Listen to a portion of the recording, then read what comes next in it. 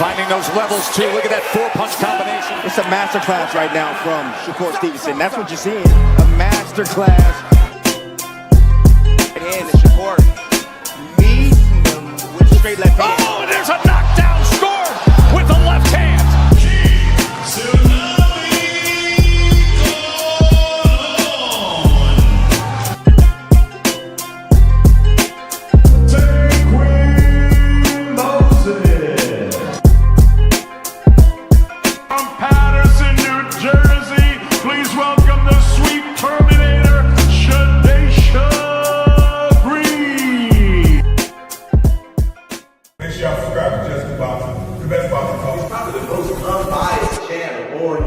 Right now, we're going to give him his just due. Shout out to my brother, Justin.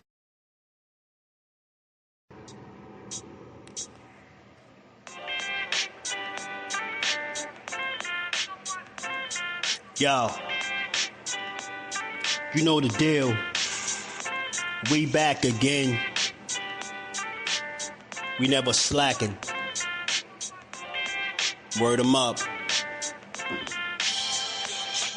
Ladies and guys, whether if you drunk or you high, it's time to pay respects to the illest man alive. If you think you got a point, he'll shrink you down to size. And from there it's downhill like a slinky or a slide. Open your eyes, got a deep connection with the rise, so you might see him jump in whenever they go live. Peep it, his channel blowing up now, it's not a secret. With tons of exclusive interviews to listen to. Them other channels I hate, but yo, they missing clues. They start narratives, sip the goose and twist the truth. It don't take a rocket scientist to get the proof. Just click the live at 4 p.m. Eastern time. But when you chime in, make sure you keep it kind. But if cowards want to debate, then it's feasting time. My man Jusdu shine busy all the time. Grind 24/7, 365. Videos he might have 365. My rhyme sick, they make you do a 365. You get a rich if you think you fit to survive. It's Jusdueboxing, time to click the live. Ain't no beginners, if you soft, you ain't down to ride. I crush you, respect too, it's Jusdu. He got the illest boxing show on the internet. The boy been a threat and he ain't even had dinner yet. Word 'em up. Yeah. You know what time it is.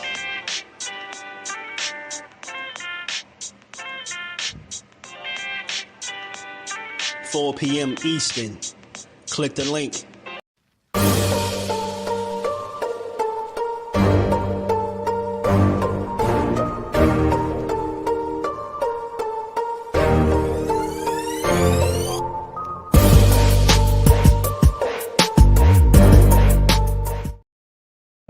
What's good? What's good? Salute to the family on this good Monday morning, man. We back to building this boxing, man. Give it his just due how we always do. We back with some more reactions, man. I got 2 videos that I'm gonna react to, man.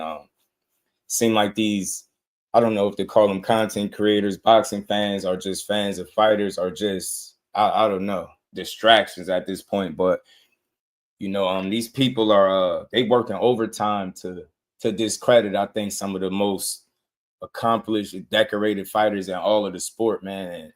And y'all know me, man. I'm just dude. I'm gonna keep fighting that good fight. I feel like these dudes are putting a excessive amount of you know, energy and effort into trying to prove something that they convince you something that they can't prove, right? And as it pertains to Bud Crawford. As it pertains to Bud Crawford and Devin Haney, it just seems like they've been under a lot of scrutiny, and I can't rock with it, bro. Like I said, man, this shit is every day is something new. They going above and beyond to you know, try to discredit, I think, a career that it just don't make sense. You get what I'm saying? If you just look at the body of work from both guys, they got some similarities in terms of approach and being consistent with how they perform as fighters. When you see these dudes fight, you don't see Devin Haney with no enhanced performances. You don't see him looking like no cyborg, no superhuman. You see him look very human. You get what I'm saying? I just feel like this at this point, and I'm gonna keep saying this shit. Either provide the proof or keep your suspicions, you know, in check. And what I mean by that is, I get it, everybody like Victor Conte is a cheater. Well, y'all with him, so you got to be That don't mean that. You get what I'm saying? You know, fighters know other fighters that have tested positive and cheated before and they hang with. Do that mean that they all cheating too? It's the same principle. If you're trying to tell me simply because once upon a time Victor Conte served time for some bullshit he was doing, rightfully so, that anybody that's cool with him from this point on got to be into what he into, I'm gonna say you got to keep the same logic with fighters that know other fighters that test positive. They cool with him, still got relationships with him, right? Then that mean they dirty too? It's bullshit. Don't single out. Notice it's all this focus and energy towards Terrence Crawford and Devin Haney only. It ain't the whole list of SNAC fighters, and that's my biggest issue. It's selective, and I'm gonna keep my foot on their necks as long as they keep trying to attempt to put the squeeze on some of the most decorated fighters in the sport. We watched the documentary. We did a late night live last night. They had Layla Ali, Clarissa Shields, Carolyn Dubois. Like, where's the real outrage? I thought you dudes like boxing, but nah, we're gonna go on this witch hunt to try to throw everybody under the bus with no proof. Yeah, because we don't like certain fighters, so we're gonna drag them. And we're gonna help people like these guys push these narratives in these documentaries with no proof, bro. You can speculate, you can question, you can, you know, look at it under a microscope, but you need the evidence to be able to say, look, yo, this definitively, without a doubt, proves this. Why can't y'all do that? That's my point. That's my problem. That's my problem. These dudes is really going, yeah, Devin Haney's a cheater. How the fuck are y'all calling him a cheater when he got cheated? And we know this. My man seen the plug that Ryan bought this shit from. And I can tell you what else he bought. He cheated for real. And you got people saying, nah, he got set up. It was a setup. It was SNAC. Nah, it wasn't no setup. It wasn't no damn setup. Man, we're going to get to this, man. We're going to get to these videos, man. Hit that like button. Smash the like button. Sub to the channel. Turn your notifications on. Support the build. We here early. And we're going to get to this. SOB TV. What it do, fam? Shout out to the Queen Wide Sports Bad, man. Keep doing great work over there, too, Queen. I got to make sure I tap in more because you be doing your thing. Aunt McQueen, the professor, my brother. Tanya Johnson said they're under attack because they went over there with a cheater. Listen, I get you, Tanya. I get you. I understand, right? But that should make you suspicious, right? It shouldn't make you get online and say without a doubt that they're cheating. You understand what I'm saying? It's a difference. You could feel that way. You could think like that, right? And I understand where it comes from because you like, nah, I got Victor is my reason for my suspicion, and I get it. But you got to think of look at the track record of the fighters. When you think about Devin Haney, when you think about Crawford, I was saying this yesterday, was something that is always said about them. Those dudes work extremely hard in the gym. You get what I'm saying? And people want to attribute all of their success to cheating, and I can't do that.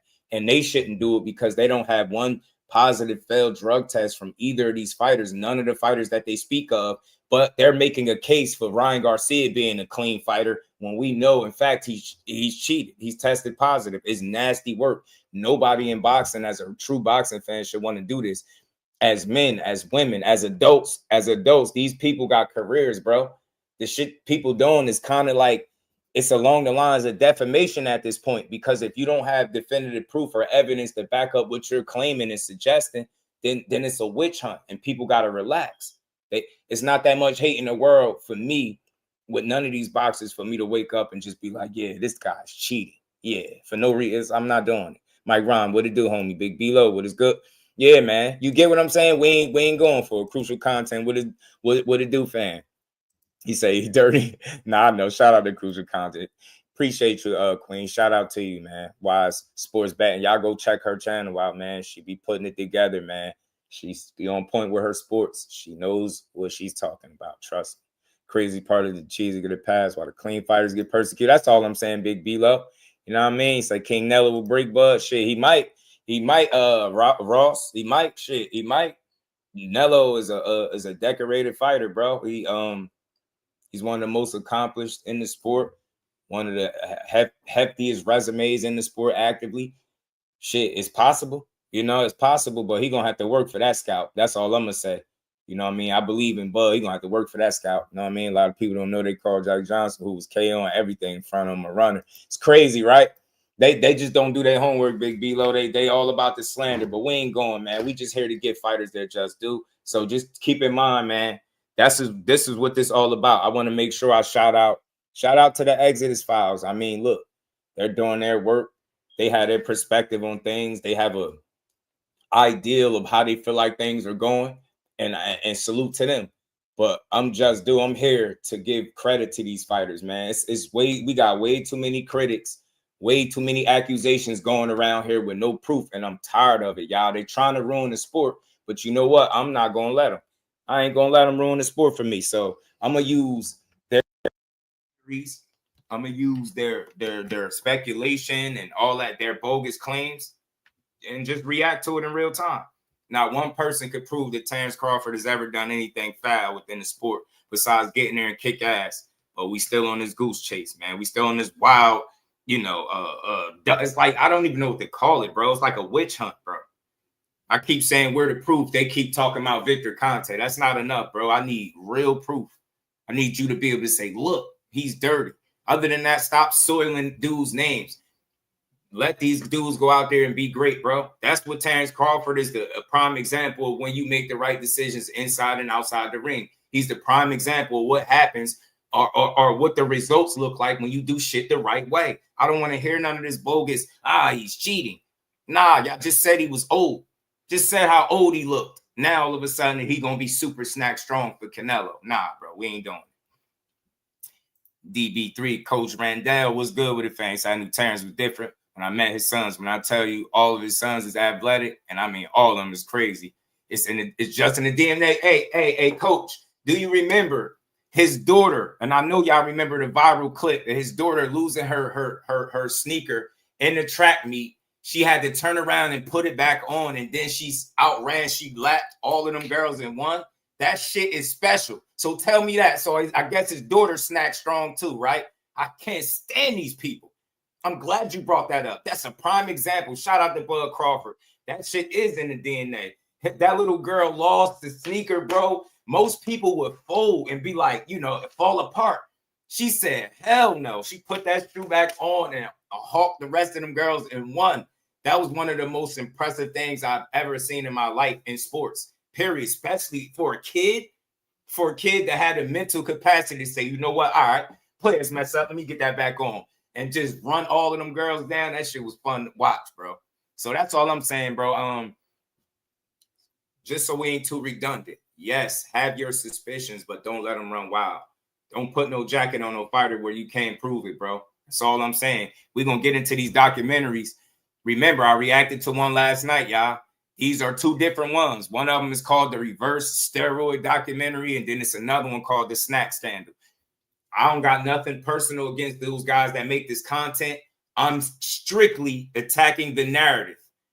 I want to make this clear. The difference between me and other people, they make shit personal. I don't know these people to make anything personal. So I don't attack them individually, personally. I'm attacking this narrative that Terrence Crawford and Devin Haney is dirty. Nobody has been able to prove it. They keep coming with these random ass, accusations with nothing to back it. These baseless ass claims, and I can't rock with it. You know what I'm saying? I'm not rocking with it. Finance TV, what it do, homie? How you feeling, bro? Use performance enhancement with my side chick. Never in boxing. You stupid. You remember it, right? You know what I'm saying? BJ33 in the building. What it do, man? DNA, yeah, I'm telling you. Talk to him, bro. It is, bro. Motown, what it do? Crawford going to sleep, clean or dirty. Listen, I ain't mad at you saying Crawford going to sleep, but he is clean, and that's what we here to discuss. So let's get to this. Let's get to this, man. Let's get to this documentary because they wilding. They working overtime to try to discredit, I think, some of the most decorated and accomplished fighters in the sport. And I ain't going for it, y'all. Not on my watch. Not on my watch. So shout out to the Exodus Files. Go check their content out. It's a lot of people that do like their perspectives and the different things that they've been coming up with. So, I mean, to each his own. It's not for me because I feel like it's a bunch of baseless claims, but, we're going to see. We're going to see, bro. We are going to see, man. We're going to get to this, y'all. We're going to get to it. Hold on. SNAC program scandal. This shit is nasty work, bro. Nasty work. Bud a clean fighter. That's a fact, man. Sonny, what's good with it, bro? How you feeling?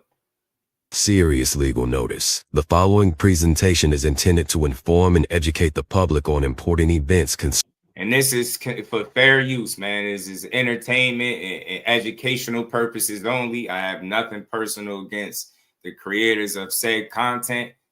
I'm just attacking the narrative because I believe it's destroying the very sport that I enjoy coming here talking about every single day. So I'm going to say this and I'm going to make it clear for the last time. This is not about these people individually. I don't care. I don't know them. I attack the narrative, not the individual. If you put this out, anybody putting this out should be very careful and mindful of the shit they're doing. But let's get to it. Concerning the sport of boxing, there is no violation of rights, slander, or defamation of character contained in this audiovisual work. They got their disclaimer out the way. Frivolous lawsuits will be met with serious legal counteraction to hold determinate parties accountable. Shout out to Ross. We getting there. We closing in on 10K, bro. 10K. Y'all make sure y'all hit the like button, support the build. If people see y'all support, they will too. Trust me. It's a team effort, y'all.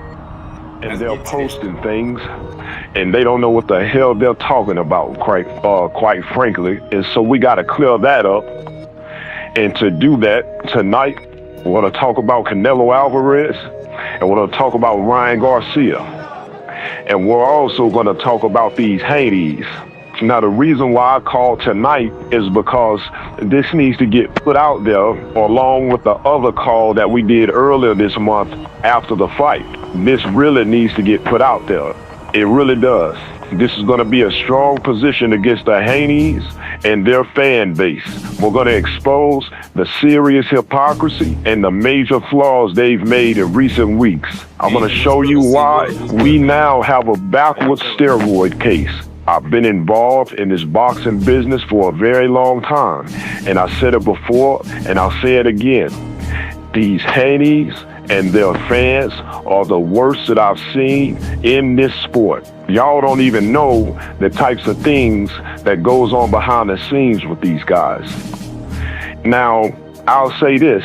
If you're not a Haney supporter or a Conte supporter and you have PED criticisms for Ryan, you know what? We may disagree, but I can't even be mad at you. This is not directed towards you. You know, if you're a supporter of David Benavidez, Gervonta Davis, Lomachenko, fighters like that, this is not towards you, because see, those fighters, they don't have a suspicious history, if you know what I mean. But if you are a hardcore Haney supporter and a Conte supporter, this is specifically for you. I'm letting you know right now, I am going to deep fry you.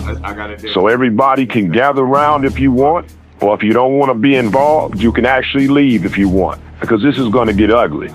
If you want to see where we're going, and if you want to go where we're going right now, lock in right here, because we got problems. You know, we got problems. Now we're going to look at a few things. We're going to look at Eddie Reynoso, and we're going to look at Victor Conte. Eddie Reynoso, Canelo Alvarez's trainer, also Jaime Munguia's trainer, also has been Ryan Garcia's trainer. Watch this. Recently, it was revealed that Jaime Munguia tested positive for a banned substance after Munguia felt his presentation is intended to inform and educate the public on. My bad. Has a list that he reposted with Ryan Garcia on the list. Haney has also previously made the claim that Eddie Reynoso's entire camp is on PEDs. Devin and his supporters made sure to lump Ryan Garcia into these lists, but there are many problems here. Not just with Ryan Garcia, but with the entire list. Now here's the problem. One of the lists that I saw had the names of Canelo Alvarez, Ryan Garcia, Luis Neri, Jaime Munguia, and Oscar Valdez. Now, what do they all have in common, y'all? What the hell do the whole list right there got in common? What do that whole list got in common? This is not us putting no jacket on them. Do you see the difference between the shit that they're doing with Devin, SNAC fighters, Crawfords, and the difference between the guys up on here Every last one of them, from Ryan, Canelo, Louis Neary, Jaime Munguia, Oscar Valdez, all of them tested positive for PEDs. We know that to be fact. That can all be validated. So they're making baseless claims. Why ain't this video about all of these guys and how dirty they are? And they all came out the same camp, man. Come on, bro. This is a different one though. Shout out to OT, man. This is a different one. This is called the reverse steroid scandal. It's called, or the backwards steroid scandal. My bad. That's what they called. The caption said that all of these fighters tested positive with Eddie Reynoso. Anybody that works with Reynoso is dirty. So you're trying to use this list, this compilation, as additional evidence to say that all of those fighters are dirty. You're saying that the Eddie Reynoso list further validates the claim that those fighters are dirty because there are so many of them, right? You're using it to elevate the perception of guilt on these fighters.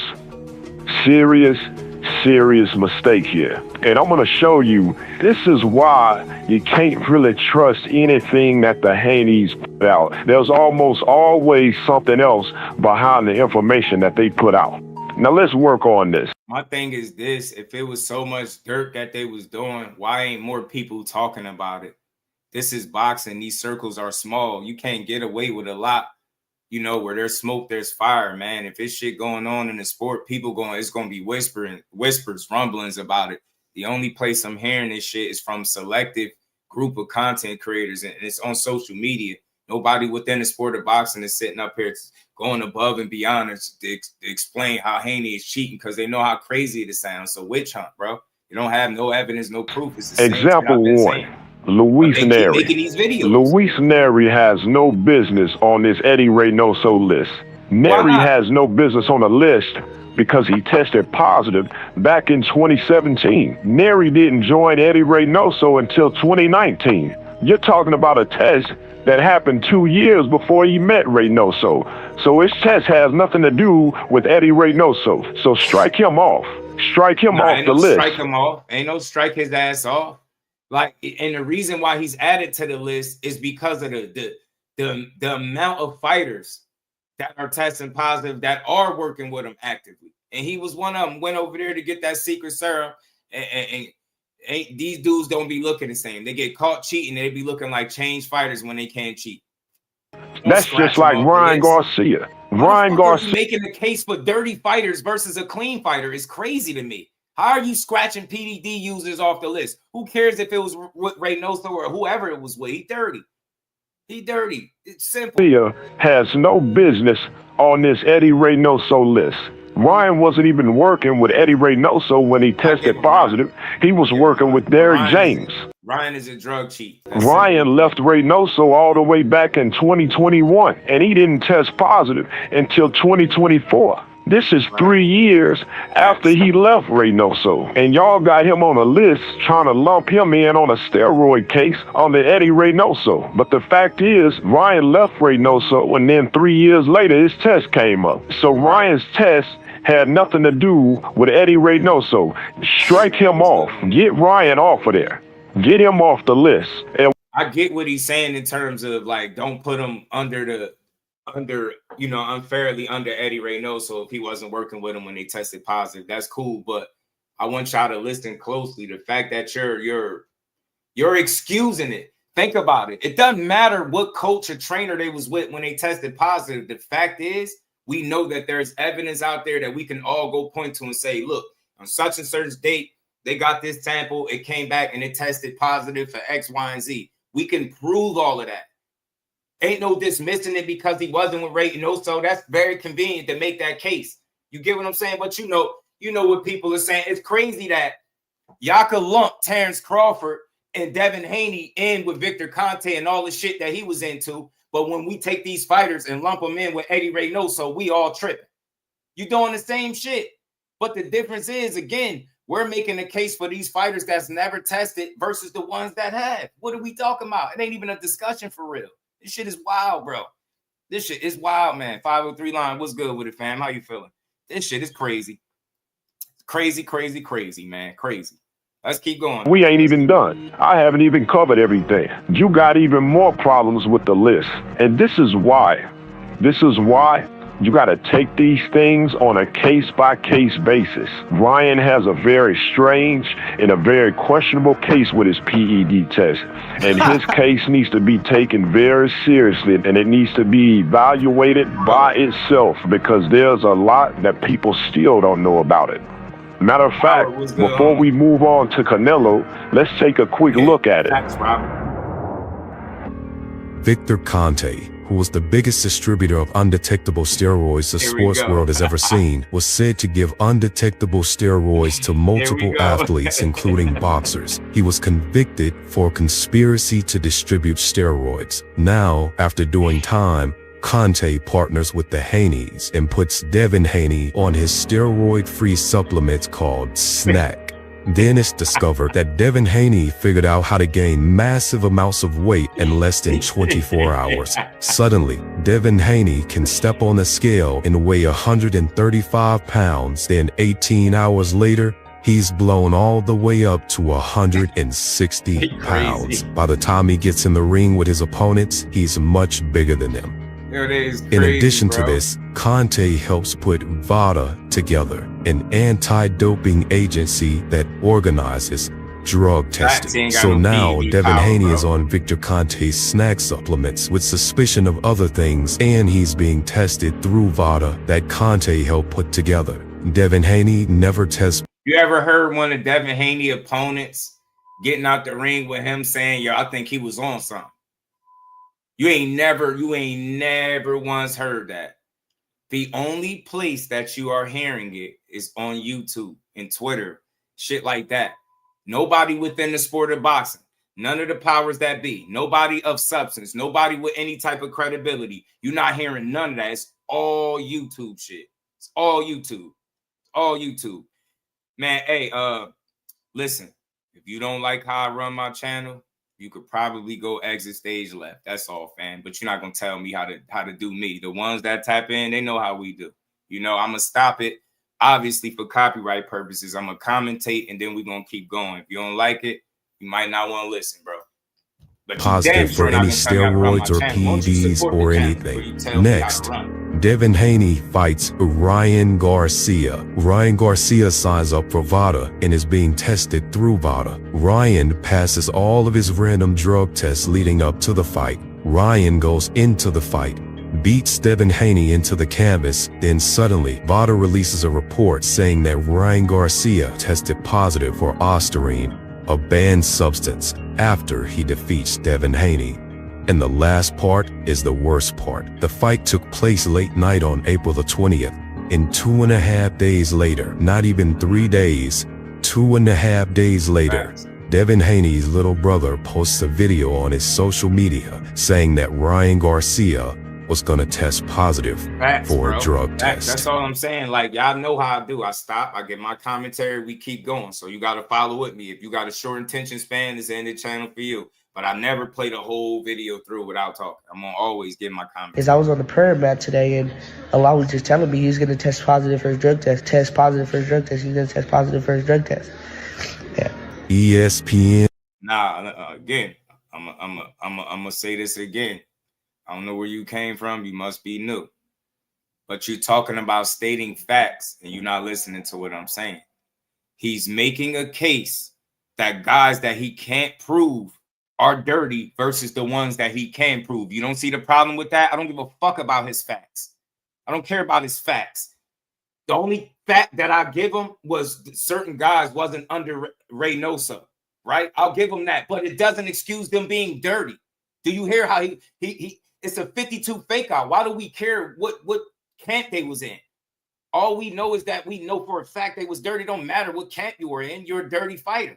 So his whole thing is Terrence Crawford, Devin Haney is with SNAC and Victor Conte. They're dirty versus people that we actually can prove with positive, valid PED tests that tested high. Come on, make it make sense. I don't care about his facts. He's dragging fighters that never tested for anything. He's a clown for that. That's not. And didn't announce anything until May the 1st, but Devin Haney's brother somehow knows 2.5 days after the fight. When the positive test is officially announced, Victor Conte goes on a public campaign. Only suckers are pushing this shit, bro. Only suckers. And I know y'all can't fight. Ain't nobody that can fight is running around here like, yeah, the only way Terrence Crawford is doing this is because he has to be cheating. Let's keep going. Pointing his finger down at Ryan Garcia, and the Haney's sue Ryan Garcia for battery, demand that Ryan Garcia be banned for life from boxing, and demand that Devin Haney should be declared the winner of the fight. But the boxing world is supposed to ignore all of this. Ignore that Victor Conte was the kingpin of undetectable steroids. Ignore that Devin Haney is gaining 25 to 30 pounds in less than 24 hours while being partnered with Victor Conte. Ignore that Ryan Garcia was randomly tested through VADA and didn't test positive until after he defeated the lead fighter of Victor Conte's SNAC, Devin Haney. Ignore that Devin Haney's brother publicly stated that Ryan Garcia was gonna test positive for a drug test over a week before anyone else knew. Haney becomes a SNAC fighter under Conte's company. They make the mistake of thinking he's the next great fighter. They think he's the next Floyd Mayweather. They got him on videos titled The Future of Boxing, so they think everybody's about to get paid and bring in the money off of Devin Haney. Then he goes on a 7-fight span where he's bigger than all his opponents for 4 years straight.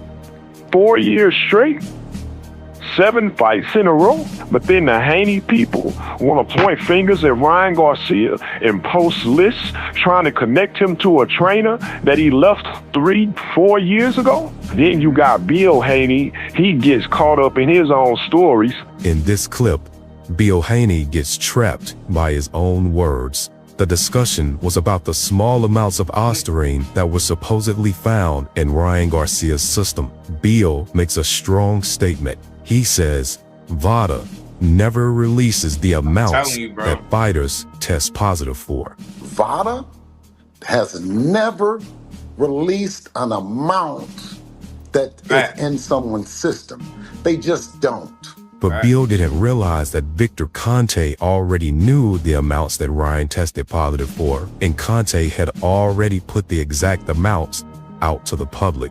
No, I'm saying what you said was that VADA doesn't give no dosage or limits. Victor Conte knows the dosage. He says 60 times the allowable limit was found. How does he know the dosage?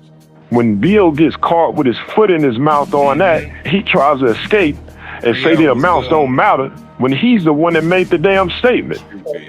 So the amount of dosage makes no difference to me, because that's not the point that I look for. That's the point that you guys are talking about. See, all this shit is strange. Nah, it's not. He telling you the amount don't matter, because at the end of the day, whether it was a damn nanogram or not, bro, whether it was a nanogram or not, bro,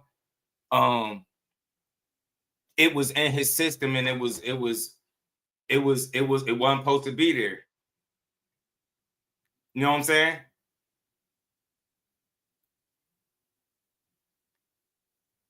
It wasn't supposed to be there, point blank, period. I understand. I want to make sure I'm not being 100% dismissive of Buddy that's talking.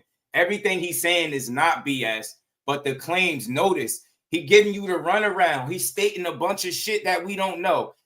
Anybody in here that's listening to this with me, please tell me when the gentleman that's speaking has said something to you that you didn't already know. They ain't presenting no new information. They chasing their tails, bro. That's what I'm trying to get y'all to understand. That's why I'm playing these videos. So let me keep playing it.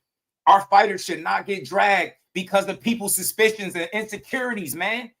The fighters should not get dragged because your favorite fighter lost to Terrence Crawford. So I'll say it on the record, and I'll say it, and I'm a big supporter of Errol Spence. I'll support him to the day he hang the gloves up.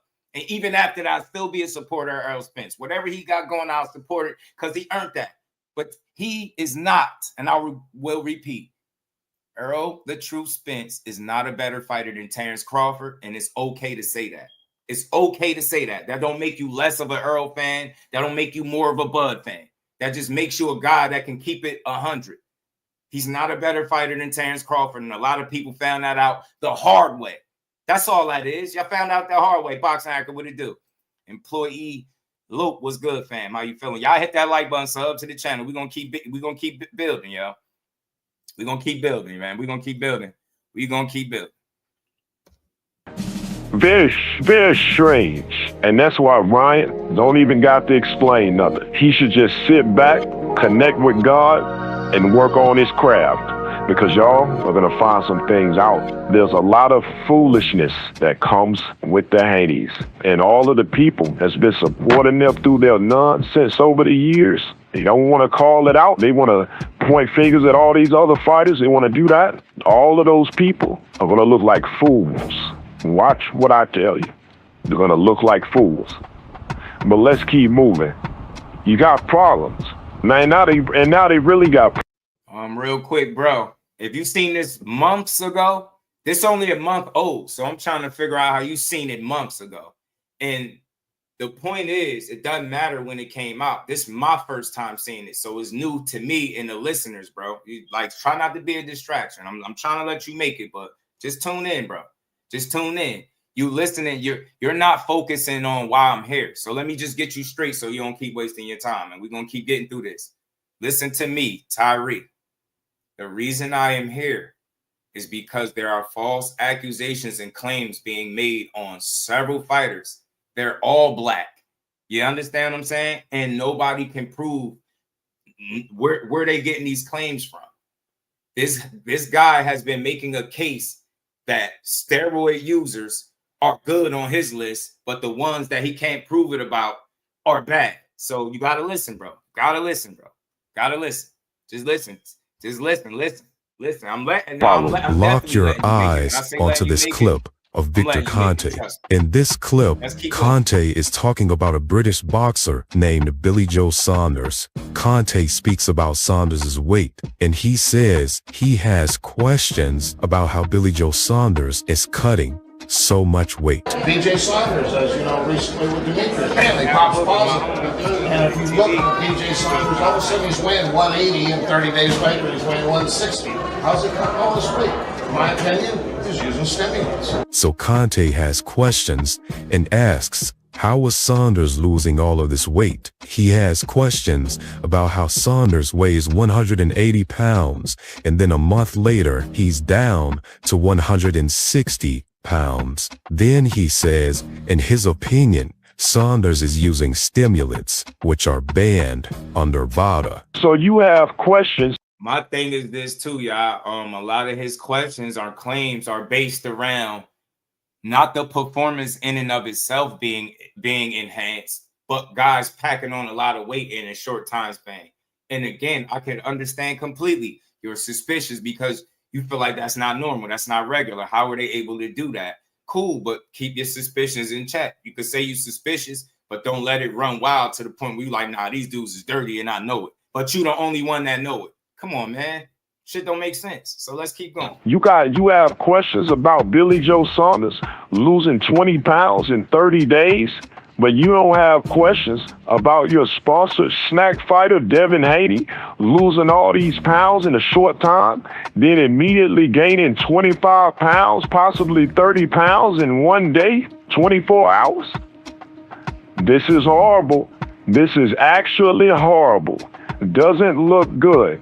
And this is why I said the people that are hypocrites, the people that are throwing dirt onto Ryan Garcia for all of this PED stuff, they're in a bad position.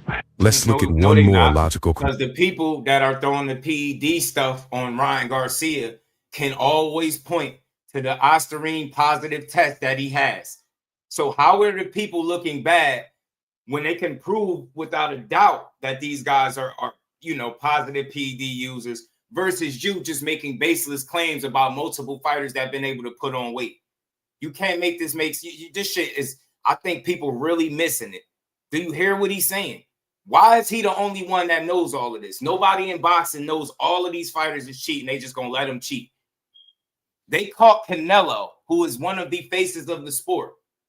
They caught him cheating, but somehow they're gonna let Bud Crawford, who everybody say is not approachable, people don't like him, he don't got fans, but somehow they're gonna let him and Victor Conte, the plug of all plugs, just cheat the sport of boxing. That shit don't even make any logical sense whatsoever. And read that comment with my man behind the comparison between Conte and Reynoso, so we can draw a conclusion. According to the logic of many of the Haney followers, they said these 5 fighters tested positive under Eddie Reynoso. Therefore, every fighter that works with Eddie Reynoso is dirty. This way of thinking actually suggests that many other fighters are also on PEDs. This would include Eddie Reynoso fighters that never even tested positive. So that would mean that even the Reynoso fighters that haven't tested positive are dirty as well, based on your logic. And if that's the case, using your logic, Victor Conte has a whole grocery list of over 20 athletes that failed drug tests from actual PEDs that he gave them. It's not even. Now you see that? There we go. Now there we go. Now I can level with Buddy. Do you see why the case against these specific fighters that he got in this list would be a strong case? Because he can prove with evidence that these guys tested positive. You don't hear me arguing about that. My argument is for clean fighters. Stop dragging the clean fighters and just lumping them in because you suspect something. You get what I'm saying? Sometimes our suspicions be dead wrong. That's all I'm saying. Let's not drag the clean fighters in with the dirty fighters. The reason we know the dirty guys are dirty because they tested positive.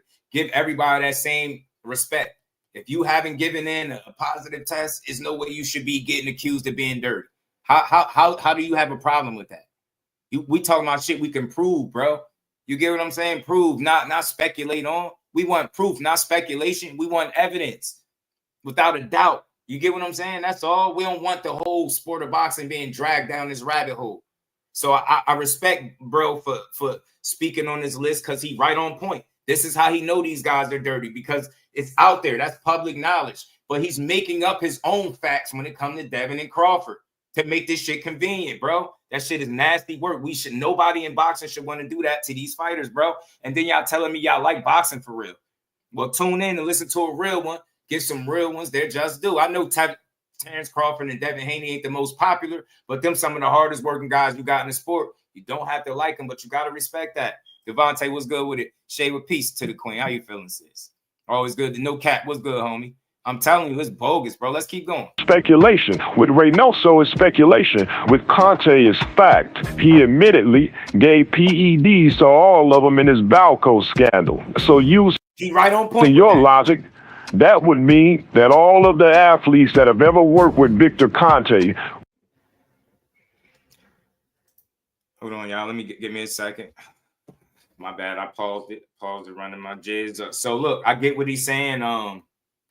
But at the same token, pay attention to what he said. He said you got to deal with this by a case-by-case basis. And I agree with that. Without the proof, you're just making baseless claims and you sound crazy. You get what I'm saying? Imagine keep saying, yo, I just know he cheating. I know he cheating. They like, how do you know? Because he's able to put on all his weight in such a short amount of time. They like, well, is that cheating? But where the proof at? Well, nah, he's with Conte and Conte got a history. But where's the proof? And that shit gonna keep falling flat every single time. They never gonna be able to answer that question as to where the proof is at.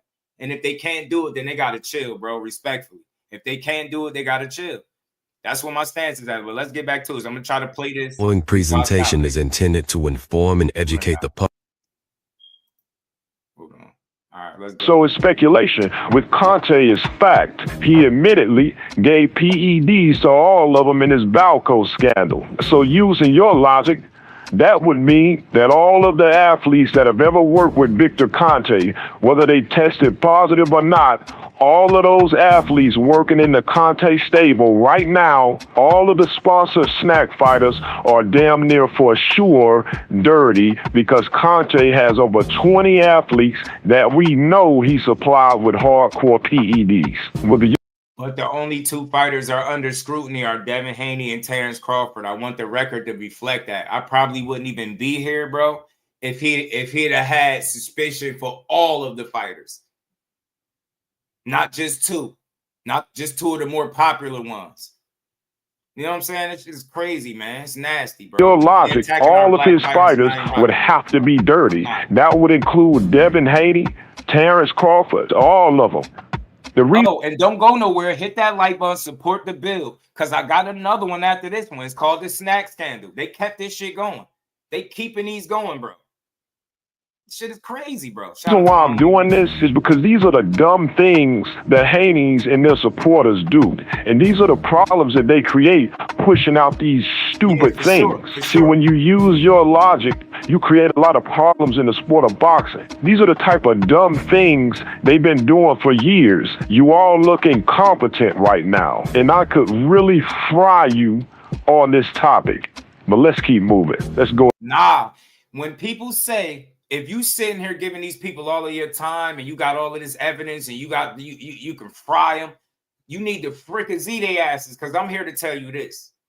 And this is to everybody out there that's on the opposite side. If you have evidence out there that proves Devin Haney or Terrence Crawford or any other fighter for that matter to be dirty, please come up here and talk to me. I will gladly drop the link and we can chop it up. I'm just here to speak the truth. That's it. That's all, bro. And I just don't believe in dragging fighters under the bus after they put in all their work because some guys don't like them online. It's crazy, man. You know what I mean? This shit is wild. I'm talking about the obvious cheat, the one that actually getting caught. Shout out to Raphael, man. That's what I'm saying, yo. That's what I've been saying. Go ahead and finish. Canelo Alvarez. Now let's move to Canelo on Reynoso's list. He was. Canelo Alvarez was included on the PED list by Devin Haney and his followers, but Alvarez was also included in another accusatory post. The additional post had a split image on it. At the top, it had Canelo Alvarez and Ryan Garcia. At the bottom, it had Devin Haney, Victor Conte, Terrence Crawford, Shakur Stevenson, and Mikey Garcia. The picture had the term PEDs labeled across the top of Canelo and Ryan Garcia, and it had the words hard work labeled across the bottom. But the Haney supporters, the Conte supporters, they got a problem. Your list got a problem with Canelo on it, because since the Haney people trust Victor Conte so much, then guess what? We're going to trust him again here. Let's see what Victor Conte wanted from Canelo after he found out that Canelo failed a drug test. The clenbuterol, the issue is it's easy to get exposure through eating contaminated meat, and especially in Mexico. However, I think that there's a responsibility that Canelo has. He needs to step up and provide some type of evidence of where are the receipts where he purchased this contaminated meat. Did he go to a restaurant? Did he buy? Does he have a chef that bought this meat? Let's go to that particular slaughterhouse where the meat came from. They did a survey of 200 slaughterhouses in Mexico. 58 were selling meat that was contaminated and would cause a positive drug test. That's almost 30%. So that tells you 1 out of 3 hamburger stands that you walk up to in Mexico are going to give you a positive test. Yeah. So that's crazy. I think he's got some explaining to do, if you know what I mean. He needs to step up and provide some type of evidence. Conte says he wants Canelo to step up, do an investigation, and provide evidence about his case. Provide receipts and trace the contaminated meat back to the source, back to the slaughterhouse. Guess what?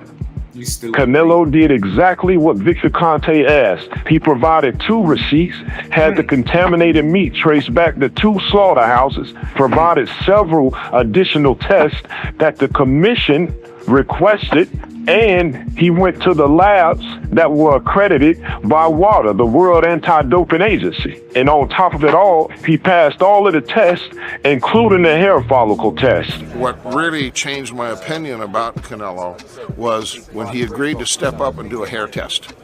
But when it came back that it was consistent with contaminated meat and not with intent to cheat, that really, and he also, to mitigate things, got the receipts from the restaurant and traceability back to the slaughterhouse. I don't think that he was taking clenbuterol with intent to cheat. So again, that I can respect all of that. I can respect that because he provided those receipts and different things like that to make his case. But do you see, that's all I'm about. I'm not here to try to side with, swing any one way or the other. I'm just here for the truth.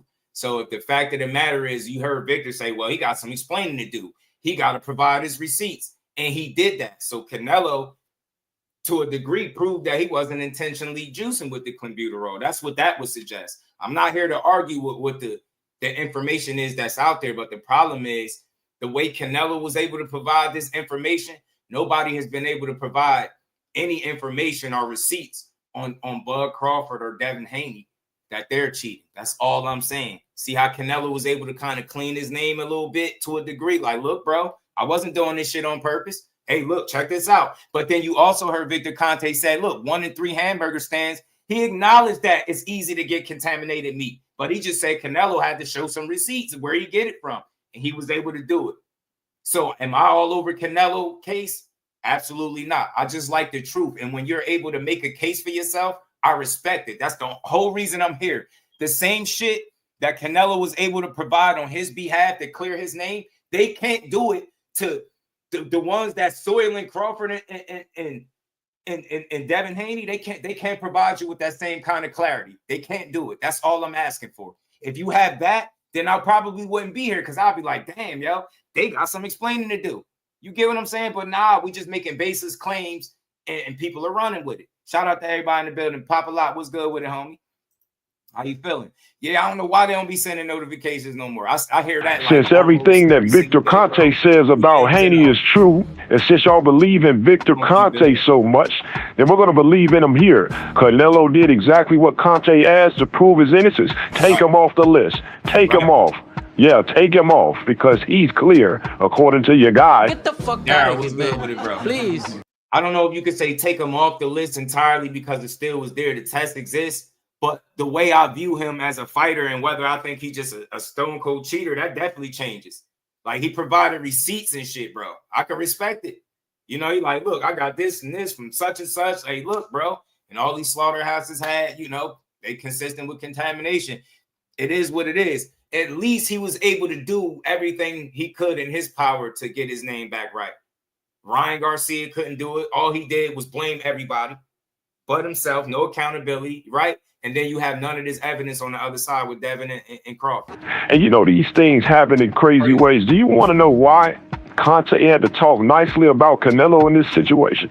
Because Conte really likes to throw underhanded shots at Canelo. I mean, in my opinion, I don't believe that Conte thought Canelo was going to do all of the things he did. Even in the same interview, he throws underhanded shots at Canelo, saying that Canelo and others was duping the boxing public. People at the very top of the sport making the majority of the money, the Canelos, the Triple Gs, the Joshuas, these others that are making this massive money, they're manipulating, they're duping the boxing public into thinking, hey, there's testing, so these guys must be clean. No, there's... You know, so he often throws little shade shots at Canelo. But you know why he was speaking well of Canelo in this situation? But do you know why he's being so thoughtful and considerate and understanding with Canelo in this situation? He has to, because Conte had a fighter named Francisco Vargas that went through the same exact thing as Canelo Alvarez did. Vargas tested positive for clenbuterol and had to go through the same process of tracing the contaminated meat. So Conte couldn't criticize Canelo in this case, because Conte would have looked like a complete hypocrite, an even bigger hypocrite than he's looked like in the past. But Canelo got suspended. Why did he got suspended? He got suspended because you don't know shit about boxing. The Nevada State Athletic Commission has what's called the strict liability. And that pretty much means they don't give a damn how it got in your system. You could step in a mud puddle that has clenbuterol in it, and if it pops up in your test, your ass is getting suspended. This is the same reason Ryan got suspended. The New York Commission also has strict liability. They're going to pretty much suspend your ass regardless of anything, regardless of what the investigation says. But Canelo received a reduced suspension of 6 months because they literally said that all of the evidence in the investigation literally pointed to contamination. So Canelo is off. So you're left with 2 fighters, and one of them, Jaime Munguia, you don't even know how his case is going to turn out. So even with Jaime Munguia, he may very well be His test came that it was positive and he dirty. That's what it came back at. 100% guilty, or he may not, because even if they do the B sample test and the B sample comes back positive as well, which it probably will, it usually does. Even if the B sample comes back positive, they're gonna do an investigation. I guarantee it. So you're left with literally one legitimate case on the list right now. One, Oscar Valdez. And to wrap this up. So real quick, y'all, if you listening to Buddy's stance, he made a case that everybody that was on that list that tested positive, it was some type of circumstantial setup, you know, conspiracy against all these guys. He literally removing actively known steroid cheats off the list to try to make a case over two guys that he can't make a case on. You cannot make this shit up. That's what I want y'all to see, bro. For certain people, it's not about boxing. It's about the narrative. If I could convince people with a dramatic effect that somehow all of these fighters that we know tested positive were all set up under Conte and SNAC, that's what you're trying to make it seem like everybody got set up. Nah, bro. Nah, bro. Hell no. I'm not running with it. That shit sound crazy. And we already know Oscar Valdez, he was juiced to the gills, bro. Man, juice to the gills. Kyle Cooler, blessings, Brody. How you feeling? See, the Haney's and Victor Conte always have questions about other fighters. See, they always want to be the one to ask questions. Devin Haney jumps out accusing people. He got questions. Bill Haney got all kinds of questions about Ryan Garcia. Conte got questions about BJ Saunders, questions about Ryan Garcia, questions about Canelo and all these other fighters. You know, but they never answer the questions on Devin Haney. Like, how is he cutting all this weight so fast and gaining 25 pounds? Do y'all see what I'm saying? The information is repetitive. They don't really have a good case, so they keep talking about the weight gain. They're not talking about how hard he's hitting, the knockouts, his crazy otherworldly conditioning, his extremely high punch output. You get what? They don't talk about none of this. Notice they're not even talking about the performances, bro. They talking about his physique. That's it. So damn, Devin Haney is using steroids just to put on weight. The shit that don't help you win the fight is what he doing. That's what he putting all his focus in. Yeah, let me put on all his water weight and go in here. And Devin Haney, every single fight that I've ever seen him win is because he was the more skillful guy. Yeah, you could say he had size, reach, or whatever over people. Cool, no argument. But he was also the better guy. That shit is crazy, bro. To say a guy's on steroids with no proof is nasty, nasty, nasty. All we talking about is weight. That shit is crazy. In 18 hours. How is he gaining all that weight so fast with no IV, but still got full stamina through a 12-round fight? Why is he telling so many opponents they're too small? Why did his little brother say that Ryan Garcia was going to test positive for a drug test 2.5 days after the fight with Devin Haney? How did he know this information over a week before anybody else in the media found out? He got me right there. I don't know what his brother was on. Still to this day, I would love to answer to that. I ain't gonna lie. I'm a real one. I don't know how he could say that ahead of time. That shit always did sound crazy when he said that, because I was one of the ones that was saying it. But after I know what I know, I ain't making no case for Ryan being clean, because I know, you know, my bro just told y'all him and Ryan got the same plug. So do with that information what you will. Why was Devin Haney so big sitting on that ESPN seat 10 days after the fight? I mean, how many cheeseburgers did he eat to get that big that fast? Why did Devin Haney go on a 4-year, 7-fight weight bullying streak where he had a weight advantage, reach advantage, and a height advantage over every single opponent? None of that shit got nothing to do with PEDs. He's just bigger than them guys. We all know Devin Haney was at 35 way longer than he was supposed to be. We know that. So, of course, he was bigger than them guys. And that's probably one of the reasons why he continued to make the sacrifice on the scale, because he enjoyed the little advantage that he got being taller, being a bigger guy. I do think he enjoyed it, but I do feel every last one of his fights was won because he was better than the guy on the other end of him. Miss me with them wild ass steroid accusations. If you can find the proof, if you have proof, I will drop the link and you would come up here and give it to me. But other than that, We making baseless claims. I have never heard somebody make a case about a guy taking steroids simply because of his weight gain. In boxing, like they'll say, man, his conditioning is crazy. You know, he throw all these punches. He don't get tired. You know, he hitting his performances. Now he got punching power. None of that is the case with that. So I just don't understand how you taking all these steroids and they don't help with shit physically, but you just blowing up with water weight. You can't make this up. His brother saying that shit, that being a psychic was wild. I'll give y'all that. But other than that, they wild. I ain't in denial. Where the proof at? You know, all of that, it raises a lot of questions. A lot of questions. What we starting to see is that y'all got a lot of questions, but you got no answers. Oh, but Devin Haney never tested positive. Crawford never tested positive. They never tested positive. Why y'all ain't mad at Ryan Garcia? We ain't mad at Ryan Garcia because you don't know shit about boxing. Do you know how many professional athletes never tested positive, but were still using PEDs? Mia St. John never tested positive. Later we find. My thing is this though, what could we point to that would indicate that Bud Crawford is cheating? Because I hear his case about Devin Haney with the weight, but why is Crawford in the mix? What Crawford doing? That's superhuman. I'm trying to understand this, especially with these two dudes. Crawford's last performance and Devin Haney last two. Do those look like PED performances, man? People full of shit, yo. People full of shit. Now she's on multiple steroids. Mark McGuire never tested positive. Later we find out he was on PEDs. Mike Piazza, Tim Montgomery, Michelle Carter. Listen, I could really destroy you on that topic right now, but I'm not even going to name anymore. The fact is that just because an athlete never tested positive does not mean they are not using some type of PEDs.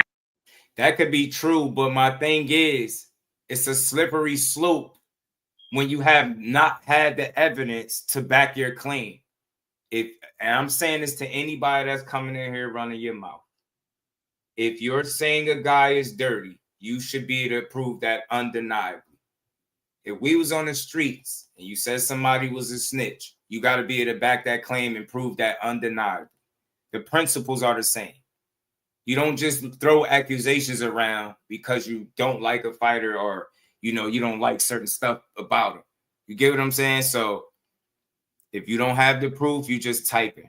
And, you know, type it in all caps. I ain't even giving y'all trolls no more energy. I'm ignoring y'all from here on out. If you don't got nothing realistic to add to the conversation, I'm ignoring you. Hit the like button with your hating asses. Support the bill while you're in here. But let's get back to this. Still be using some type of performance enhancing substance. We haven't heard any answers for any of those questions regarding Devin Haney. And see, this is why I say that Haney and Conte supporters are fried. You're all fried. You are in no position to accuse anybody of anything because of the suspicious history of the people you support and the flawed list you try to use to build a case against these fighters. All of the Haney people that's pushing these lists look incompetent right now. You all look miserable because you done put out this boneheaded list without knowing what you're talking about. You blew it. You got one fighter on the list that tested positive 2 years before he met Reynoso, and you got another fighter on the list that tested positive 3 years after he left Reynoso. So his fight is not that Luis Neri and Ryan Garcia are clean athletes, but the fact that they wasn't with Reynoso. Who gives a fuck where they was with, who they was with? They both tested hot. You know what I mean? Juice to the gills, man. These cheating ass dudes, bro. The only thing that kills Buddy's argument is the fact that he's building his case off of dirty fighters that we can all go to and prove that are dirty versus ones that we can't prove. That's my issue. And it should be y'all issue too if you're really a fan of the sport and not just a certain couple of fighters, bro. You got the next fighter on the list that was essentially cleared by the former steroid supplier that you all support. And you got another fighter on the list that hasn't even played out yet. You said you had 5 fighters. Nah, we know this played out. His ass dirty too, bro. For the people that play spades, if this was spades, you down to 1 in a possible. The people that play spades know what I'm talking about. You got 1 in a possible. You sitting your ass up here holding 1 in a possible in your hands talking about you want to be at 6 books. Oh, but Julio, it's two in the possible. Oh, what about Julio? Damn, Julio, it don't matter. You still don't got 6 books. You don't got them. Just sit. What I'm saying is you're going backwards. And the drug case that y'all trying to build is backwards. Because in all honesty, despite that Ryan Garcia tested positive, in my opinion, the suspicious history of Devin Haney, Bill Haney, Victor Conte, and all of the questionable things they got going on over there with doping agencies, weight, matchmaking, the snot-nosed brother, actually looks worse than the Ryan Garcia stuff. So the Haney, Conte, and their fans, they built a backwards case. It's a backwards drug case because it looks like the case should be on them. That's what it looks like to a lot of people. And the case might actually be on them. So now you finally made it. You Haney supporters, you Conte supporters, you finally made it to the finish line. You finally made it to the end. It's going to be the end of your credibility because I have one more very important list that I want to share with y'all. And you're going to love this. You're going to love this. This list has several names on it. The names are Andre Berto, Willie Monroe, Francisco Vargas, and UFC fighter Kong Lee. And guess what? Every single one of those fighters tested positive while being partnered with SNAC or being associated with Victor Conte. So look, peep this, y'all. This is my problem with this, right? On one end, he just named a list of all the people that's connected to SNAC and Victor Conte, right? And he's saying, see, this is why he dirty. All these fighters tested positive, right?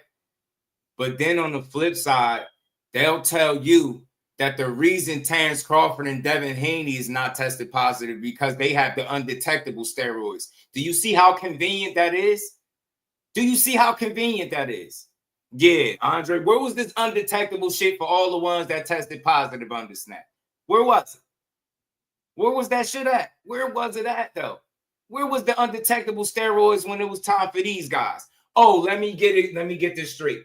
He finally, once he got to Crawford and Haney, he finally figured out a concoction that worked that can go completely undetectable, right? Sounds very convenient, don't it? Get the hell out of here, bro. Get out of here, bro.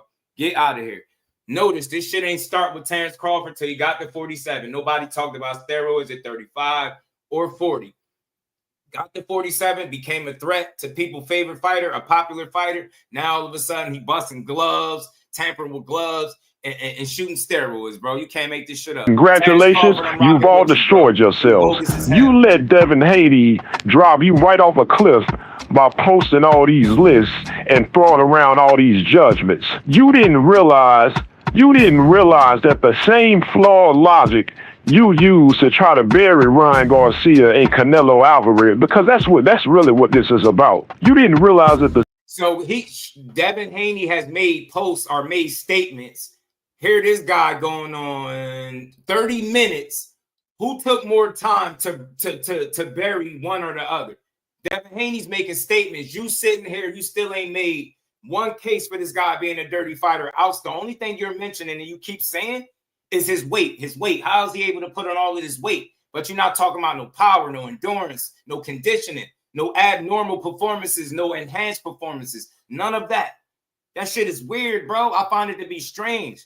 So what, they got bad SNAC? Where the hell was his SNAC for Ryan? Where was it for Jose Ramirez? Where was Bud Crawford SNAC for Madrimal? What happened? What, did they just take the day off? Let me guess. Victor Conte just gave him bad SNAC for their most recent fights, right? Make it make sense, yo. Y'all sound crazy. Y'all down bad, bro. We can say it's a possibility that every athlete you ever watch could be taking steroids because, yeah, it's a possibility. But if you can't prove it, you bogus. You bogus, bro. Nasty work, bro. Said no Roy Ray. Same flawed logic also applied to Devin Haney, Victor Conte, and all of those SNAC fighters over there. Because according to y'all's logic and y'all's criteria, all y'all need is a positive test in a half-assed association. So since Devin Haney likes to throw out judgments and repost lists, you let him explain why all these SNAC associated fighters tested positive. You let Victor Conte explain it. This is a disaster. Pitiful. All you did was just make a mess here. So if all the other SNAC fighters tested positive, why the hell are the two fighters that you're focused on the most, why they ain't failing? Why they ain't coming up with the positive test? I'm trying to figure this shit sound convenient. So these are two of the lucky ones, right? Two of the most unpopular, disliked, hated on fighters in Bud Crawford and Devin Haney is the ones that boxing is just going to turn a blind eye while they cheating everybody, right? Because they're so loved, right? People make hit pieces on the Haneys like it's like clockwork, calling them the Rat Family and all this shit. Nah, bro, I draw the line. There's some success. That's a successful father and son duo in the sport. And until I get the evidence that suggests they're cheating, I can't label them. I don't care what Jusdueboxing don't care what nobody else doing and saying. But I'm attacking the narrative that they're dirty because there's no proof that can justify it. Get what I'm saying? Let me play the rest of this and we're gonna pull up this next video and keep it pushing. You have failed miserably. You got no credibility. None. I don't want to hear nothing else about PEDs from Devin Haney, Bill Haney, Victor Conte, or their fans. And since y'all like to share lists so much, y'all go ahead and share that list. I want to see you share it. Since this is a disaster. And the worst part, y'all been doing this type of stuff for years. So now you can see my point. My point is this: there's so much going on in the sport of boxing that you have to take everything on a case-by-case basis. Just so you can understand where I'm coming from, is it reasonable to be a little suspicious of Reynoso? Absolutely. But not if you support a clan that is as questionable as the Haney clan along with Victor Conte. You may as well not say nothing. You may as well keep your mouth closed. See, we were trying to not get into this, but y'all talk so much. You do dumb things. So everything about Reynoso, I understand the suspicion, but you can't just go around piling fighters onto the man's list with situations that had nothing to do with him. You are doubling, or maybe more, the amount of fighters that should be considered as evidence tied to him or his. How is Buddy in the video doing anything different? What's that saying? The pot calling the kettle black? That's what he doing. You doing the same thing, but the difference is the people that are under scrutiny, it's because they have positive tests that are on public record where we can say, look, remember this? This is how we know he was positive for this PED. You don't have that evidence with Crawford and Devin Haney, but you're going to keep, kicking, beating a dead horse, should I say. You're going to keep beating a dead horse. I'm not buying it, bro. And give me the positive test like the rest of these guys have positive tests, or you ain't talking about nothing. Straight like that. Really more than doubling, because we don't know what's going to happen with the last fighter. None of you will want that done to you, and none of you will want that done to your favorite fighters. If Devin Haney tested positive, the Haney people will want the grace of God. They will want all types of understanding and wait until it plays out. And all it is. I want to hear this shit. You all are hypocrites. And see, the Haney people, I know them. They gonna try to turn it into a race thing. Oh, he's taking up for the Mexican fighters, and I'm not even Mexican. I'm the same color as the ones that's gonna make it about race. Imagine that. I don't. Because it is. It look clear that it's about race. You imagine throwing two top tier fighters under the bus in Crawford and Haney. Meanwhile, trying to build a case with all the positive Hispanic fighters that tested positive, talking about how they in good grace with you. It is. That's one thing I'm not going to do. I'm not no race baiter or none of that. But when it's blatant, it's blatant. Black fighters, and I'll say this confidently, are under attack from their own people. Own people getting up here, tap dancing this weird ass shit, man. Y'all bogus. Get your proof or shut your ass up, man. When y'all start getting slapped with lawsuits, don't start backing out. Keep all y'all need to keep that same energy, bro. All selling your own people out. Man, for some clean. Even view life in this foolish way. I view every race the same. Every person gets a clean slate with me. I judge every person by their own slate. I've met great people from all races and walks. Great Hispanic people, great white people, great Jewish people, great black people, great Filipino people, great Italians, all types of great people from different races and walks of the world, you know? But I support boxing. There are Mexican fighters I support. Black. Get me? Truth doesn't sell nobody out. Yeah, I think some of what he said was true, but it's still the baseless claims. Like I'm playing this. This is back-to-back days. I got another video to react to, a slightly shorter one coming up. We're gonna get to that one too. All I'm doing is playing these shits to prove to y'all how it's selective. If it's really about boxing and clean boxing, then you just call it out. You keep the same energy and you hold everybody to the same standard. You know what I mean? Cross your T's, dot your I's. You get what I'm saying? Make sure you're responsible for whatever goes in your body. That way you can't be connected to such nonsense. You get what I'm trying to say? That's all. You know what I mean? Be on the up and up, man. It's a dirty game, and you gotta watch out. Opulent LD TV blessings, Brody. How you feeling? That's all, y'all. This ain't remove the fact. This ain't about Bud or just a Devin. This is about the entire sport. Is this the way that y'all want people to call boxing from now on, with speculation, right? When you make these wild ass, bold ass claims, you gotta provide me with some proof, bro, or you can't do that. You get me? You just can't do that. You know what I'm saying? And like I said, when people start getting sued, then that energy gonna be different. Y'all out here feeling, yeah, it's nothing cool about, defaming somebody to push a false narrative. You have to have the evidence to back up those claims. And I'll use this as a prime example. Shout out to Floyd, who coincidentally happens to be up on the screen. Shout out to Floyd, TBE, one of the best to ever lace him up. Remember, he was running around talking that steroid shit with Manny Pacquiao. Remember? Do y'all remember Floyd kept talking about steroids with Pacquiao? Do y'all remember he changed his tune and stopped speaking about that? Do you know why? Do you know Pacquiao was about to sue him, so he had to change his tune and stop going on record saying shit with baseless claims, even if he suspected it, even if he felt like Manny Pacquiao head blew up over the years, and that's a dead giveaway of, PED use. Without the evidence, Pacquiao's like, bro, you're going to have to shut up or we're going to sue your ass. TBE, we're going to get some of the millions that you made from beating my ass. You get me? So it's that simple, bro. It's that simple. TBE had to shut up. And y'all might, maybe because y'all don't matter in the world, in the grand scheme of things, for people to be trying to sue y'all, but it's the same shit. Be careful, man. Be careful what hornet's nest you kick up, man, because you might not like what you're going to get on the other side of that. That's all I'm doing. This shit is just for boxing and us enjoying the sport as we see fit. Well, we can't make baseless claims. Bro. We could say all types of shit. You get what I'm saying? That's what I like to hear, my guy. I know you're enjoying that weather over there. You know what I mean? Know you're enjoying that weather. Y'all hit the like button. If you're new in here, hit the like button. You know what I mean? You say, lawsuits coming. If if speaking truth, that's to a degree. But I've already heard that Team Bud done reached out, to some people or something like that about this shit being said. You know what I'm saying? So I just think the claims are baseless. You get what I'm saying?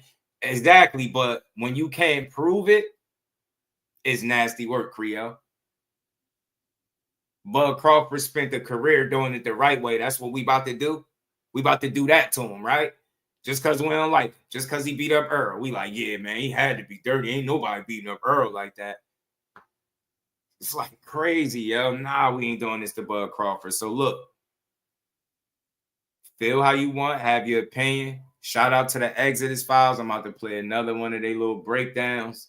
I have nothing personal against them or anybody that makes content, but if you can keep continuously perpetuating this narrative that, these are two dirty fighters, that's, you get what I'm saying?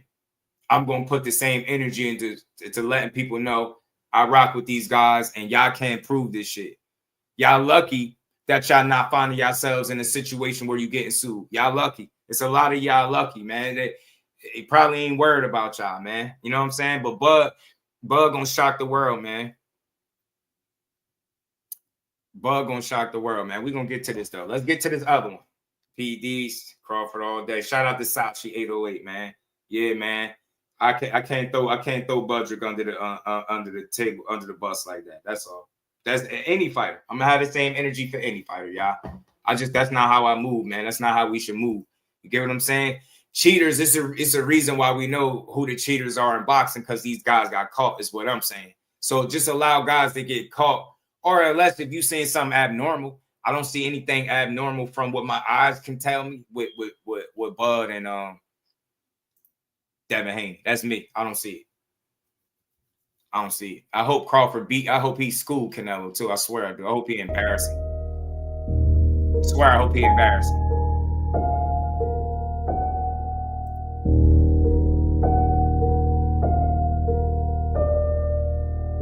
This one is called the SNAC scandal or something like that. So we're about to get into this one too. And if they look at this shit. Y'all don't see it, yo. Y'all wow, bro. Am I the only one that see what they doing? You don't just get to wake up one day and just start lying. You don't get to do that. I don't respect no man, no grown individual that wake up and just lie. Nobody. Why even have Brian Bomac McIntyre in here? Have you ever? I'm asking everybody that's in here. Have you ever heard anybody connect Brian Bomac McIntyre to steroids in any way, shape, or form? Hey, yo, nasty work, yo. I don't give a damn. Nasty work. You damn right. I'm giving boxing its just due. Y'all know what I do over here, man. Y'all know what I do over here. Man, let me roll a clip too, man, just for the haters. Let me roll What? I told you, man. Hell yeah. Man, fuck them motherfuckers, man. Fuck them. They mad. They're gonna... I'm forever playing that. I'm on Bomac times 10, bro. They mad.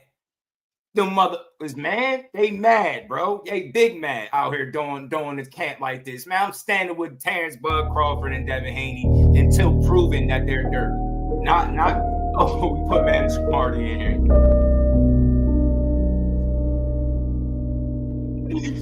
Bro, yo, they wild. I can't wait to see this. I said he could not do to Earl Spence. Yeah. He did. Yeah. I didn't think he was as strong as Earl Spence. Hits harder. He's faster. I didn't think he could hit harder. I knew he was faster. Better balance. I want to make a point. This shit started off by telling you Terrence Crawford beat Earl Spence. What is that telling you? This is what this shit is about. They out here on shows, on podcasts, they coping with the loss. Earl Spence done moved on. Earl Spence running around soccer practice with the kids, all types of shit. He in push-up contests. He's doing all types of shit. This is what it's over, y'all. They still recovering. Better counterpunch. I knew that though. I knew he was faster, and I knew he was a better jab. That's what everybody was surprised by. Everybody's like, had a better jab. Errol's gonna sit behind that beautiful jab and then just dominate the fight. But I mean, Bud's jab was stronger. It looked like Errol couldn't hurt him. This is what was fascinating. Errol's the bigger guy. Errol could easily go up to 154, right? Easily. He probably should. Bud's coming up from 140. And somehow he was more powerful. I mean, okay, faster, yeah, I get that, but more powerful and then unaffected by the punches. It didn't look like Errol could hurt him at all. Unaffected by the punches. It didn't look like Errol could hurt him at all. Unaffected by the punches. It didn't look like Errol could hurt him at all. Another myth is PEDs don't help you win fights. You know, they don't make you better. PEDs make you much better. But do they make you? They make you physically better, but not faster. Your recovery is better. You're stronger. Your punching power is up. Your punch resistance is up. PEDs help. So they ain't been calling both Bud and Devin chinny. They ain't been saying both of them is chinny. They ain't been calling Devin Haney pillow fisted all his career.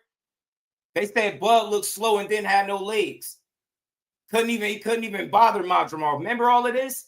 Now they ramp up the steroid talk after his performance where he looked like a regular fighter. These people make me sick, bro. Steroids ain't making you more skillful. That's what Ness trying to say. No, they don't make you more skillful. No. Shout out to LW the plug. Free Smoke was good with it. He said, I didn't even know that dude watch boxing. You stupid. Oh, man. Let's keep going, y'all. you be a much better fighter. And I didn't see that coming. Two things I didn't see coming. Number one, I didn't think Terrence could hurt Earl. Yeah. And I thought Earl probably could have hurt Terrence. Here's the thing. Terrence said he took one of Earl's punches and he said when he felt it, he was like, oh, that's all he got? Terrence said he took one of Earl's punches and he said when he felt it, he was like, oh, that's all he got? Terrence said he took one of Earl's punches and he said when he felt it, he was like, oh, that's all he got? Second round, when I hurt him, I felt as if he couldn't handle my power like I can handle his. I remember him throwing an overhand looping left, and he caught me right on the button. I think it was the first or the second round. And, you know, I was just like, this is it? I was like, oh, okay. You know, it's going to be a long night for him. And that's when he went to war. I mean, that's what it looked like, to be honest. That's exactly what it looked like, That's what it man. looked like. You only Terrence Crawford deadlifting 455. God damn. Yeah, he's a beast. I mean, this guy's an elite athlete, unbelievable power. I mean, you're getting with no gloves, no gloves and no belt on his waist. I'm not joking. I'm gonna show you this shit, man. No, I believe you. If you look at a lot of the times that he was catching Errol in these counters, he was putting himself in dangerous positions. Even that uppercut that he threw, right? Errol's throwing this big looping left hand. In order for Errol to land that uppercut, he's got to shoot it and hope that he lands before Errol lands. And he did, and he dropped him. But if he doesn't, Errol's throwing a haymaker left that's going to connect. You only do that if you're not afraid of the power. You want to get super chat? Right? Yeah, super chat real quick. Alan Maddox, he said, salute Sean, who honestly hits harder, Bud or Errol? This is not a cop-out.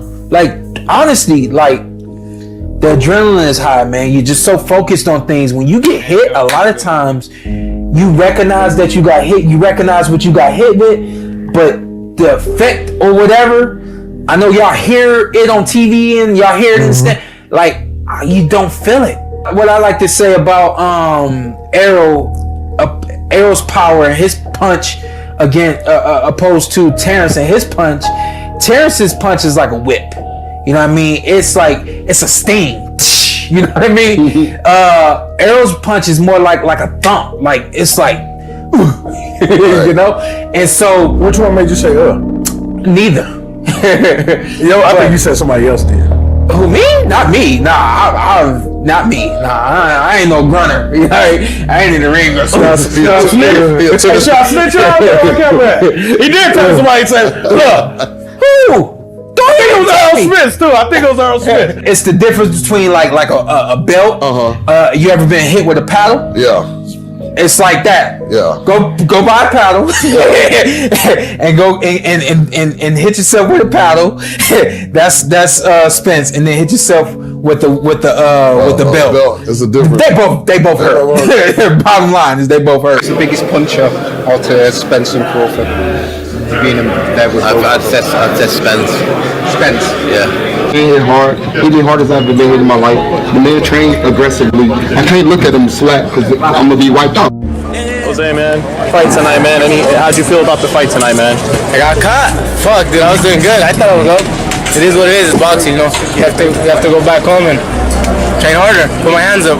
Is it especially tough because you were just 20 seconds away from the end of the fight? I thought I was winning, to be honest with you. I didn't feel any power punches at all. Fuck, I got caught. What can I say? I mean, I can't take nothing from him, you know. Gotta put my hands up. Is there anything I'll be back better. Be back better, stronger. Is there anything you would do different this fight? If you had to do it over? It's put my hands up. Put my hands up and not it was a 12th round, you know. I thought I was ahead on the scorecards. I got careless, I got caught. Everyone says Crawford's the best pound for pound. Is that how you personally feel? He beat me. Can't take nothing from him, you know. I thought I gave him a hell of a fight. I thought I gave him a better fight than any of the fighters he fought. Shit, I thought I was ahead on the scorecard. It is what it is, you know. I can't take nothing from him. He didn't talk bad about me after the fight. Can't talk bad about him. Hey man, for me, I don't know how y'all hearing this. For me, this makes more of a case that Terrence Crawford ain't juicing because they're playing clips where all of these people are saying, well, where multiple fighters are saying that Errol Spence is the bigger puncher, right? So imagine making a case that somebody's on steroids when you keep hearing the fighters have common opponents or guys that they fought and they telling you who punching harder. It's Errol Spence. See what I'm saying? But ain't nobody gonna look at Errol and be like, yeah, man, you heard that? They said you punching harder. Is he on steroids too? You see how stupid that sounds? Stupid, man. Stupidity at its finest, bro. Shout out to Boxing. I could put some color in the chat. It's the only reason they ain't getting sued is because they frame it as speculation. Y'all, if they were to actually commit to an accusation, they would get sued easily. I agree with that. I think that's saving some of these people too, the way they trying to go about putting the information out there, Boxing Hacker. I just look with proof. I'm rocking with you if you got the proof. If not, then you sound like one of these haters.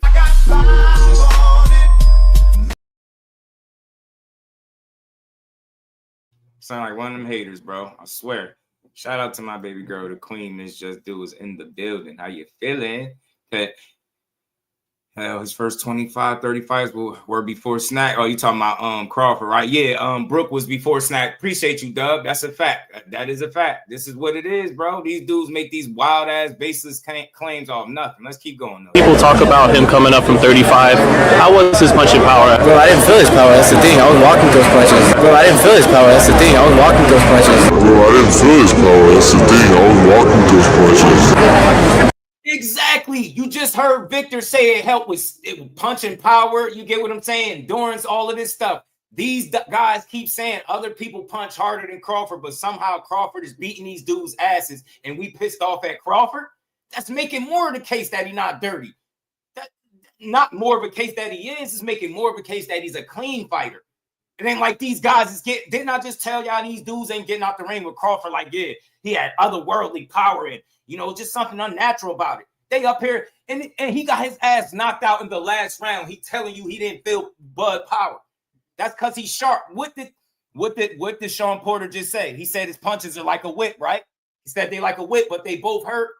They both hurt. It's like a belt and a paddle. He said Crawford's is like getting hit with a belt. It's like a whip. Exactly. He's a sharper puncher. That's why he had Earl ass on the ground early in the fight. Bud is very good at hitting you with a punch that you do not see. I said this for years. He's never been no super big one-punch KO guy. It's never been that. It's Bud knows how to land the right shot, and he'll catch you with a counter shot that you're not prepared for. Go back and do the history. Go back, rewind the clock all the way to when he was with 35 and go look at all the different performances, bro. This dude been one of them ones. Now, we don't get to drag him today. He at the end of his goddamn career, and he getting dragged like that. I'm going to forever stand on this. It's nasty work. Provide the proof or y'all got to shut up. I don't care about your suspicions no more. I was respecting it at first, but now y'all suspicions is got y'all working overtime to prove that clean fighters are in fact dirty versus the ones that you can prove that are dirty fighters. And it's nasty. It's disgusting.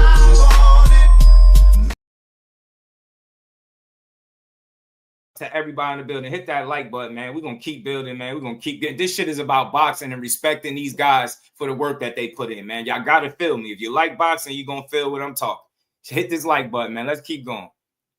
And Dago said that Bud Power. I got careless. I got caught right in the button. We've never seen Terrence Crawford do nobody else's face the way he did Errol Spence's face in none of the previous fights in the welterweight division. This shit is crazy. So once again, that's why he looked different. I've been watching Spence, and it seems like when he tries to cut the ring off, when you go that way, he shoots the left to the body. That's like his signature move. Is the tough thing the power, or is it the volume? You know what took me by surprise is y'all can tell every punch I got from the jab to and then there we go. We had Danny Garcia just saying it. It was like, man, that jab is just something else. His jab, but that's pretty much it. Everything else, I was adapted to it. I knew he was going to go to the body. I knew he was going to throw those looping left hands. But his jab was a little better than I expected. Danny, you look at these dudes' faces. They talking about facial damage. Look how Earl did they faces. Do that mean he was on SNAC or steroids? Oh my God, yo, be honest. Earl's defense was atrocious the night he got in there with Bud Crawford. He couldn't get out of the way of anything, and I would attribute some of that to did he have cataract, some type of cataract, some shit going on with his eye? Come on, man. His defense was terrible. He could not get out of the way of anything. That's why he got broke up like that. He wasn't parrying, blocking punches, rolling with him. He was getting ripped. Terrence Crawford was beating his ass, and he took his jab away from him. Yeah, I looked at his face. I was like, his face looked crazy, but I can't say it's because a guy cheated. You know what I'm saying? Yeah, and then he had the. What did he do? Did he switch? Did he go switch southpaw? So basically, the right hand was a jab hand, and that's his power hand. People don't even be paying attention, yo. Bud, Bud execution and his game plan was spot the hell on for that fight. Yo, I swear everybody been saying that stressed out boxing. That's why I say everybody in here, you're rocking with the channel. Make sure you turn your notifications on because we might go live again a little bit later. I got some more stuff we're gonna talk about. We building today. Shout out to everybody. Let's keep getting to this though, man. What separates Spence? You know, I feel like they're all kind of on the same level. He just, I think he has a better jab and he's stronger than all three of them. Physically stronger than all three of them. But I feel like they all have different type of strengths. But I think he may be the strongest one out of all three of them. It's true that jab was from the jab. He said Errol Spence is the strongest out of all of them. Do that make Errol Spence on steroids? You're not hearing none of this wild shit about Crawford. And that's not even wild to say about Spence. He's strong because he work hard as hell. You seen EJ public workouts. That man be working. Come on, man. We got these bases count claims as well. Every punch was just it wasn't the hardest I've ever been hit. No. But every punch was at least 80% and it connected. He was very good at just boom, landing that jab and breaking me down and hitting the body. And I was surprised how consistent he was in the power punching. Yeah, that's a big thing about Errol Spence. He is consistent with everything he lands. Hurts. To me, his jab was looking like Glock. So by their logic, that made that man on steroids, right? Because we don't need proof no more, y'all. We suspicious. Down, he said every punch Errol Spence throws hurts. Every punch. Everything hurts. So now Errol, I'm suspicious, y'all. Maybe it was something, maybe them big nipples, maybe it was something to that. See how stupid that sounds? I would never do that. It's ignorance, bro. That's ignorance. That's ignorance, bro. Ignorance. And keep in mind, y'all, keep in mind, Errol Spence admitted that he hasn't been living the fighter's lifestyle outside the ring. He made some bad choices. This is an Errol Spence after the car accident.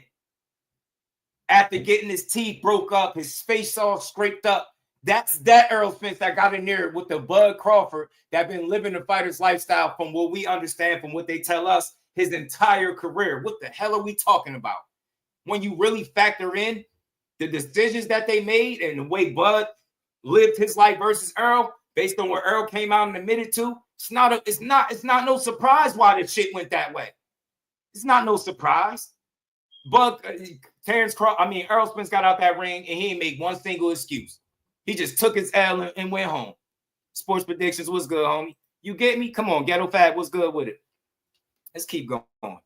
He said I'm suspicious. You get me, Creole? Where it's like just like a every I remember, right? Every time I got hit with that jab, I was like, damn, man. He's saying jab is it's not just a jab. It's a jab. It's like you get nervous when you get hit with a jab. You know what makes Errol Spence so amazingly dangerous? He's consistent with power punches. Listen to this shit. His punches. They sitting here describing this man's power like it was otherworldly. But again, I will point to the level of fighter that these guys are. These ain't no damn Terrence Crawfords. Terrence Crawford, a generational talent. These dudes were just solid competitors. It's a total difference, bro. He in a class by himself, bro. That's 80%. Most of his punches are at 80%. So it's not like one devastating punch. It is power punch after power punch.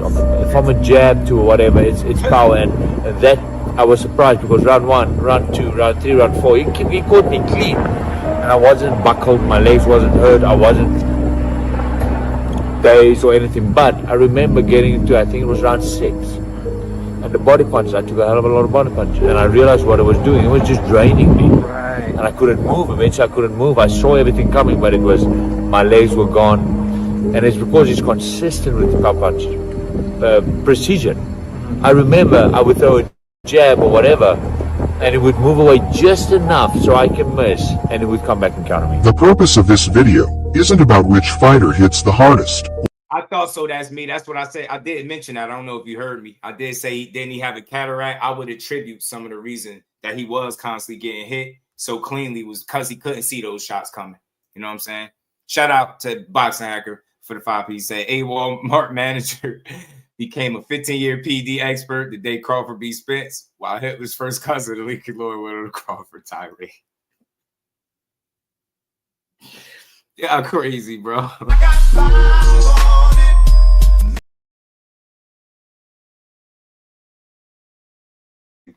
So keep telling people you got good, you got great, and you got exceptional talent. Y'all, they all hit different. Believe it. Hey, sports predictions, I'm with you, bro. I agree with it. So look, we're gonna keep going. We're gonna keep going. We almost 10 minutes in. Let's keep going. Shout out to Boxing Hacker. Or who has the most power. It's more so about the fighter's punch resistance, and the mere fact that fighters who fought both Errol or Terrence, or just Spence past opponents in particular, admitted that they felt Spence's power.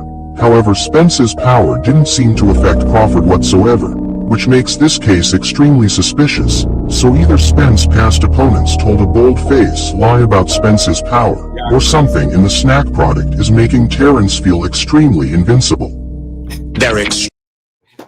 Did Terrence look extremely invincible in his last fight? Did he look extremely invincible in his last fight?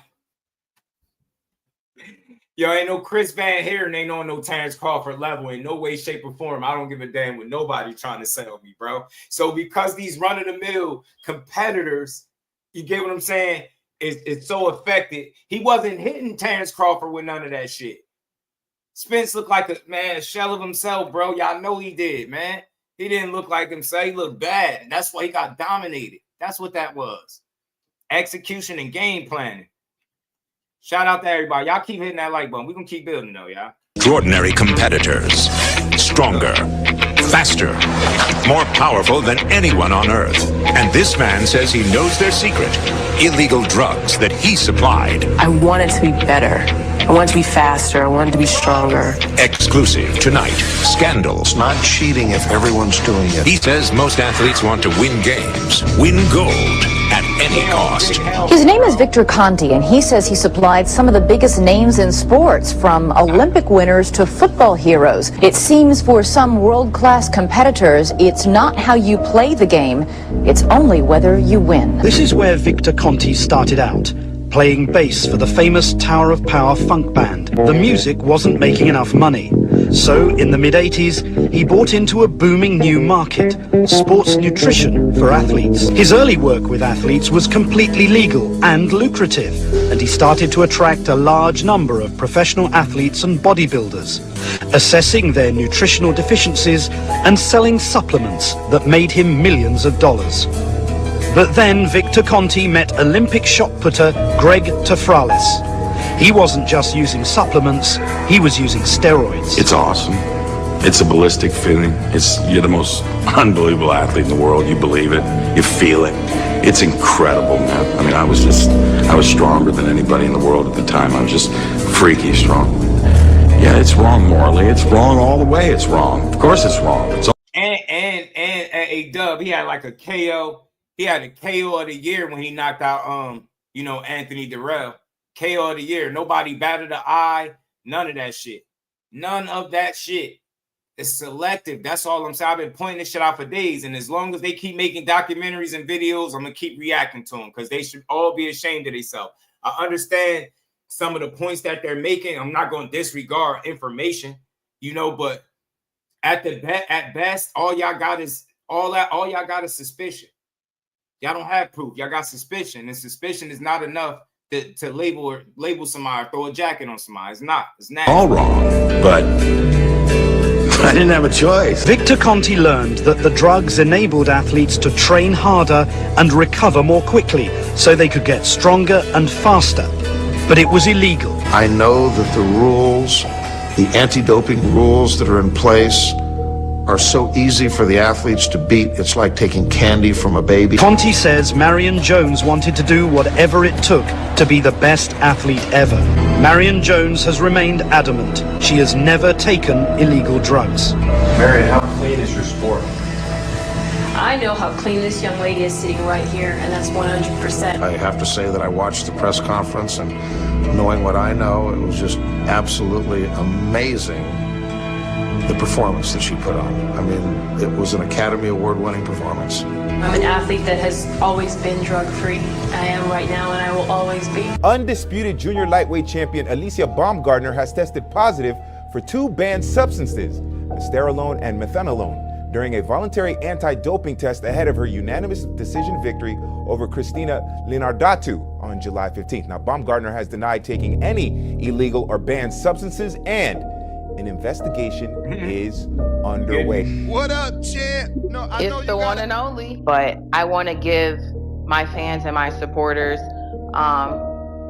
you know, the information that they want to hear. And not to mention, bro, they kept one of her samples like overnight. They broke protocol and all types of shit with Alicia Baumgartner, but don't nobody say shit. This shit is crazy. He got all this, you know, energy for protecting Ryan and how Ryan was set up, but they literally broke their own protocol when it came to handling her samples, and didn't nobody bat an eye. She dirty as hell. It's crazy, bro. Crazy. And the truth, crazy, man. Okay? The truth. So, again, I thank you for everyone for tuning in. I'm still going to be who I'm going to be. I stand on that. I know who I am. Y'all can't compare old pictures to new. I'm a clean athlete. I represent that. I'm a clean athlete. I represent that. I'm a clean athlete. I represent that. How clean is your sport? I know how clean this young lady is sitting right here, and that's 100%. Let me tell you the biggest joke of all. You know what that is? I would guesstimate that. Yeah. They broke their own protocol, and they had her samples like overnight. They said in somebody's refrigerator or something like that.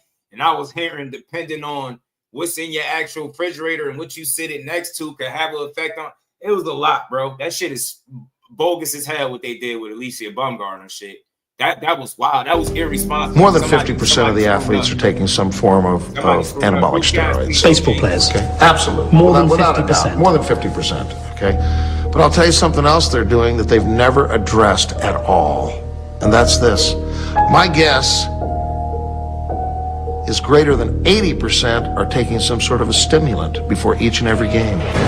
But the biggest questions have always been asked about this man, Barry Bonds, the best known name in baseball. Now, for the first time, Balco president Victor Conte has agreed to talk about their relationship. You saw Bonds at the end of the This the problem right here. This the problem right here with boxing fans. No disrespect to you, fam, whoever you are, but this the problem right here. PEDs or not, there ain't no PEDs or not. PEDs shouldn't be in the sport, no matter how many people have used them, gotten away with them. It's nasty work. Nobody should be using performance enhancers in combat sports of any kind. People die all the time. We just seen 2 boxers pass away 1 day apart from each other. So PEDs absolutely don't need to be a part of sport. Unfortunately, they are. But we just need to hold everybody accountable for what we can prove. For the cheaters that are cheaters, let's hold them accountable. Secondly, you say he's a coward. Any man that steps in the square circle, bro, respectfully, ain't nothing coward about him, man. Weight don't win fights alone. Skills do, fam. And I know you got to know that if you really watch boxing. You know what I mean? Being big. Look how, do you think, did people give people give Deontay Wilder the benefit of the doubt when he was going up against people 40, 50 pounds heavier than him? Did anybody say, oh shit, he constantly the smaller, lighter guy? Did anybody give him that benefit of the doubt? Trust me, man. Terrence Crawford wins his fights because he's better than the guy on the other side of him. Devin Haney wins his fights because he's better than the guy on the other side of him. And the fact that people have such a personal with guys that they don't know shows exactly that they're not boxing fans. They're boxer fans. I've noticed something. The people that hate Terrence Crawford and Devin Haney the most are fans of 2 specific fighters. And we all know who they is. That shit is not no coincidence, man. Stop shitting on people with no proof. You're a sucker for that. Because if you was on the street, your ass to be cooked. Running around here accusing, making these false accusations. Treat this shit like it was the streets. If this was your neighborhood and y'all chatty patty asses was running around here spreading rumors about people, being this or being that, your asses would be cooked. Y'all dudes would not last on the streets or no real settings where you got to deal with people. Because you don't run around and make baseless claims off of something that you feel. Get that emotional shit out of here, man. I feel that Terrence Crawford. I feel, when are y'all gonna start telling me what y'all know? I want to know what you know. I don't want to hear what you think. I don't want to hear what you're suspicious of. I want to hear what you can prove. And what do you know undeniably? If you ain't talking that, I don't hear you. Miss me with that. We got regular out of shape fans calling boxers cowards. Coward is if it's anything known about Terrence Crawford as a man, ain't nothing coward about that dude. Nothing. Would a coward at pretty much 38 years old be trying to challenge Canelo Alvarez and his weight class where he's actively reigning at? Would a coward do that? Would a coward fight Errol Spence when most of the boxing world was telling him that he don't got a chance against EJ? He too small, too light in the ass, and EJ gonna stop him? He's too slow of a starter. Would a coward get in there and fight? Would a coward then jump up and fight Madrimov, beat him up, and then jump up 2 more weight classes to fight Canelo? That don't sound like that's what cowards do. Name me another coward that was undisputed at 140, 147, and is now chasing undisputed at 168. I'll wait.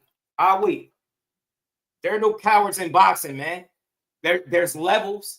But if you get in that boxing ring and put your life on the line, ain't nothing cowardice about that. Nothing cowardice about that. Us fans became too comfortable talking shit from the sideline. Imagine calling a man a coward that if you got in a ring with, he will completely wipe the floor with you. And don't try to say, oh, I don't box. But you talk like you do. Ain't nothing about Terrence Crawford, no coward, bro. That's where I draw the line. Ain't none of these dudes are cowards. From Canelo's to Ryan, none of these dudes, bro. None of them. You get what I'm saying? Let's get back to this, man. 2000 season. What did he want to achieve at that point? He wanted to get bigger and stronger. Over the past few years, Barry Bonds' physical shape has changed dramatically from this slimmed-down star.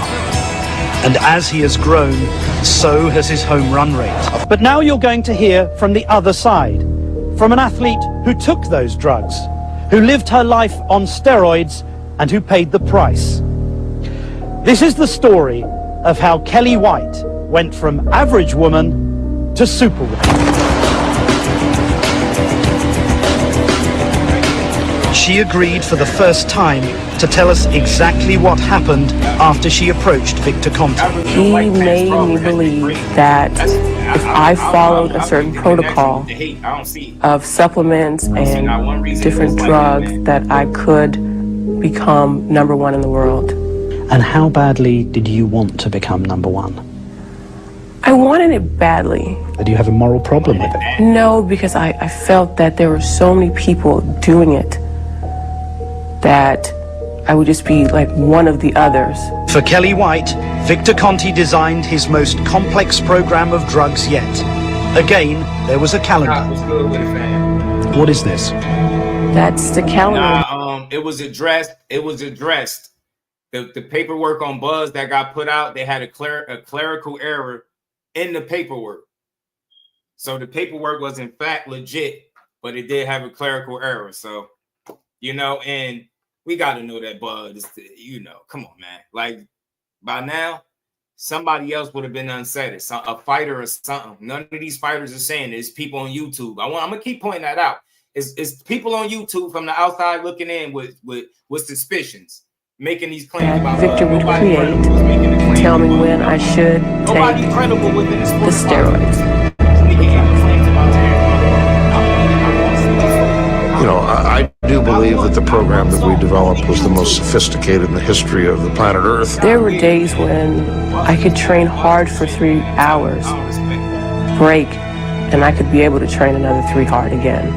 It was just, you had so much more energy and strength, and it was amazing. Kelly White was what Victor Conte calls a hyper-responder, meaning that the drugs were having a dramatic effect. I saw myself on TV, and I was kind of unhappy about that. I was huge. I was very big, very muscular. Y'all know if I don't do nothing else over here on this channel, I'm gonna get boxing is just do. Y'all gotta know that by the name of the channel, bro. And I feel like I use these videos and shit like this, not as personal attacks. Y'all see, I'm not attacking the channel. I'm attacking this narrative, full steam ahead, that they're somehow cheating. If somebody could disprove or prove that I don't know what I'm talking about and he's in fact cheating, I'm all for it. because I'm all about the truth. And if you got some truth, then I'm gonna put it on wax. You get what I'm saying? I want to know who cheated. Let's keep going. None of my clothes fit, and so it was difficult. I knew that looking that way would get a lot of whispers, so I tried to stay covered up at all times. When you were not competing? Correct. So I tried to stay covered.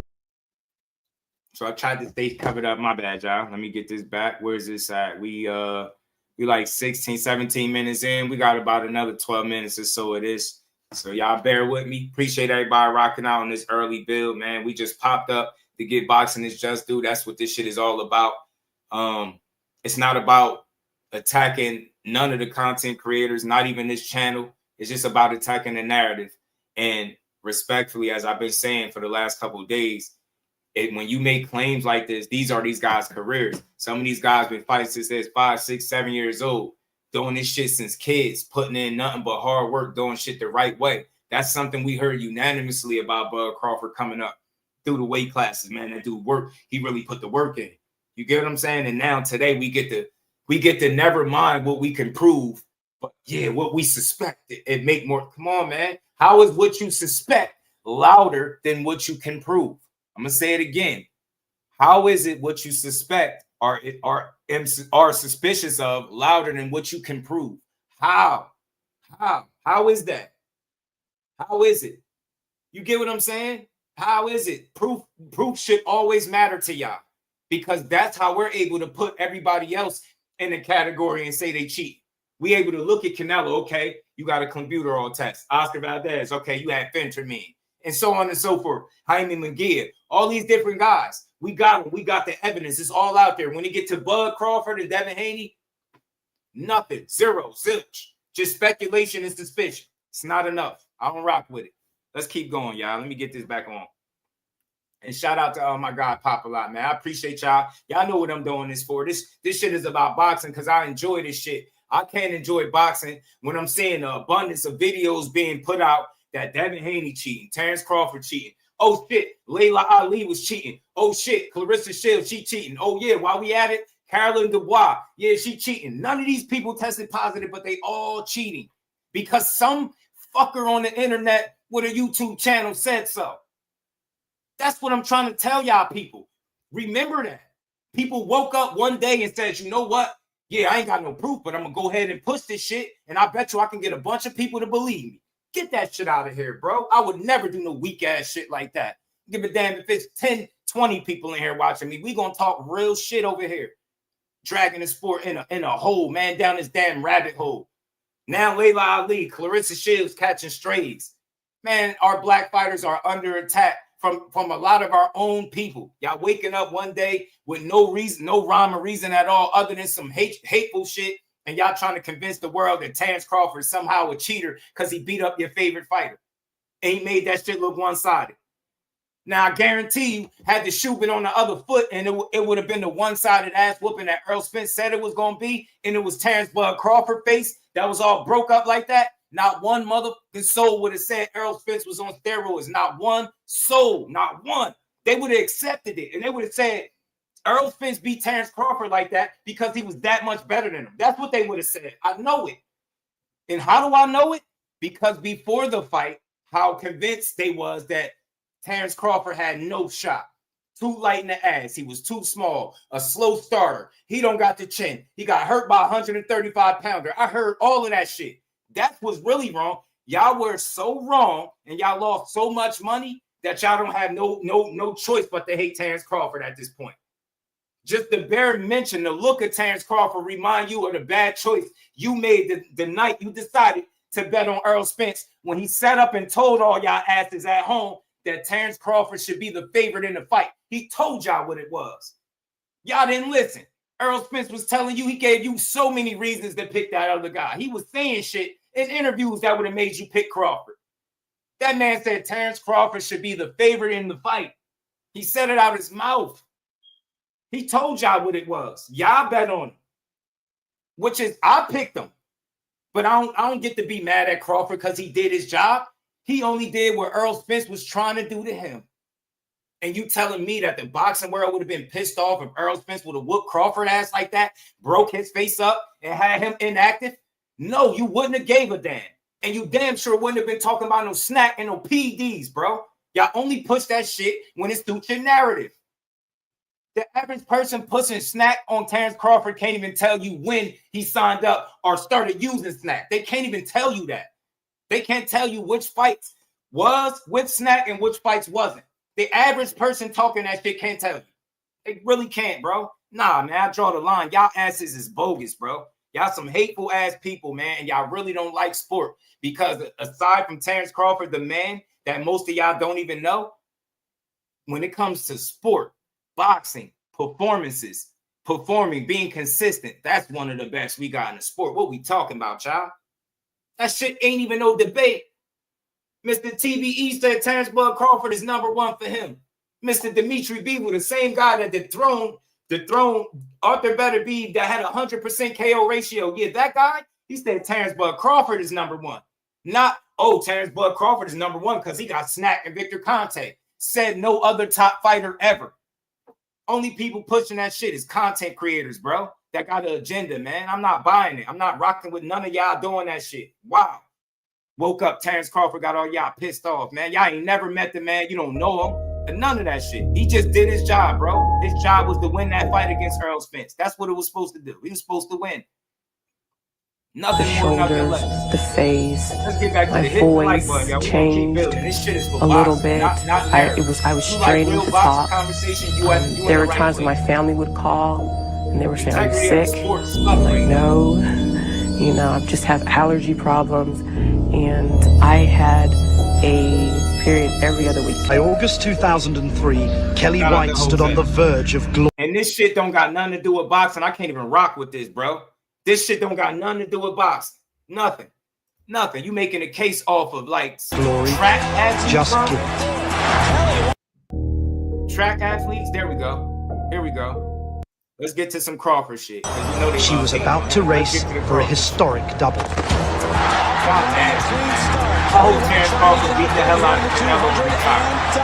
And when she got everything she ever dreamed of, what did she feel?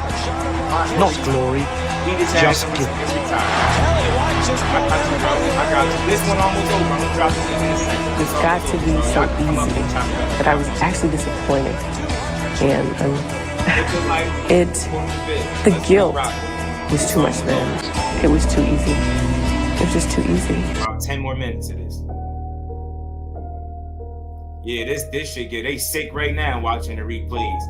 They can't figure it out. Look, they like, yeah, it's no way. It's no way he could have did this to Errol Spence. Look.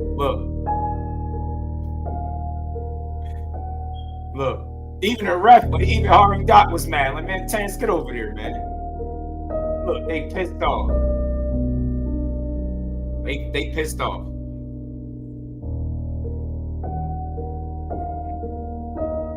Shout out to Raphael, man. Y'all, we gonna build on this, y'all. But you were troubled. I understand your skepticism. You were troubled. Instead of celebrating, you feel guilty. And I walked off the track. Yes. Let me name all the fights down, then I'm gonna get to my point. James Buster Douglas versus Mike Tyson. Evander the Real Deal Holyfield against Riddick Big Daddy Bo, the first fight that took place in November of 1992. Mike Tyson versus Frank Bruno. Muhammad Ali versus George Foreman. Floyd Mayweather versus Arturo Gotti, R.I.P. to Gotti. Muhammad Ali versus Sonny Liston. Roy Jones Jr. versus James Toney. Tommy Hitman Hearns against the Hands of Stone. Roberto Duran. We have Diego Corrales versus Castillo. Aaron Pryor versus Alexis Arguello. Got Sugar Ray Leonard versus Tommy the Hitman Hearns. 1. We got Pacquiao versus Marquez. 4. They're all classics. All classics. And there was a definitive decision at the end of it. So those are two things they have in common. There's something else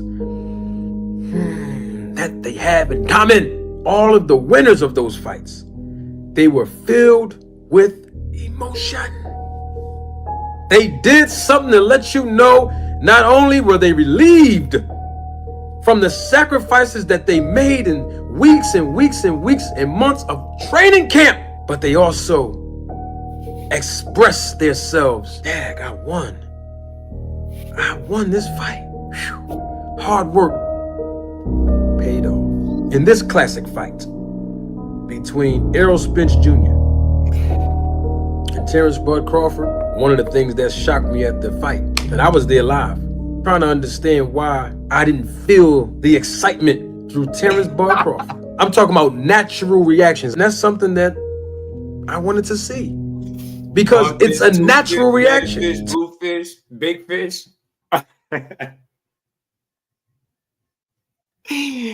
Yo, man, y'all crazy, bro.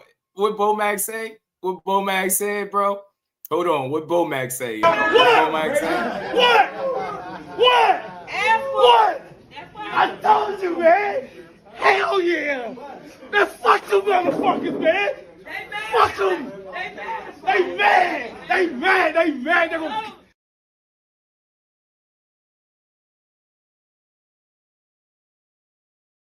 Being a member for 23 months, for 2 years, pretty much. My dog, man. Shout out to the channel members. I appreciate all y'all, man.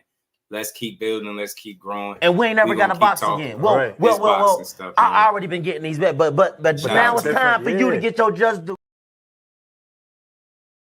I'm Porter Dillon on the Boxing Voice. I think I've seen the one you talking about. Let me get through this. I'll drop the link. Terrence Bud Crawford has not only just made history. Only reason I don't single content creators out by name because I don't make my content. I don't beef. I don't do channel beefs.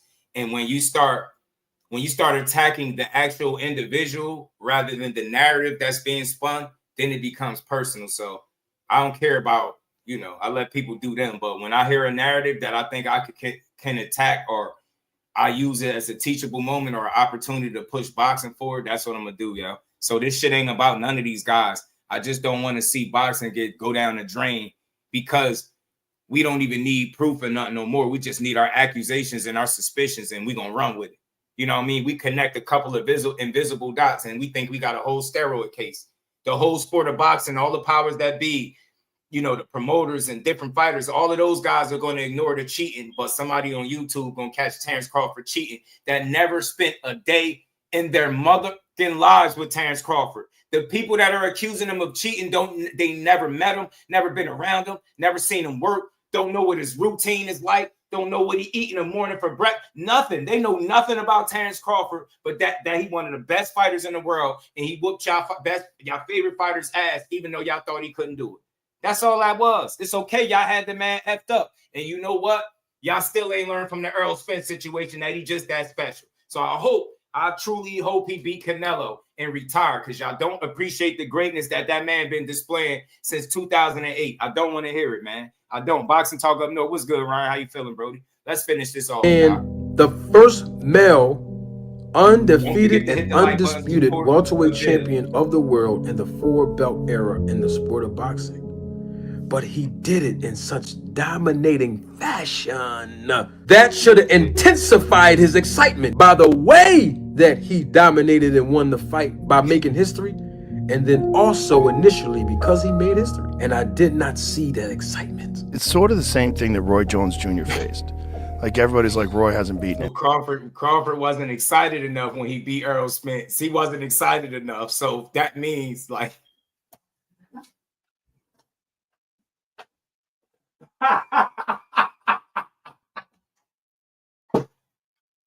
they doing it, y'all. They doing it, man. They doing it. Oh, well, let's keep going. Like, yes, he has. It's just he's so much better than everybody else that he was making everybody else look like they weren't any good. Definitely. But those were world championship caliber fighters, and Roy was just lighting them up. Right. And that sometimes when a fighter eclipses everyone else and reaches the pinnacle, that's the criticism they face until there's an undeniable moment, and that was your undeniable moment. Like, everybody's got a shot. Right. You know what I'm saying? Nobody did that to Roy when he was whooping ass. When he was undeniably one of the best things you seen, lace up a pair of gloves. Roy was smoking shit without even breaking a sweat. We know this. Then nobody dare look at Roy Jones and say, you know what? Yeah, man, we ain't never seen that. The man went all the way up to motherfucking heavyweight and won. Not one soul said, yeah, you know what? Roy was juicing. They didn't do that. They didn't do that shit. selective outrage, man. I mean what I say what I mean. This shit is very selective, bro. Yeah, and that's very what selective, you know. Said the same people also My feelings was, all his fights. You know, a lot of people like, man, you didn't look too happy. You know, after you won, I didn't see the excitement in you. I was like, man, I was happy. Just I had to prove myself, you know, to the world how great I knew I was. But at the same time, I was kind of disappointed at the same time that it took this long for me to get my recognition, for me to get a big marquee fight of this status at 35 years old. Do you not feel any shame? No, I do not. And it's I'm gonna go back and say it again. It's the only maybe it's a chance that Terrence Crawford didn't show the excitement because he told y'all all along he was gonna beat him. As a matter of fact, he told y'all the excuses that some of y'all was gonna make when he beat him. Earl was a weight drain. He was high. He was on pain meds. He had a broken rib. He ran a steep hill. It was the car accidents. He ain't the same fighter. Terrence Crawford told all of y'all half the excuses that y'all were gonna make anyway. So maybe he wasn't all that surprised. Maybe he wasn't. I'm just saying, just throwing that out there. Shout out to Dajay. So he said I saw against Terrence Crawford and his mother dancing in the ring. Wasn't a big enough celebration, huh? Make it make sense. Dajay, talk to him, Brody. Talk to him. Now we telling people how to celebrate and shit. You don't celebrate, man. It's suspicious. What are we talking about, man? Oh, I can't do it, y'all. I can't do it.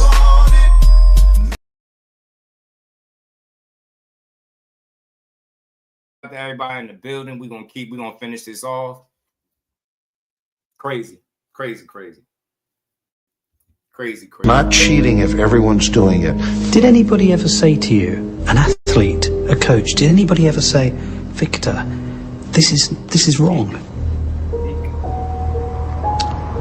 No, because these are the rules of the game, the way it was being played. Nobody, I'm going to say it again, you had no choice. The first step here for the world of sport is to acknowledge that there is a massive problem that exists, and it's existed for 50 years. You know, everybody has created a monster, so to speak, and now it's time to kill the monster and try to start over. Wow. Martin, with so many of them using drugs, then I see why Conte says they should start over, but what's that mean? Because I assume they'll keep inventing designer drugs faster than the testers can detect them. There are some people who believe that this is a problem that will never be resolved because people in American sports and sports worldwide want to win. And if you want to win, you want an edge, and you'll do anything. And people will fill their bodies with drugs, even though some of these drugs are very dangerous, in order to win. Now there's another school of thought that says actually what we should do is, if we can't stop it, we should actually legalize it. You said that David Evanesian said no asshole ever. And let the record reflect them two videos that I played between last night and this morning. The guy that was making the case for Ryan Garcia and how he was set up. Ryan is the same fighter, the same boxer who went on record for saying they should have a league where they allow you to use steroids legally. That's the same idiot. Imagine going out on a limb for somebody that suggested a league where they're allowed to use steroids. Bro, you can't make this shit up. You ain't never heard Terrence Crawford say no wild ass shit like that ever in life, bro. Shit is ridiculous, man. I'm telling you, yo. Ridiculoso. Got knocked out cold by Crawford. I always ask Terrence Bud Crawford fans when they bring his name up. In the welterweight division, have you ever seen Crawford knock anybody out besides David Evanesian with the one-punch knockout power? No, he did. Let me say this, because I see you politically incorrect. Listen to me, bro. I want you to hear me clearly, because I'm all about having a conversation, not an argument, right? On this channel, I like to have a conversation. I am passionate about this because I think it's a witch hunt. Listen to me, bro. Your suspicions and thinking a certain way because of who somebody is cool with is one thing. But would you yourself, politically incorrect, allow your suspicions alone to make you get up on YouTube and say, you know what? I know Terrence Crawford is dirty. I seen it because he's connected to Victor. I don't need proof. I know he's cheating. You get what I'm trying to say? They overanalyzing everything about Bud. The fact of the matter is David Evanesian is not on Bud Crawford's level. We keep saying, or how nobody ain't do this or do that to this one or that one. It's only one Bud Crawford in boxing. His performances are a reflection of that, how special he is. That's why everybody is not able to duplicate the shit that he's doing. He's one of them ones. That's what that is. Generational talent. Get what I'm saying? And I don't think his success warrants questioning everything that he's put forth. I think it's wild. You get what I'm saying? So I want politically incorrect to hear me out. I understand your suspicion because of Victor Conte, but you don't allow that to make you wake up and say, I ain't see you typing in the chat that Bud is dirty. I ain't see you talking like that. And it's the reason for it because you can't back that claim. And that's all I've been saying since I've been here these 2 hours. People don't have no evidence. They just have suspicions and them trying to connect some dots to help them push a narrative against a fighter like Bud. And I ain't rocking. So every time I see a documentary, crazy. That was the one Bud punch. Crawford retired. Uppercut that put him on his knee. Wow. This ain't it. No, not that. Bro. I mean, like one punch. David Evanesian was knocked out conscious for over 40 seconds. Did you ever see him knock anyone out unconscious? No. I'm saying no, but that's rare. To knock somebody out cold. Like it's only a couple fighters that do that on a regular basis. Ryan Norman knocked Jensen Saki out cold with one punch. Have you ever seen Jensen Saki knocked out before that point, and let alone with one punch? Do we get to say Brian Norman is something wrong with him? I'll do you one better.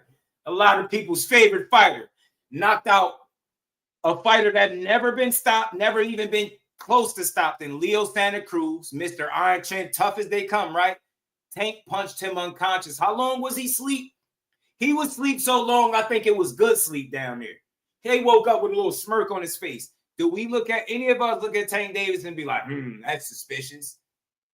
No, because we know Tank is cold. We know he set him up. We know he rocked Leo to sleep. Leo got comfortable. He set a pattern. Tank picked up on it and boom, rest is history. Nobody walks away from that saying, man, we ain't never seen Leo Santa Cruz knocked out, let alone knocked out cold, sleep in the corner. He talking about 40 seconds. Man, Leo Santa Cruz looked like he could have been there for the rest of the night if they ain't wake him up. Do we look at Tank and be like, that's steroids? He ain't never knocked nobody else in his career out cold like he did Leo. Is that suspicious? What is it, 28 knockouts? He only got one where he put a guy to sleep. Man, that's so suspicious, Tank. He was asleep. How long was Leo asleep? How long? A legend has it he's still waking up a little bit. Do we look at Tank? And I'm making a point. No, you don't dare look at Tank and be like, he's dirt. No, bro. He one of them ones. That's what I said. I'm like, damn. Talk about perfect timing. The shot was well placed. Leo didn't see it. Tank is a heavy puncher. He's accurate, precise, fast. You get what I'm saying? All of that shit, you factor in all of that, and you say that's why he knocked him out. Shit that makes logical sense, not some witch hunt shit. Imagine if I'd have woke up the next day after Tank knocked out Leo Santa Cruz and was like, yo, that knockout over Leo Santa Cruz is mighty suspicious. I ain't never seen Leo Santa Cruz even close to knocked out, let alone drop one time and then put unconscious in front of his dad. That man was asleep. They couldn't even really celebrate because he was asleep. They had to make sure Buddy was still functioning. Do we look at Tank and be like, it's mighty suspicious, Tank? No, man, because it would be some fake shit to do.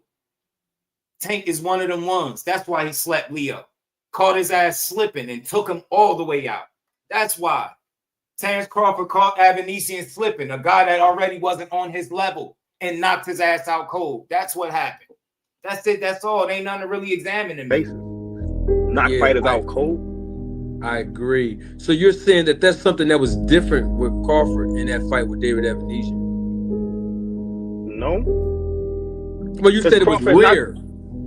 You said it was rare, and most fighters don't do that. So I'm saying the way he knocked him out, that's rare. I understand, like Deontay Wilder, somebody like him. We used to see him do this over and over again, right, bro? Yeah. Well, not one punch knockout. Dirty since 35, bro. Like the last 11 fights, straight knockout. Yeah, we haven't seen Crawford do that though. That's what I'm trying to. When you said he knocked out David Evanesian, That's why I'm trying to understand you, because we've seen Wilder do this over and over and over again, but we haven't seen Bud do it. You said it was rare in boxing, and I have to agree with you. It is. I seen the bad stuff you were saying about SNAC too, man. I love Victor Conte, man. Listen, what he did, whatever that was, some years ago. That ain't got nothing to do with me, I'm perfectly clean. Victor hasn't tried to give me any type of nothing, you know what I'm saying? But that's all I'm saying. But we haven't seen Bud do it. You said it was rare in boxing, and I have to agree with you. It is. I seen the bad stuff you were saying about SNAC too, man. I love Victor Conte, man. Listen, what he did, whatever that was, some years ago. That ain't got nothing to do with me, I'm perfectly clean. Victor hasn't try to give me any type of nothing, what I'm saying, but some vitamins.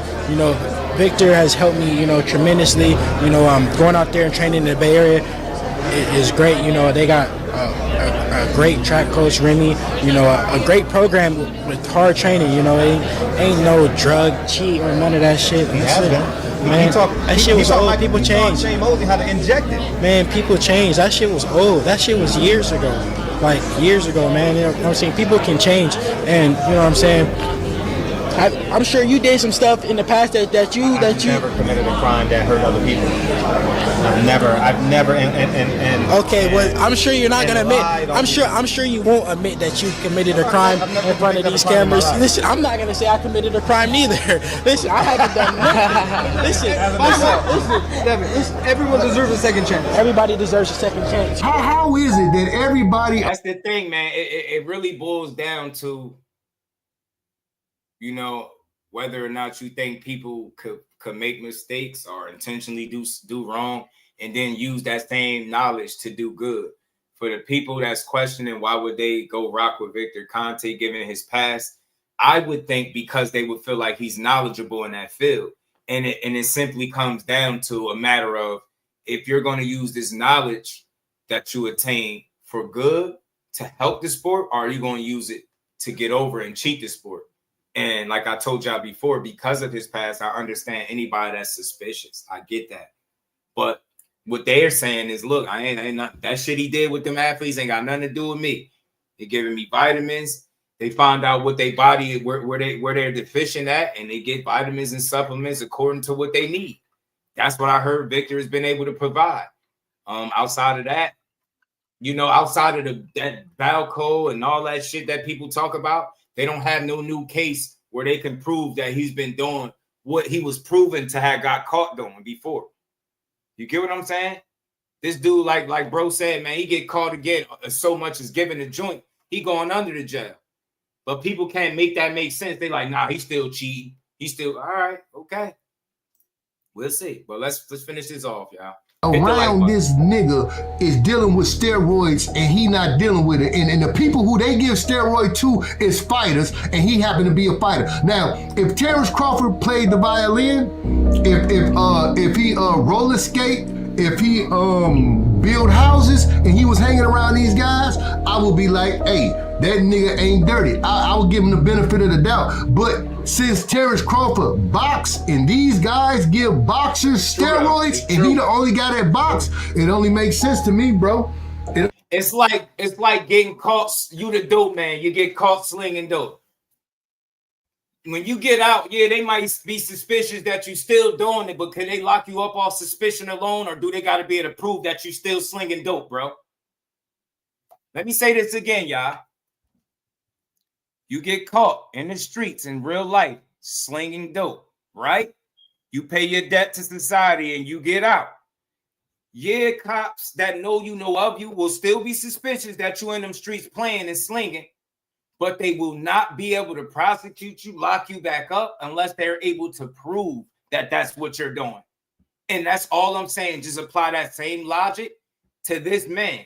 That's all I'm saying, y'all. My only reason for being here is because nobody that's making these accusations about Bud Crawford and Devin Haney have been able to provide anything that's considered damning evidence. They got a bunch of circumstantial shit, hypotheticals, and these conspiracies that people are drawing up. That's not going to cut it for me. I need information that I don't already know. And I've listened to a number of different things, documentaries. This is my second day doing reaction videos to this shit because people are going above and beyond to disprove that these guys are somehow not clean athletes. You get what I'm saying?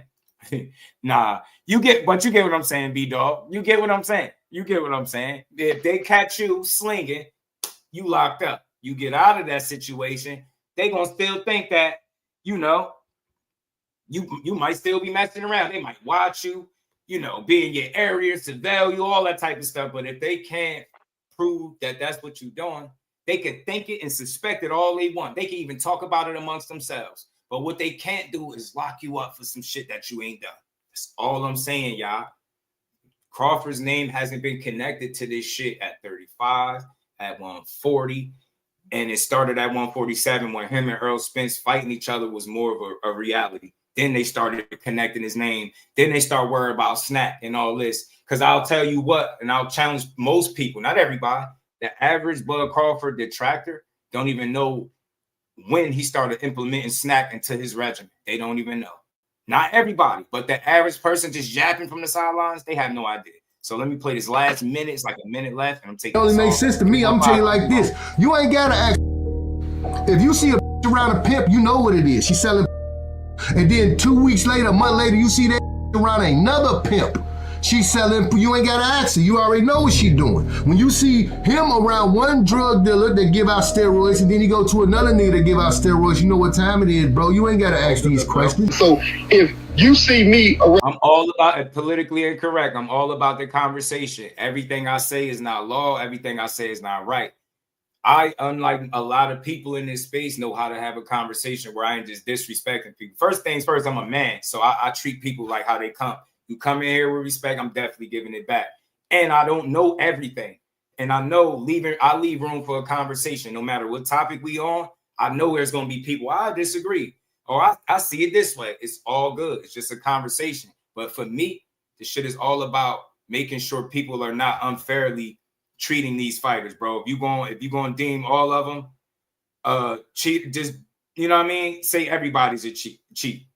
You know what I mean? You know what I'm saying? Say everybody's a drug cheat, not just two people to make a case off. You know what I'm saying? Two people that's known for selling drugs, that means I'm a drug dealer too? Nine times out of 10. And I could relate to that. I knew drug dealers my whole life. And I ain't saying y'all could actually get in touch with people and ask, but I've known these type of people my whole life. And they all tell you I've never done it. Never did what the next man did. Because I'm a man first. If it ain't for me, it ain't for me. Everything ain't for everybody. When it's time to separate from that kind of crowd or them people, I knew how to do that. Nowhere in life is everything 100%, meaning whatever I'm into and every single person I hang, we all into 100% of the same shit. No, some people rob, steal, stick up, all this shit.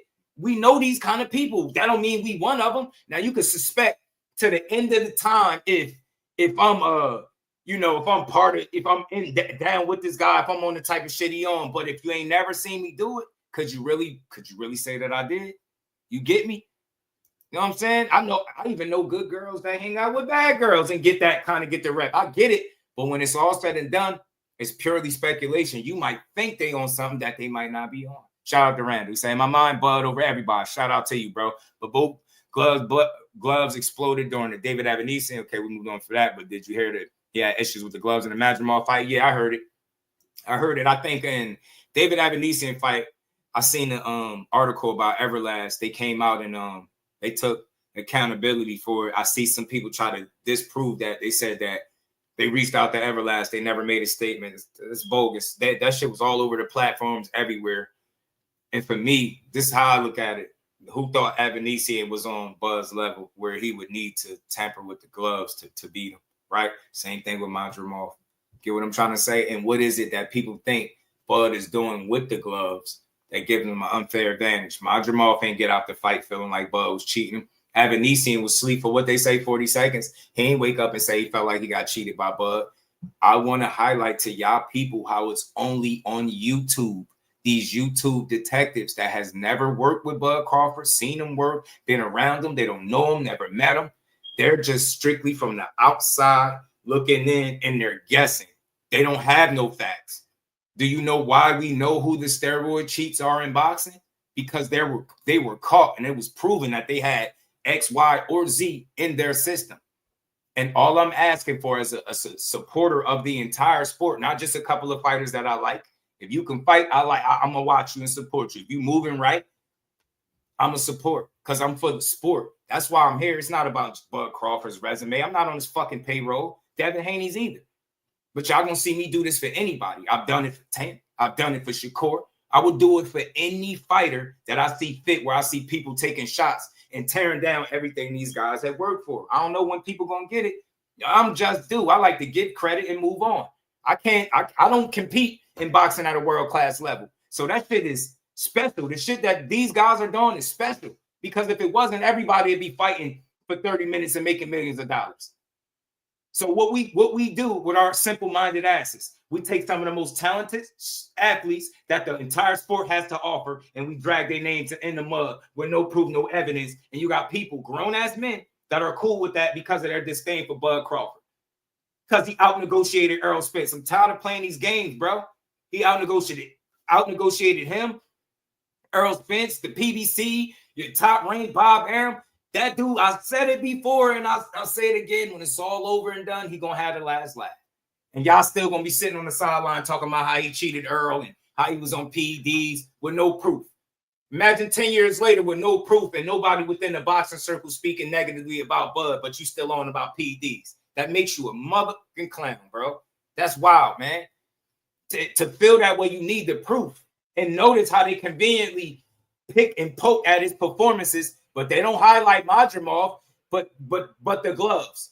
But nah, let's talk about the performance. I thought his performances was enhanced. Why are y'all saying he don't got no legs? Why are y'all saying he looked old? Why did y'all say he was very hittable? Why did you say his reflexes wasn't good? Why did you say he has no shot at hell? The guy that just fought Madrimov and beating Canelo Alvarez, but all of that shit go out the window. And now he gonna be snack strong for this fight, but wasn't for the previous fight. Man, y'all make me sick, bro. That's how I know, and I'm standing on this shit. The people that got the most disdain for Bud Crawford didn't start watching him at first. Y'all ain't start watching him till he got to 47, when he was within an earshot of fighting your favorite fighter. That's when you started paying attention to him. Because make no fucking mistake, if you really love the sport of boxing and you was watching Terrence Bud Crawford at 135 pounds, you knew he was beating ass for a long time. For a long time, bro. For a long time. People been doubting that. Every time he stepped up, had a solid fight, they doubted this dude. And he continues to prove people wrong. I think it's time for people to say that he just one of them ones. That's what I'm here to say.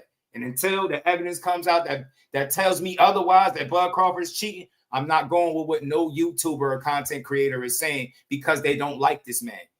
Imagine sitting up talking about how you don't like somebody personally that you never met personally. Shit don't make no sense, bro. Last few seconds. Is this over with? It's almost over. They done tearing down Bud. 815, my bad. Appreciate you being patient, man. Let me get this off of here. This shit is for boxing, man. This is why I come here. Not to attack the content creators with the narrative. I go after the narrative, bro. Nobody should be pushing steroids without the proof. That's why I'm saying, bro, the only way we know anybody else is a dirty fighter is because we can go look it up, type their name out of them. We got a date, what PED was in their system, and all of that. We got it.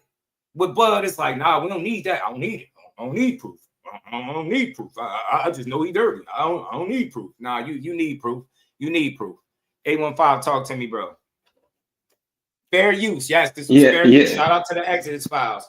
Them people bogus because they still got a bunch of baseless claims with no. I didn't learn nothing from neither one of those videos. Respectfully, I'm talking about information outside of the Canelo did provide receipts when Conte said he needed to provide receipts to where he got the meat from. Shout out to Canelo for even going through that and going through the process and getting it done. Most people would have ignored it. He did it, so I respect it. Yeah.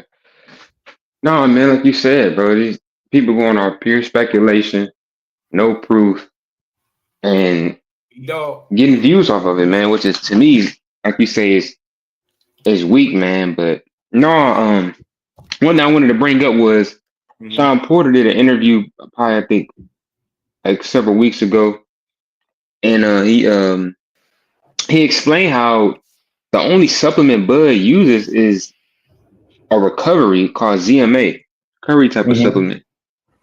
And he said he uses the same thing. He said when he asked, but he laughed. He's like, "Damn, we use the same type of supplement."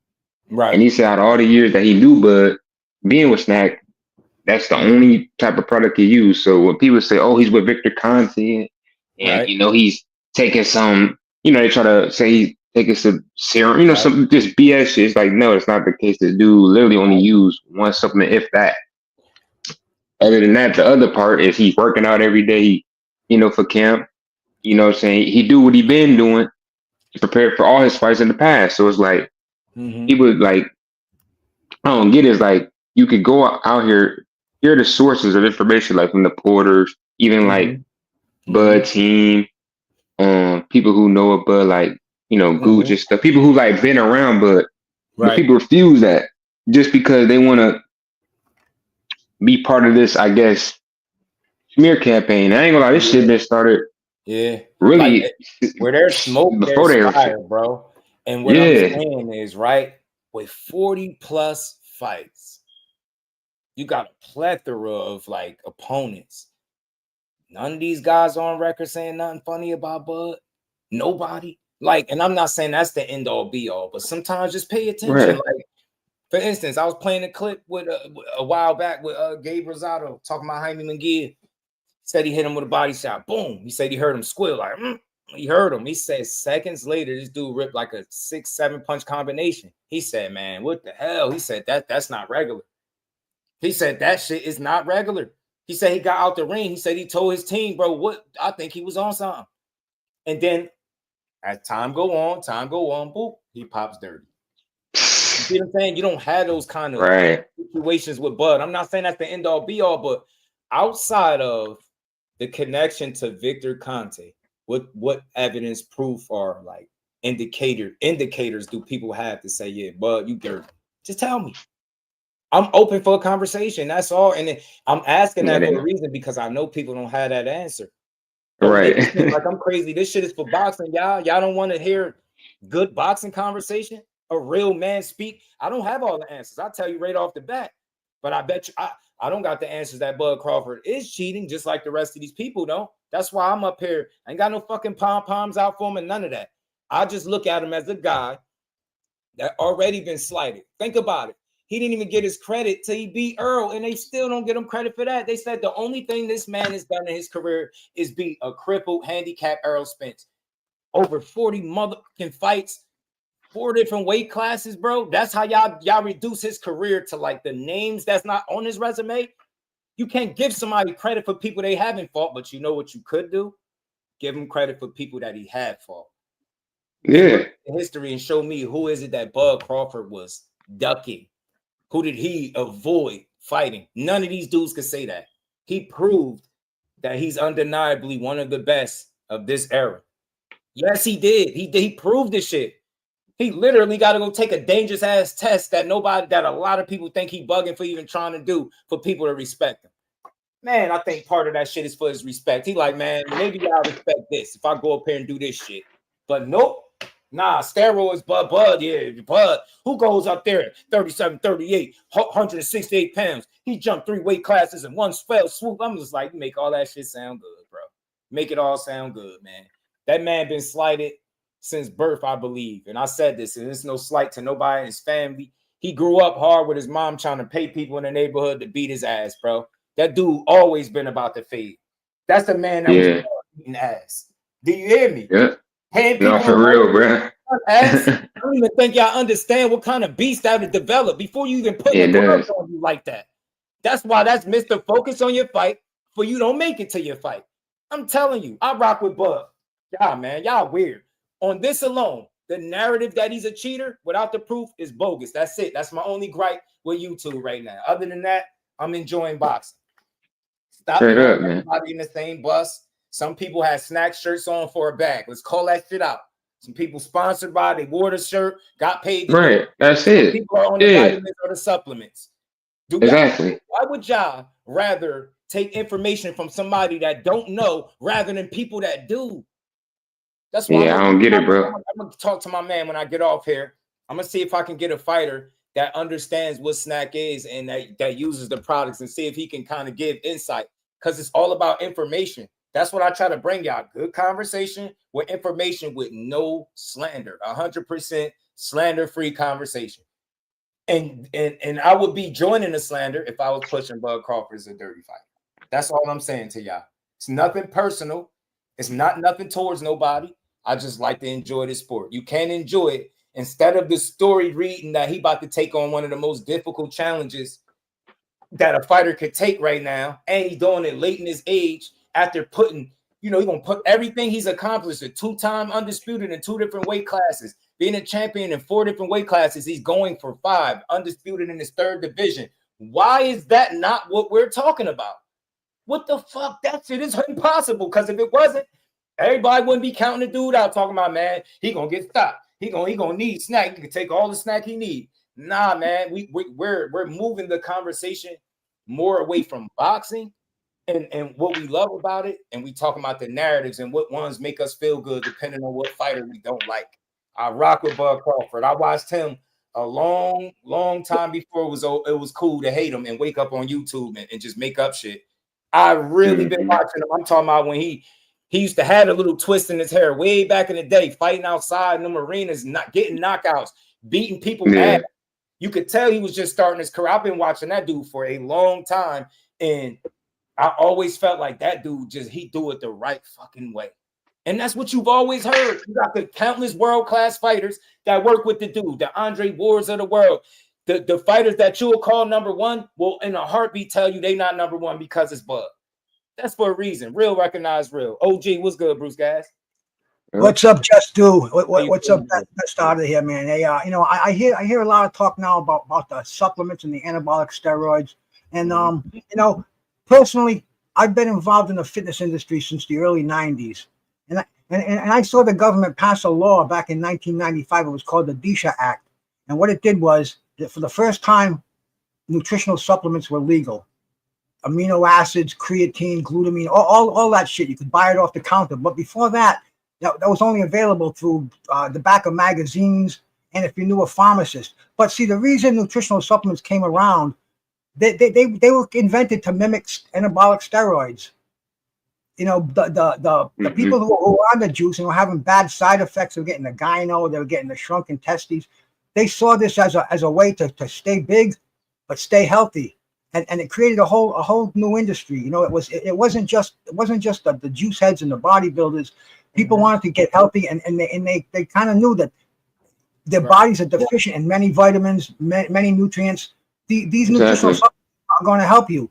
But the thing is, man, it got so entangled with Victor Conte. Now I was watching Victor Conte back with Balco in the late 90s with Barry Bonds and Mark McGuire and all that shit. And see, Victor, he was a bass player for fucking I can't think of a band right now, San Francisco rock band, and he was kind of a wild child. He got involved with nutritional supplements, and he was like he fucked around with the steroids. He got Marion Jones, like we just saw that article about her. He did some nasty things. He was caught. He paid the price, and now see Victor Conte. He's a millionaire because of nutritional supplements. Why would he take a chance to fuck around with anabolic steroids when this guy is making millions of dollars? Talk about it. He's probably the most scrutinized supplement distributor in the world. His margin for error is this. Exactly. And you see the thing with nutritional supplements is none of these supplements are evaluated by the FDA. Every bottle is going to say on there, not intended to diagnose, cure, or treat any illness. It's a buyer beware out there. And SNAC supplements are so popular because, like we said, he's so scrutinized, he's not going to taint his supplements. He's not going to add fillers in there. They're going to be, if it says it's ZMA, it's ZMA. There's zinc, magnesium, aspartate. And that's what Bud takes for recovery. It's been proven for over 25 years to aid in recovery. And that's what it's all about. You exercise, and it's a whole scientific program. It involves nutrition, dedication in that gym. You need strength and conditioning. You need anaerobic. You need aerobic. I mean, there's a whole fucking program, and Victor Conte is a master of that. He doesn't go look for athletes. Athletes look for Victor Conte. And as far as drug testing is concerned, I wish I was the drug czar, man. Because I was involved with natural bodybuilding. I gave a lot of people steroid tests. It involves things like monitored urination, man. You know, I want to sit there and I'm gonna watch some guy piss in a cup, and then we're going to take blood, and then we're going to give him a couple of random drug tests. And there ain't no fucking way that this guy is going to be using drugs if he's in my contest. You see, they sell drug masking agents, but they've been found. We know what they are, and they're not making more of them because there's not a lot of money in masking agents. They're not going to make these just a couple of athletes that want to cover up their steroid uses. I mean, it's a business. Boxing is boxing, but the business of boxing is a whole different thing, man. You know, and a lot of people know nothing about it. They know nothing about training camps, expenses, supplementation. I mean, the whole fucking ball of wax. But they like to put fingers because of their own inadequacies. Oh, he's on juice. He's taking the easy way. Man. Bro, Man, even the guys there. on juice, you're not going to look like Charles Atlas going to McDonald's and eating cheeseburgers. You got to buy the whole program, man. You got to eat lean. You got to sleep 10 hours a night. You got to do your cardio in the morning. You have to take your supplements. I mean, dude, it's a whole program. And I'm sick of hearing people just point their fingers at SNAC athletes and say, oh, this guy's cheating. This guy's cheating. And, man, you know, I just wanted to let that out, Jusdu, brother. And, you know, you're the platform to do it on, man. Hey, I appreciate. I wanted that because you've been around boxing longer than most people that have channels, and you don't give biased commentary. You don't sway too far to the left or to the right. You just tell it how it is. You've been watching this shit for a long time, and you know exactly what you're talking about. And you see, that's wisdom that you just came up here and brought the property value up. Y'all can sit here and try to argue all y'all want, but I'm here being true to the sport where people are not. How don't y'all have a problem with tearing down the fighters that spent their lives doing it the right way? And that's something that we could look at Terrence Bud Crawford and say, that's what we've always heard. Same thing with Devin Haney. You might not like the way he put on all the weight, but the kid goes and he works his ass off, always in shape, never miss weight. You get what I'm saying? You don't like him, so we dragging these guys. And I love the sport too much to be personal with these guys that I've never met. They never done nothing to me. I'm not about to get up here and lie and tell the world you're on steroids just because it sound good, or it's a couple people pushing this, so I'm gonna jump on the bandwagon. So I appreciate you just coming up here, adding that wisdom, man, and experience. You've been around this game a long time, and like I said, it's funny that they highlight specific performances and they try to build a case, but they won't speak about his most recent fight. You get what I'm saying? And I'm like, where are these performances that I should look at that's so enhanced, or these guys looking superhuman or abnormal, or you get me? It was a long point of time where Bud Crawford had nothing to do with SNAC. Was all those performances, which were consistent, were those all attributed to SNAC as well? It's like people don't understand what they're saying, man. See, people today, they're too personally involved with fighters. Yeah. You know, I heard when I first came on here, I'm hearing them call Bud Top Rank Toby. I'm like, what the fuck? And these are brothers calling their brother these fucking insults. Right. Yeah, goofy. I would never do that. I'm gonna leave. I'm gonna tell you one thing, man. Don't ever fall in love with a boxer, man. I learned that a long time ago. They're gonna make your heart, right, bro. This is a sport. You're gonna be a winner or loser. And man, I just want to see the best fight the best. And absolutely. Dude, I thank you for the process and best out of that, man. Salute, brother. I'm out of here, man. Peace. Salute to you, man. OG, appreciate you. Yeah. Appreciate you, man. I always appreciate the insight from the OG, man. He would know. And that's all. That's all. I just want to be clear. I know some of the stuff y'all hear me say, I'm going to repeat myself because I want to make sure y'all hear me clearly. This is not about attacking a content creator, a platform, showing favoritism to any fighter. It's simply about giving people their just due. You have to understand where y'all at when y'all come here. I'm going to always hold a conversation that's giving somebody credit. And we hold people accountable too. But in this situation, respectfully, people got a bunch of circumstantial evidence, a bunch of invisible dots that they connect and that don't align with nothing. And you have no evidence or no proof to suggest that Terrence Crawford and Devin Haney are dirty fighters. And if you're going to do that, with the baseless claims that y'all been making, make sure you throw every single SNAC fighter. Bam Rodriguez involved, you know, for y'all, because y'all know we love Bam, right? The boots, innocence. I just want people to know how crazy it sounds. And you just keep on going. Sean Porter's a guy that wasn't known for power. Caleb Plant, not known for power and stamina issues, but oh shit, he's juicing. You get what I'm trying to say? He's juicing. Yeah. And I want to clear with political. On par with what he's been doing all his career, but now he probably juicing. He got shit. He got bumps on his back. It's like, telling you, bro.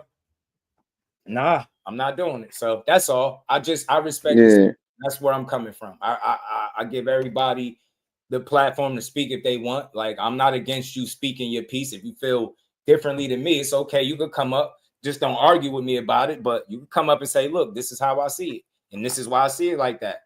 That's what this shit is about. Having good conversations around the sport. But I'm only one person, bro. Everybody ain't got to see it my way. But it's all about the integrity of the sport. I won't enjoy boxing if I looked at it from the lens that a lot of these people look at it from.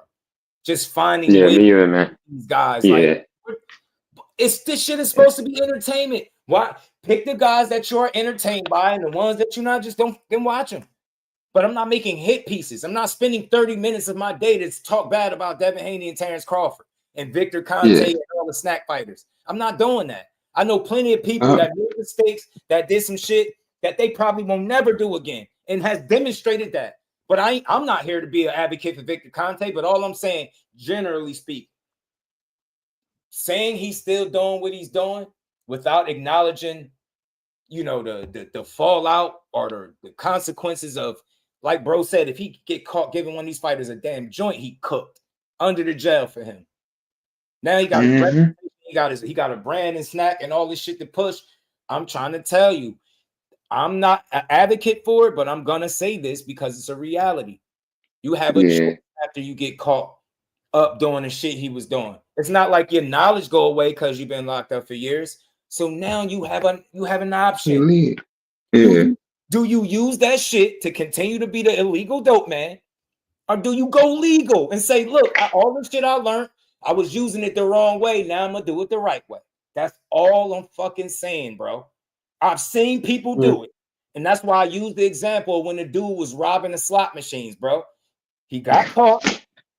They locked him up. It wasn't the amount of time that you thought he would get. And they fucking hired him. They hired him to prevent anybody from stealing from them. Who would know better than the actual thief? So in that situation, he's using the knowledge just for good this time. I'm not saying I'm not ever going to be an advocate of somebody I don't know. I don't know him, right? But I know what we've seen from Terrence Crawford and Devin Haney as far as fighters with their performances. I don't see guys, I don't look at them and be like, man, something ain't right with them. And nobody's getting out the ring with them saying, man, something ain't right with them, man. That damn Bud Crawford, man, he ain't right. You hear the same shit. Dude is super athletic, super competitive. He out here challenging darts, bro.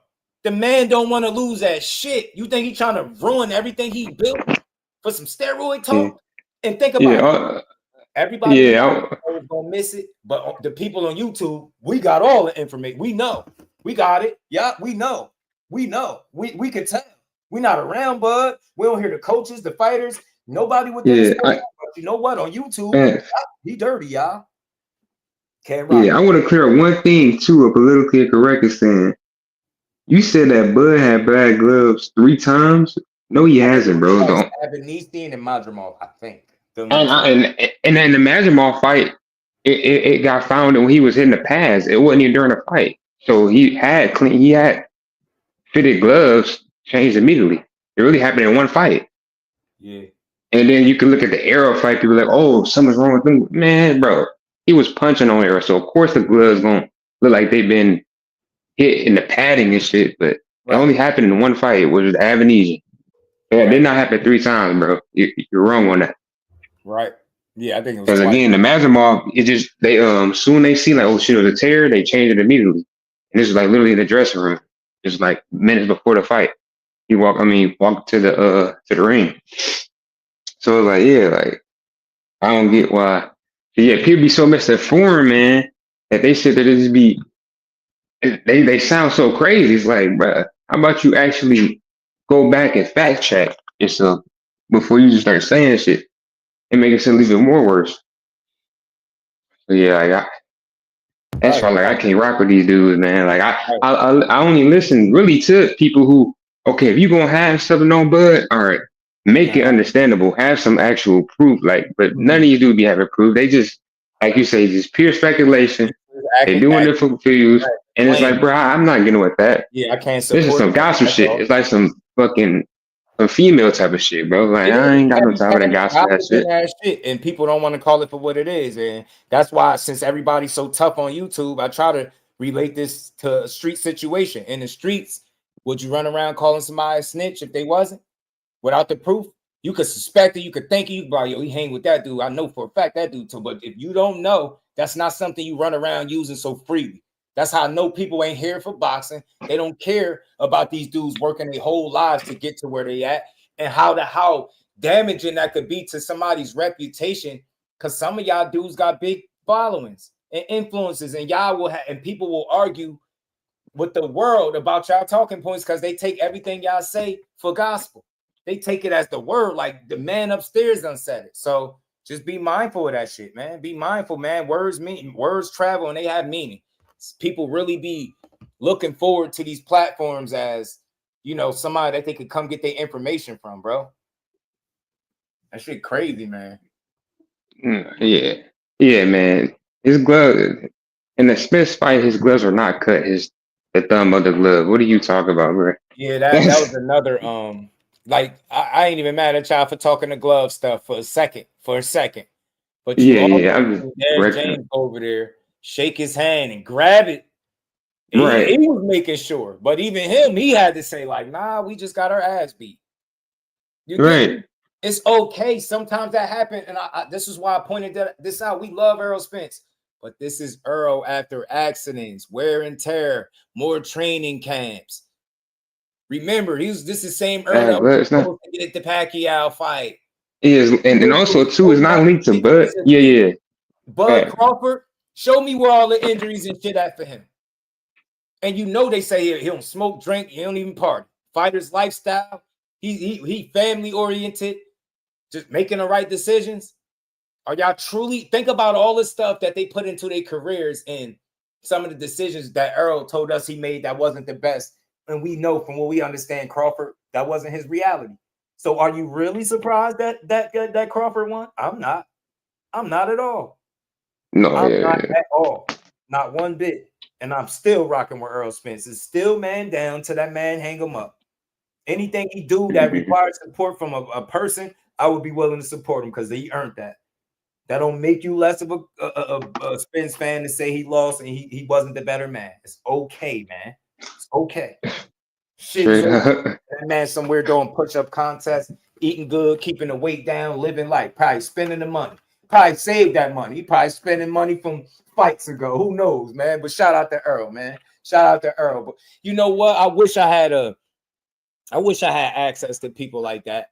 I would just love to get his response to what he think about steroid accusations that they're making about Bud being that he fought him. I just want to know. I don't need a long. You could tweet me. I might tweet him and ask him. I swear, just to see. I know. I know. For a lot of other shit. I'm a very positive person when I reach out to fighters. I try my best not to be a troll or disrespectful. I try to talk to them like I'm talking to another man. Like, hey, ask a question. Sometimes they respond. I really want to know from Earl Spence, the person where when he beat him, that's where all this shit ramped up at. I would love to know. I did hear somebody quote Earl. They said Earl said he's standing with Crawford with all the steroid talk and he a clean fighter. But I would love, I don't care if he just tweet like, yo, they both. That's crazy. And he said this recently, bro? I do a whole lot. He said that recently, Errol? Yeah. I was watching a video and somebody said that's crazy. Yeah, Earl was he said he's standing with Bud Crawford. He's a clean fighter. Yeah, because I mean where he picked Crawford to beat Canelo. He said I seen him. Right. He's a real one, bro. He ain't sitting around salty like, nah, man, that motherfucker's on slide. Right, because he sure could be if he wanted to. I'm rocking with Canelo. Right, exactly. That's crazy. Nah, man. So yeah, I know you. So again, politically correct. I know you talk about have gloves. It's the link that you talk about that connects the thumb to the mid part, not the mid part, but to the front. What do you call it on the glove? But I just call it like the front part of the glove. That shit was not cut, bro. Like you do realize if that was cut, literally they would have had to make him change. It was still intact. And if you think otherwise, show a link or a photo of it being cut. I guarantee you can't show that. And then also, just busted gloves, bro. They weren't, bro. He hit the mitts, and the glove got cut. They weren't already busted. Yeah, the remote. Earl and Tank fans don't listen to what they say. Nope. They don't be listening, bro. Shout out to homie, the mayor, T. Hill, man. What's good? Why didn't DJ check Bud guards before the fight? He's in the locker room. He did. That's the thing, though. They get checked there, too, bro. They get checked there. But I think it was more like a shot reaction. Like, damn, he just kicked our ass. And, like, when he went to go shake Bud's hand, he pulled him in a little bit more.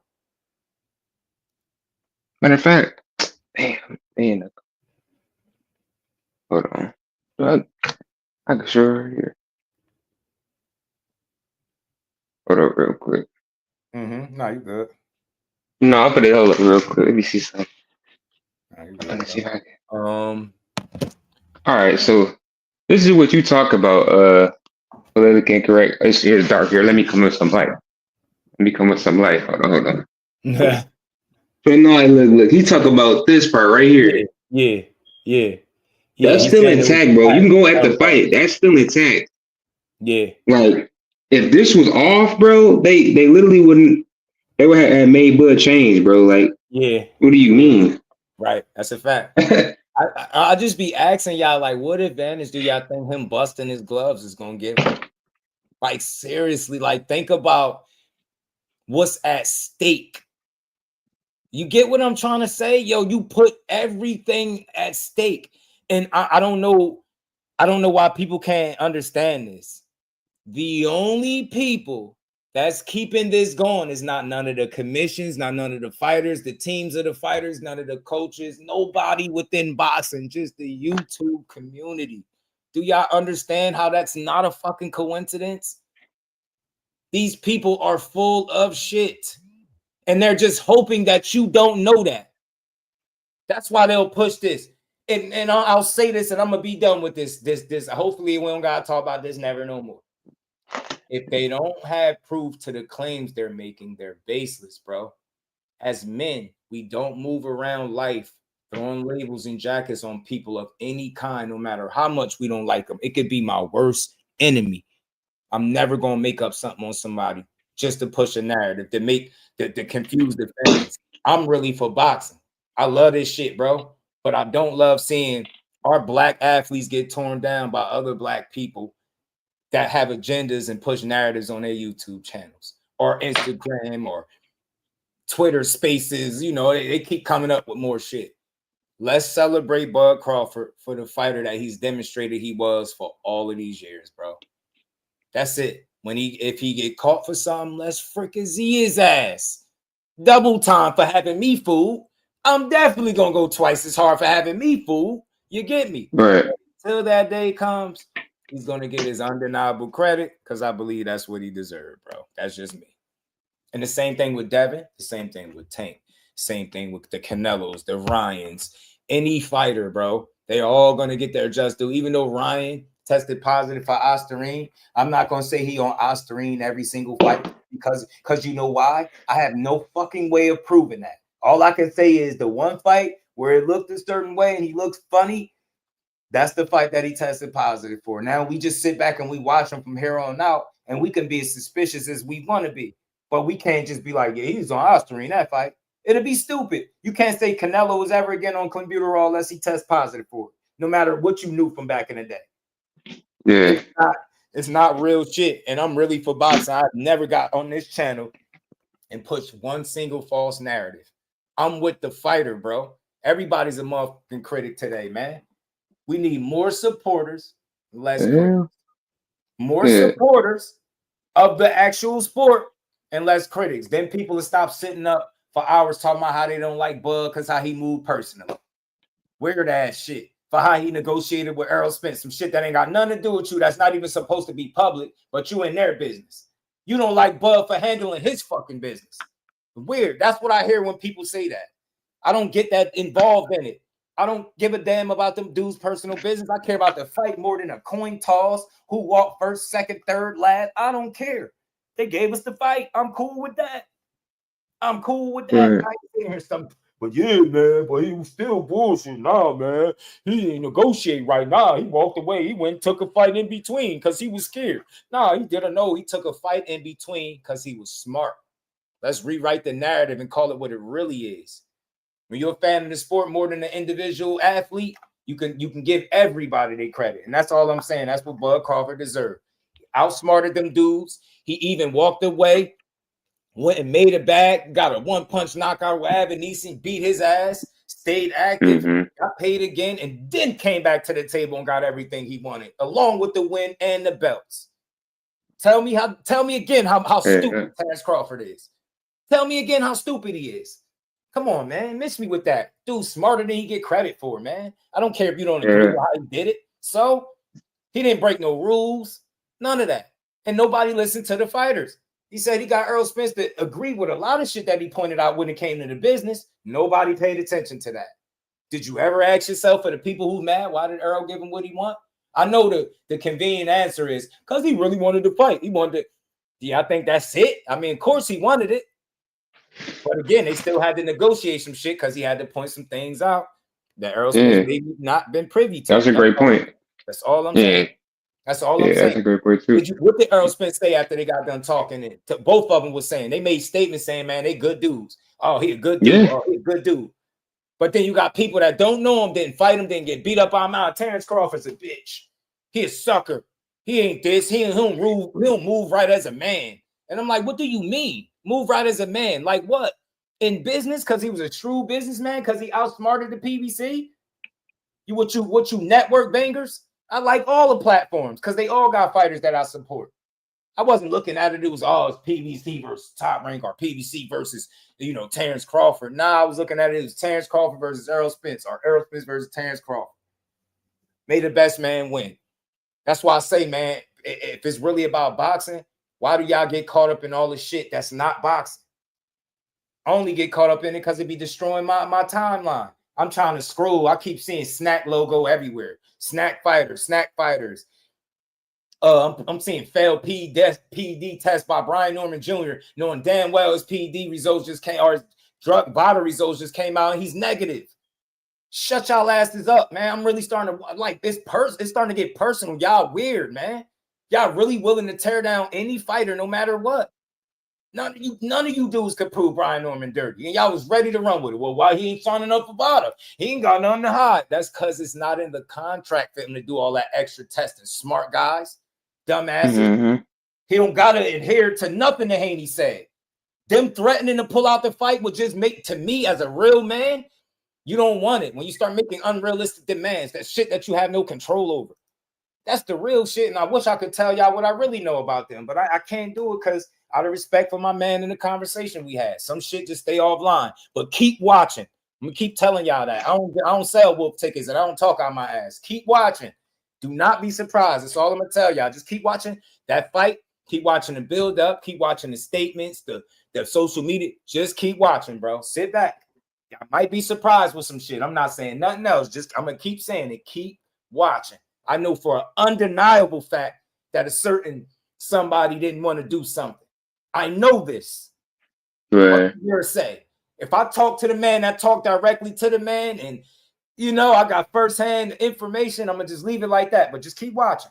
Keep watching, y'all. That's all I'm gonna say. Keep watching. I just want to enjoy boxing. I want to give fighters their just due, yo. That's what I do over here. You know what I'm saying? I can't box at a world-class level, y'all. So when I see somebody that can, guess what I do? I give them their respect and credit as a man. And I understand that this shit was as easy as everybody makes it seem. They'll all be in there getting millions of dollars to fight for 36 minutes. You get me? But they not. So I ain't trying to hear none of that shit. Bud Crawford is not a dime a dozen type of fighter. It's a reason why he stood the test of time, why he going to have the last laugh. Win, lose, or draw against Canelo, he going to have the last laugh. He's still going to have the last laugh. That he just one of them ones, bro. We got to see. Instead of appreciating it, nah, yeah, it had to be cheating. There's no way he was that good this long. There's no way. How was he challenging Canelo at 38 and 68? How was he doing it? Sit back and watch. He about to do this shit. And Smoke, what's good with it, fam? What's good, bro?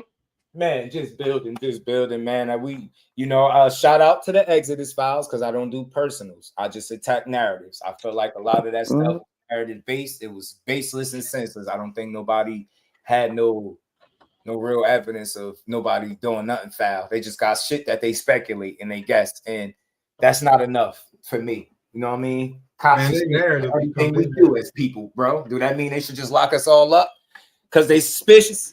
Hell with that. I don't care about your suspicion no more. I was respecting it at first, but when I seen that y'all suspicions is more than suspicions, is outright just accusing people, you know what I'm saying? And we can't do it. We can't rock with it. Odds Manager 71, what's good, fam? Y'all hit the like button. Yeah, of course, Band Up. You come up.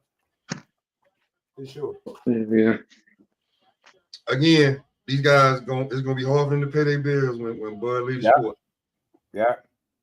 What you gonna talk about? Watch motherfuckers start gaming. They're gonna start streaming the game and shit. Or just for likes, clicks, and views. Then they're gonna be giving their opinion on what they think. Then they're trying to keep a different audience. Yeah, it's all fun, man. Like it's I ain't gonna say it's fun, but it's all entertainment. It's supposed to be, but they're what they doing, Smoke. They making it so that we almost can't even enjoy it. It's entertaining. If you're mad, if you're running around here mad about the decisions that these fighters are making, you taking it too personal. I'm mad that grown men are disguising their hate as like, nah, I'm talking boxing. No, you not. Because then as soon as we say, where's the proof? Well, I don't need proof. Just I got my common sense. What? So hold on. All we need is common sense to detect PEDs. That's it. Yo, you serious? With a straight face, like common sense. That's all we need. Okay. Yeah. Well, just do. I did get this right. They ain't tell me, but I did get this from them by the way they've been rolling. Right. The Omaha boys that I fuck with is boxing you and them. Yeah, I was telling Gooch. Gooch and them. Yeah. Like it ain't been said, but the way they've been talking, Bud watching and they it's been a notification to fall back and just watch and see what everybody's saying. After the fight, they've been paying attention. When you hear Bernie the boxer start going off on niggas, you like, I didn't know he knew my name. He been watching. Right. So I think this is on their side just now. Like, let them talk. Yeah, I hope I can bury it after this, though. I hope I could bury it after this for me, man. But when I seen those back-to-back documentaries that I played today, I'm like, yo, this is right up my alley. I ain't gonna make this shit personal, but y'all taking a lot of time out your day to put together these hit pieces, as I call them. You get people to narrate them, and you add the little spooky music and. Yeah, I'm like, dude, what in the fuck? I'm not being fooled because through all of that, I'm looking for you to present some level of evidence, not the 52 fake out. Don't 52 fake out me with the bullshit. I'm listening to see where at. Do we got any definitive proof or anything? No, not at all. Like then you play some clips to me that helped Crawford prove a case for being a clean fighter. He just good. It ain't no any one thing with him. That man just could fight. That's it. They gonna reach for anything. I had a cat ask me yesterday. He was talking about the David Evanesian fight. He talking about something. Yo, he knew his gloves was busted before the fight. And I said, okay, so say that, even if you say that's the case, don't they get their gloves checked before they go in the ring? And didn't that lady check it when he was in the ring? So if you mean to tell me that I'm a fighter, right? And I got some gloves, and I'm like, okay, these might be a little fucked up. But we're gonna let me see if they rock with them. And they don't trip on it. Why should I trip on it? If the NBA want to change a ball like they did just a couple years ago from Spalding to Wilson, so is it something different because they're using a different ball? No, everybody's okay with it. Niggas had trouble shooting with it. James Harden had a horrible what's it called percentage the next year, but they don't. I mean, if the ref is okay with it, everybody okay with it. Why would I trip on it? Right. Yeah. I'm with that high. Clean boxing, bro. That's what I'm with. And I'm with evidence. Present evidence. Like it's nothing wrong with suspecting, getting on here and saying, you know what, I suspect X, Y, and Z because of this, and leave it there. But people just went way past that. And it's like, I know. I heard I don't say names. I heard people saying they know directly because they seen him cheat. Saying you seen Terrence Crawford cheat is what? Directly? I don't know what the fuck. But you know what the problem is? All them fights, they got a problem with. There's no blueprint on this man. Right. You can't. You can ask anybody how you what's against anybody. Actually, ask anybody against anybody how they gonna beat Bud. You know what I'm saying? Right. There's no definite one way to get that man out the game. Right.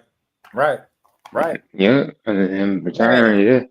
I appreciate y'all, bros, because y'all know how to have a conversation. I want all three of y'all to know, I don't care how different your opinion might have been. You still welcome to come up and talk. You might be speaking for somebody else that might not want to click the link. That might want to stay in the chat. It's not about arguing, bro. It's about having a real conversation and making this shit make sense, digestible for the people that's listening. I don't got every answer, but I know one thing that I got on my side and why I got the confidence to come and talk like this, because I know y'all ain't got the proof, because if y'all did, y'all would have presented it. I rest my case and I'm done after this.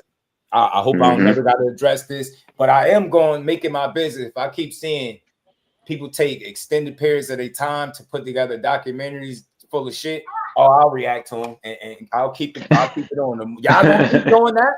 I'm gonna keep giving boxing its just due. So keep it going, because y'all making content for me. Go ahead and put together those pieces and shit like that. Don't try to strike my shit. Don't try to strike me, because I told y'all it's never personal. People, I'm trying to teach people something. It's not about attacking the person that you're talking to. If something they're saying is bogus, you attack the narrative, their talking point, not the individual. When you attack the individual, you make it personal. You get what I'm saying? So that's all. I just want to see a sport where everybody gets their just due, not just baseless accusations about SNAC. You know what I mean? And I get it. Or your suspicions. I'm tired of that. Okay, I'm not gonna lie. When I hear somebody talk and I find out that they just biased, like they can't say one positive thing about it, whoever. Then I'm gonna call you out. Then I'm gonna tell you biased. I hope you hit the like button and sub to the channel. Hives, man. I seen you pop in. You said you need clean boxing. Yeah, we do. But I hope you hearing what I'm saying, because I don't know what side you on. It's sad that we gotta figure out what side people on. But if you can't, I'm gonna go out on a limb and say, if you can't rock with the kind of conversation I'm having, I don't think you care about clean boxing. Not you individually, but people, right? That don't mean agree with me, but the whole reason I'm here is about slander. And you got two types of boxing fans when it comes down to it. People that's cool with slander and people that's not. That's what created my channel. All the slander that fighters get. So when I see somebody go this hard, y'all gonna keep hearing me say this for years. I see somebody go hard to take credit, I'm gonna go twice as hard to give them their credit, because I think that's what they deserve, bro. It's easy to sit here and talk. It's easy to talk about how Crawford ain't fought nobody, but it take a different type of supporter to highlight how he been kicking ass since 08 and name the different significant fights that he had on his way up, beating people ass, proving people wrong. All time, I've never seen a boring Terrence Crawford fight. Never seen him not willing to improve that shit. But his own people, his biggest detractors, and it's nasty. Son of God, what's good, homie? How you feeling, bro? Nasty. That's all I'm saying. Bro. Yeah, I support all fighters that go out there and put their lives on the line, bro. I deal with it case by case basis. If you get popped dirty for a particular fight, that fight will forever be tainted. Some people look at it like everything you did before and after that point is tainted. For me, case by case. Oh, you popped that fight, you was dirty. Because to continue to say it with no evidence, no proof is witch hunt. That's stupid. It's like, what are you basing it on? What you think? Or the last time? You can't do that. I'm a fair person. I'm real. You call people out for the shit that they do wrong, that you know they did wrong, that we all could be in agreement that they did.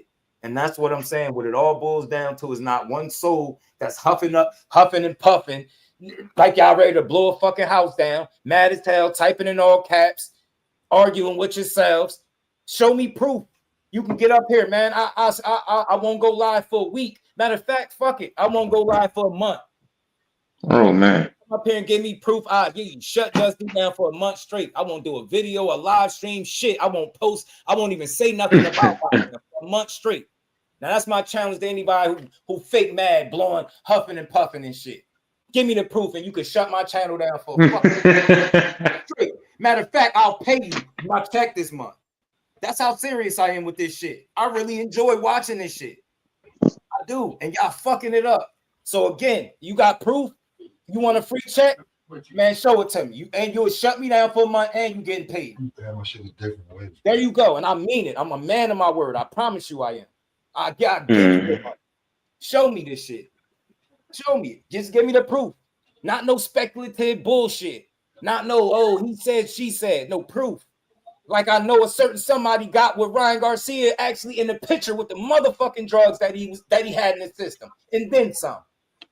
Man, yo, y'all lucky I'm not a messy person. Hey, bro, send me the picture.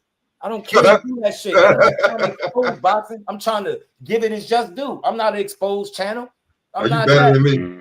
You better than me. I'd have been like, nigga, send that shit. It's a couple things, bro. It was all right. I could talk about the situation now. Like, if I was the type that wanted to like just get the clicks, the views.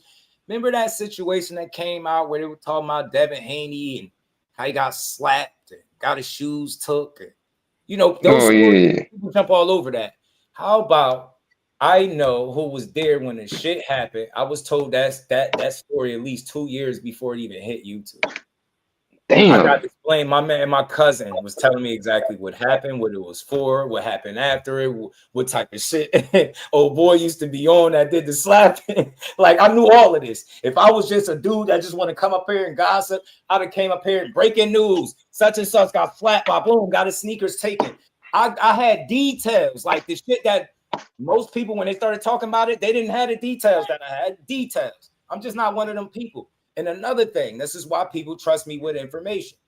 When a certain somebody's fought and he had a bad performance, I was able to know exactly what was wrong with this dude before anybody else did. I had to sit up here and call a fight like I didn't know what the hell was going on. Do you know how crazy that felt?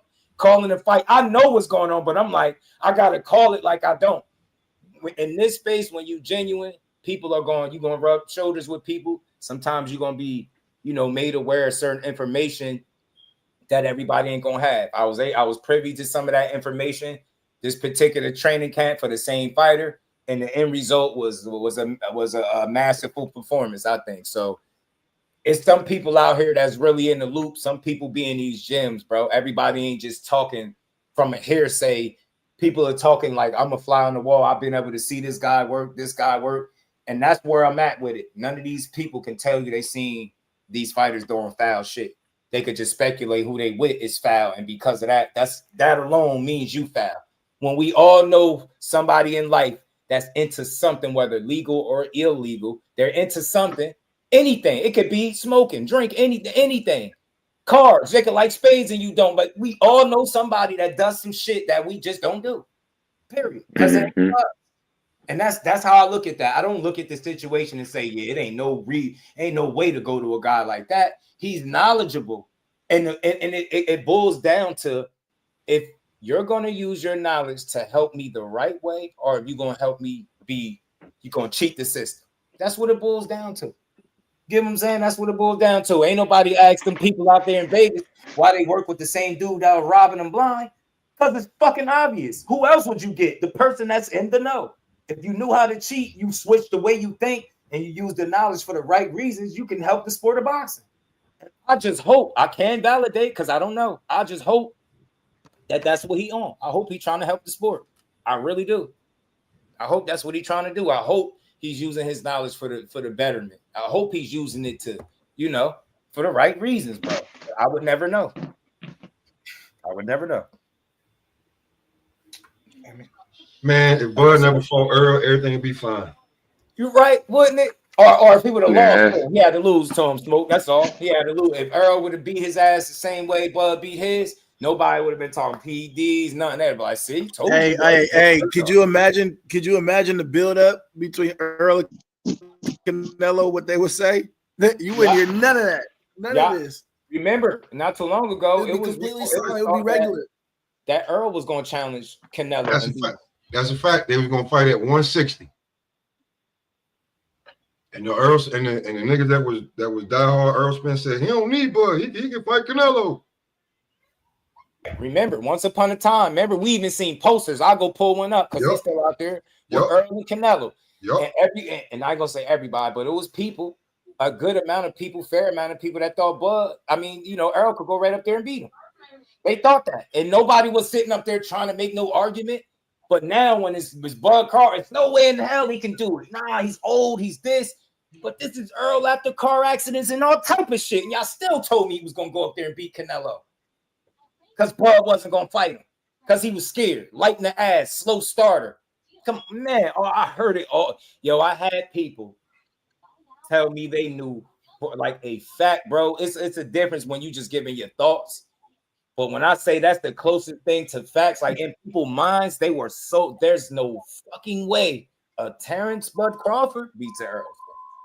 I remember all the different talking points.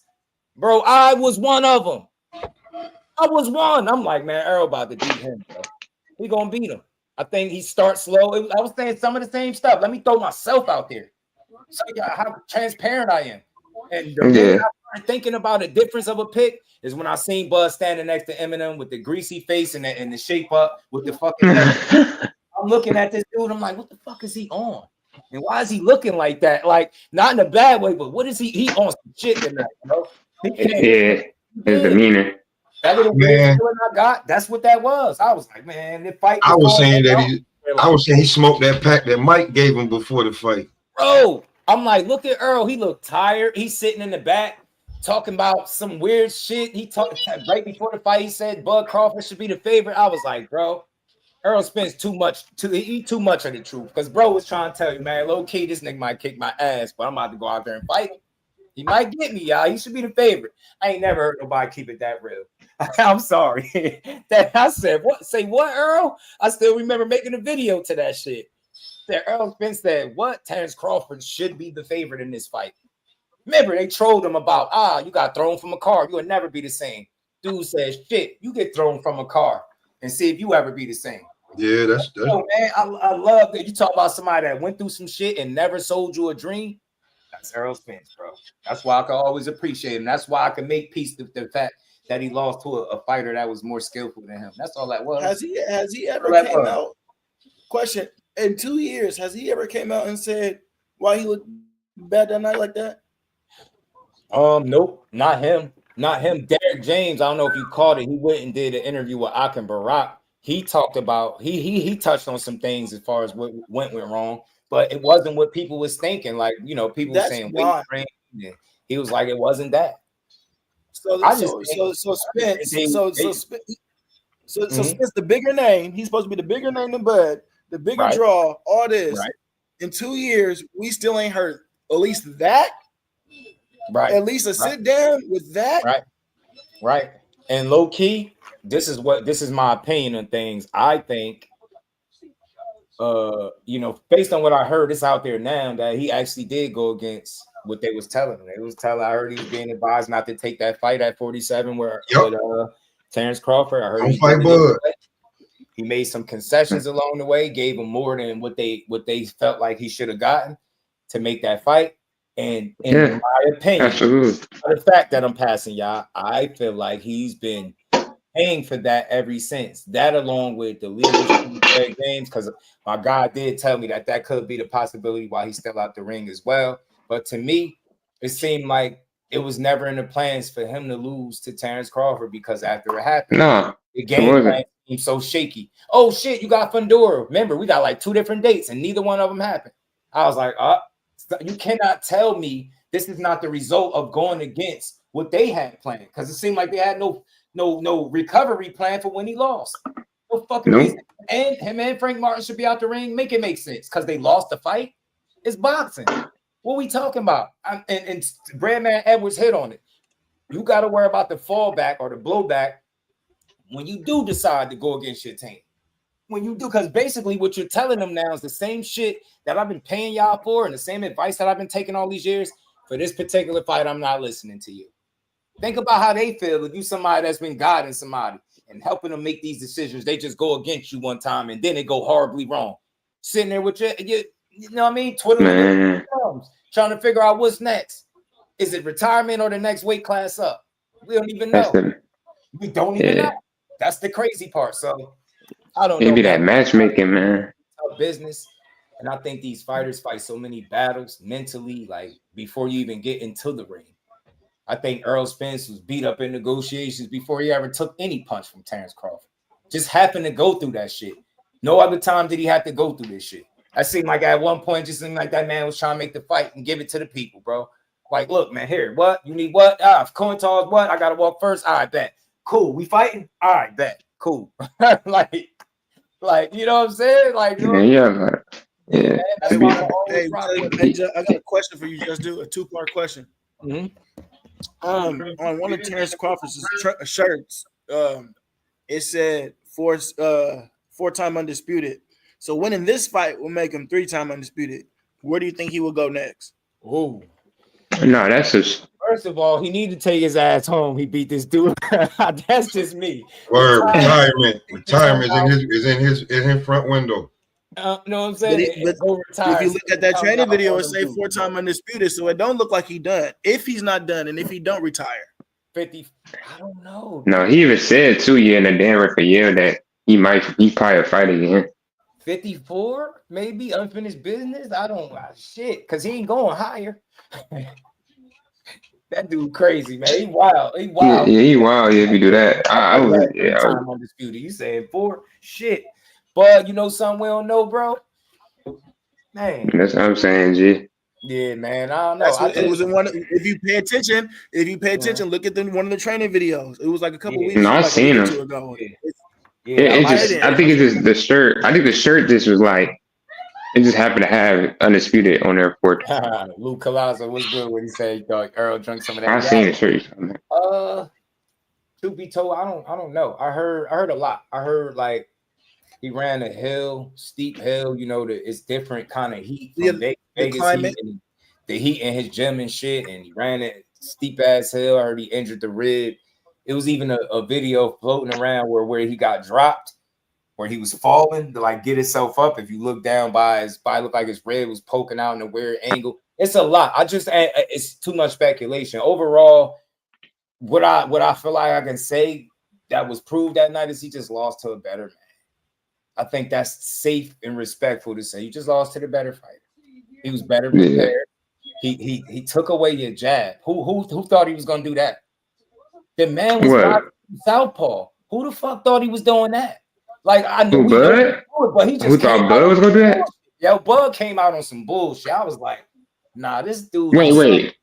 Yeah, you said, I knew that. Hey, yo, I'm gonna tell you this right now. I definitely knew he was gonna do that.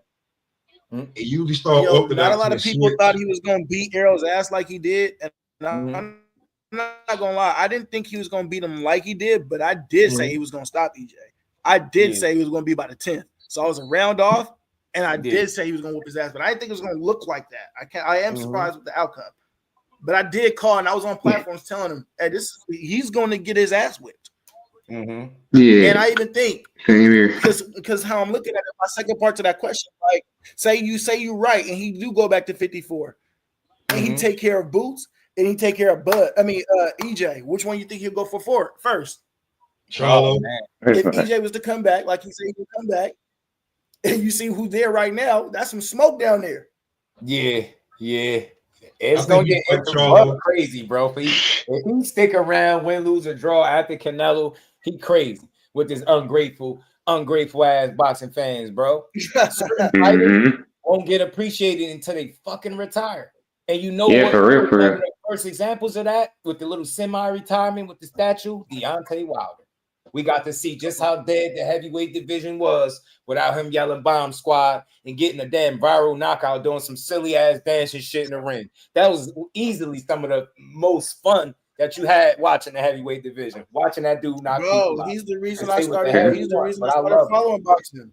Him and Bud. Yeah. And the Bud need a statue, bro. Omaha, y'all slipping. Y'all gotta get y'all man the statue, bro. They out here slighting them at every turn. Whenever you get hated on by your own people with no proof, no evidence, that means you fucking great. And I'm not it's okay. And y'all know who my favorite fighter is, so don't give me no fanboy shit. I like all these dudes. And I had Spence win. Didn't change my pick, even though I felt like it looking at that dude. I said, like, damn, bro. He don't even care about how he look. I'm sitting here thinking, niggas is crazy. You crazy. He just want to fight, man. Damn, then he got his mom here. Then somebody said it was her birthday. All this shit started wrong, man. I'm like, hold up, bro. Damn, man, he been beating people ass all his life with his mom trying to get him beat up. Now when the tables turn, he up. He done proved to be one of the best fighters in the world, not just street fighters, one of the best fighters in the world. Everything is on the up and up. And he about to show out for her birthday. Earl over here looking like he just got woke up from a nap 10 minutes ago. He looks sleepy. It looked like he caught contact on the ring walk. Ah, god damn. I'm looking at EJ like, what's up? Why you got them bags under you? And bro, you need some sleep. Bro ass needs some sleep. I'm like, bro, I know you didn't get in the biggest fight of your life looking sleepy. Man, I was like, damn, man, why did somebody give EJ 20, 30 more minutes? He need a nap, bro. Bro ass got out there sleepy. He was sitting down, and I felt weird. He was sitting down with the tank top on, and he said something weird, something about his energy. I was like, what the hell? I just had a couple little instances where I was like, man, little making me feel uneasy about the fight. He was just too fucking honest, I think. Too honest. He was way too honest. I was like, dude, talk to ass or something. Like, I don't even like it got to a point where I didn't know if I believed what he was saying. I didn't know. I think he do, bro. I think I mean that he just I ain't okay. You can say some of it's speculation, but I've been following that shit, man. A lot of that shit, they were over inflating and you could tell Arrow's ego. And Arrow felt himself too much. He talking about who Bud fought. I did this more. Like he had a too much of an overinflated ego. He got humble, man. You know what? And he needed that humbleness. I wonder how he was much. definitely sipping the fans juice. Yeah, He was. He was feeling himself. I wonder how much of what he was saying, y'all, was based on how much boxing that he observed or listened to. Watch. I think it was a lot. I think it was a lot.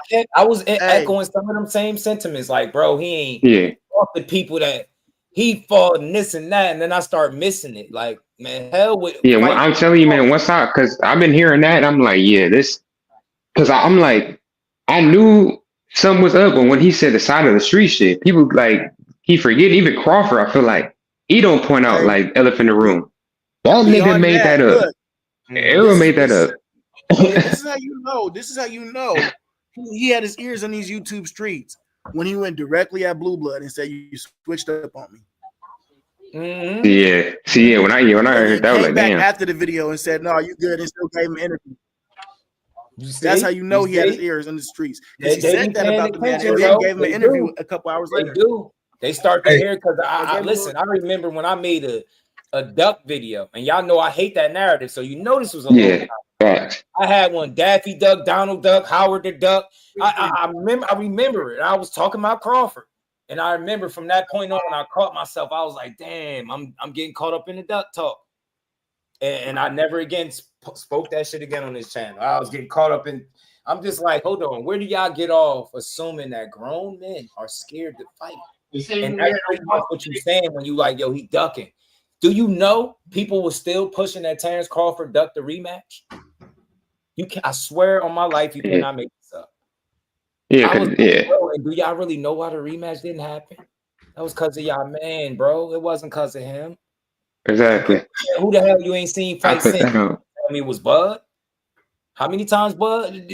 How many times Bud fought? He already fought. He about to fight again. You still sitting on the sideline? Hey man, I hate to say it, but when I did that live, when I had got that video that they tried to delete, but I did that live when this girl was, and niggas were like, "Oh man, that's a joke." When she was trying to wake his ass up. Hey man, what the fuck was that? What was that, bro? Somebody said me, listen. This is how I knew his inner circle.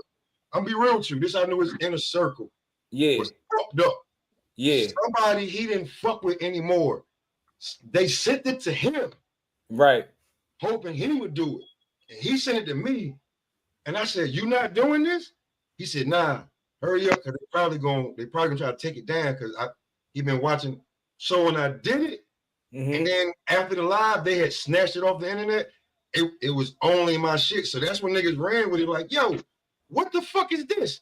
That wasn't planned. That nigga was on them painkillers, supposed to be sleep, and she was fucking with him, and she really hit him with the fucking car. Yo, bro, that shit looked so suspect to me. He was like, she was like, something going somewhere. He was like, huh? You want to go to Dubai, baby? Yeah, he was slurring. I'm like, yo. You know what I'm saying? Like, then he tried to get in front of it and say it was acting and all this. I'm like, nah, EJ. That shit. Somebody need to get you an Oscar then. Get you an Oscar. Fuck a championship belt. Give him an Oscar, and I can see why you ain't fought since. Like, bro, everybody was like, oh man, they do that. I'm like, yo, bro. It gave me a nasty, weird feeling. I was like, why would you play with anything drinking or accident or getting hit by or falling out of? Why would you play with that after just coming back from? Unless you're an ultimate troll or nigga, that shit was real. I was just like, I hit him with my car or something like that.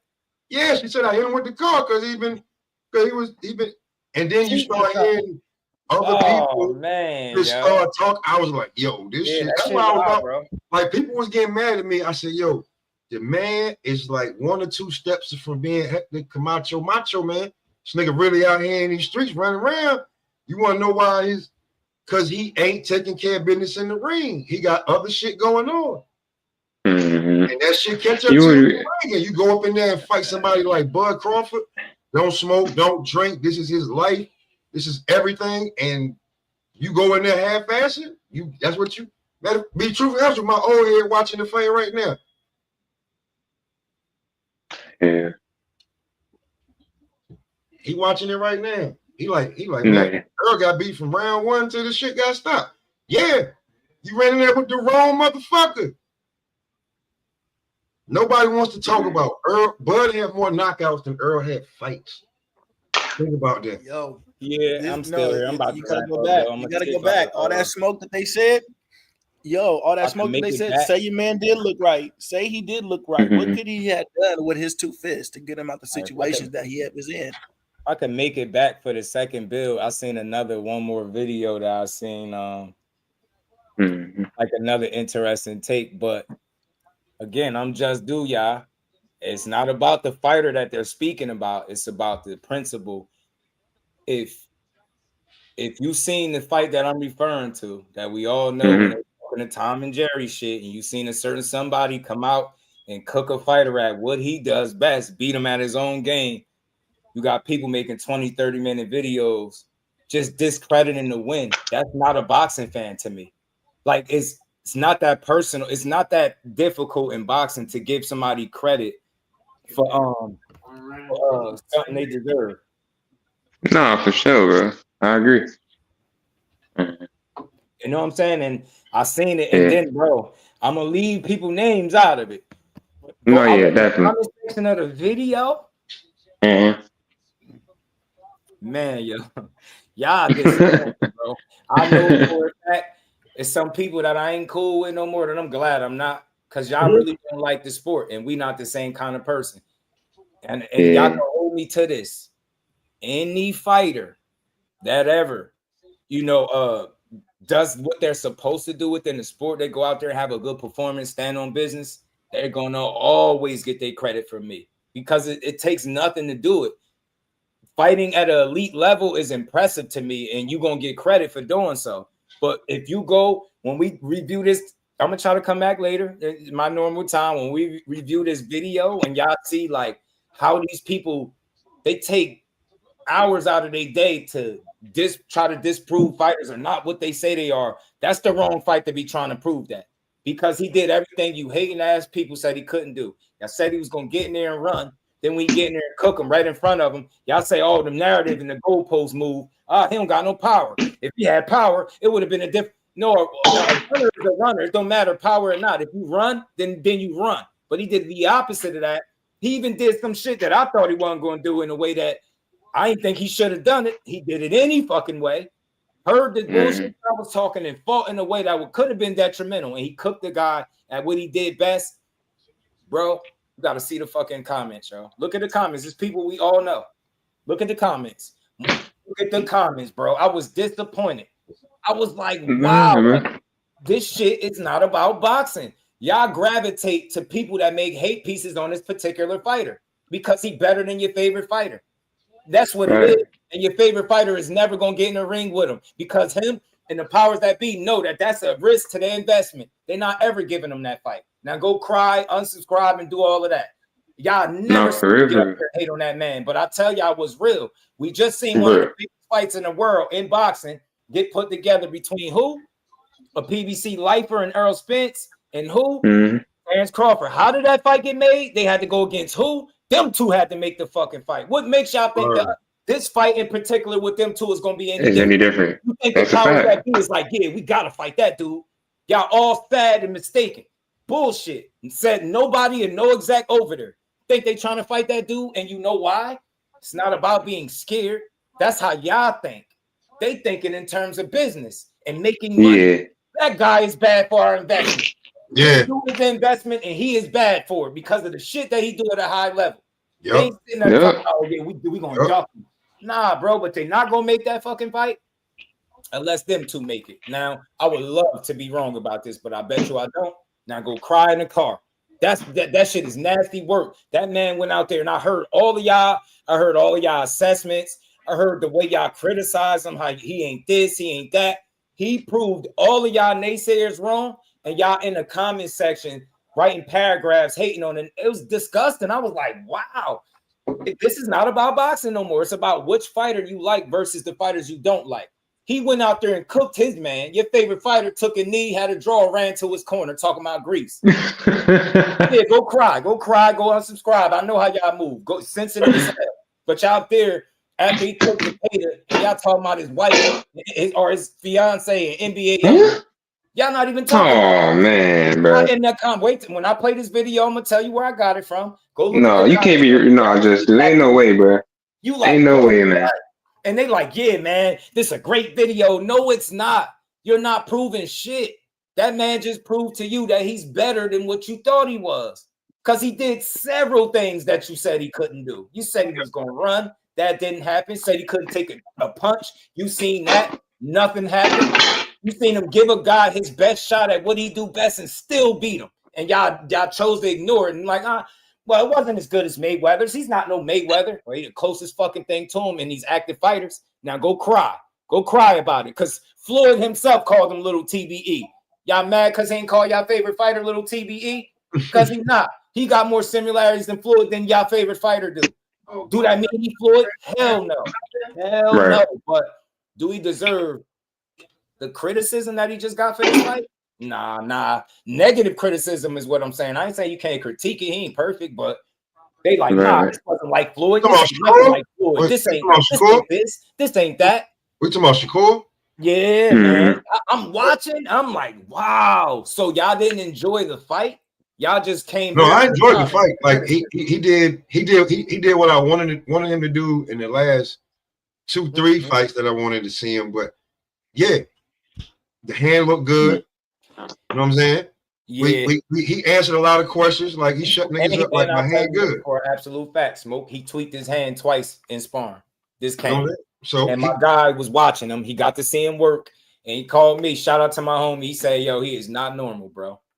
He said, I don't put no extra on it. He said that boy is not normal. He said that shit he's doing in the gym. I done seen all these different fighters work multiple gyms. Boots to the ground. He said that shit he in there doing is different. So the shit that you seen him doing was the payday in there standing right. He said he was doing that shit to them dudes as far. And the sharpness, how sharp he was throughout camp with the consistency. When I seen how he was able to maintain his form and really just go after this dude at what he did, I was like, oh, okay, he put the right work in. Said he tweaked his hand twice, but he could tell that it wasn't going to affect none, because when he did, he just adjusted the way he approached it so it wouldn't fuck nothing up. So he just, and it ain't no, oh, I hurt myself. It's over, the day over. Nah, we going to keep going. The dude, this is a guy that gets sick, throw up in the bucket. They ready to stop sparring. He like, nah, let's keep it going. So that's why I go so hard when I hear people say soft, scary this. I'm like, yo, all it takes is for one day in the gym to see him work. You don't need a whole camp. One day, I guarantee you, your interpretation of what you think of him will change. And that go for all fighters. Let me be clear. These dudes put in an extreme amount of work to get to where they at, and we don't see it. We don't see all the shit that they go through. Like all the little trials and tribulations through a fucking training camp. Like they creatures of habit.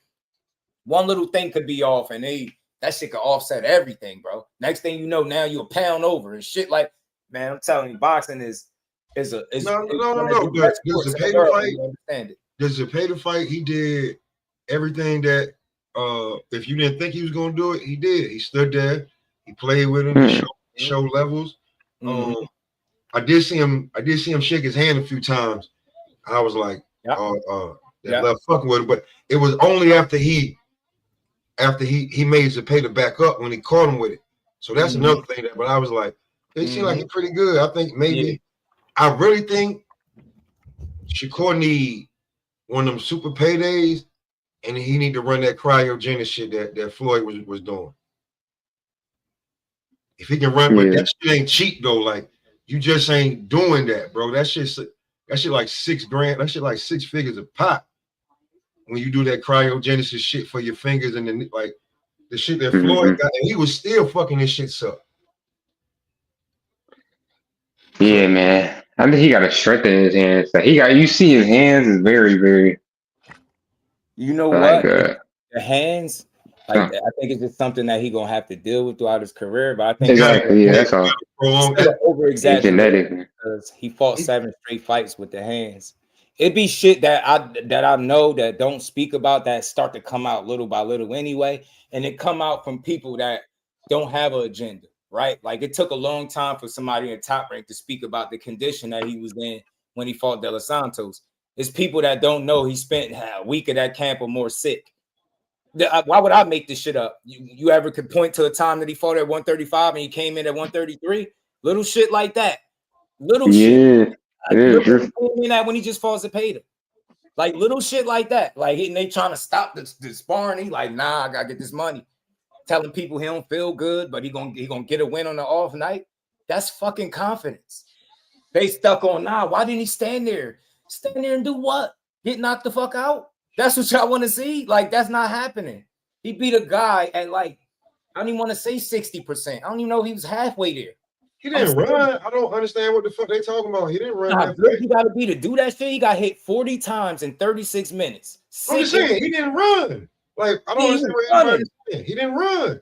I'd be like, he gave him a stationary target on every side of the ropes. Right. And Zepeda had his chance to get his rocks off.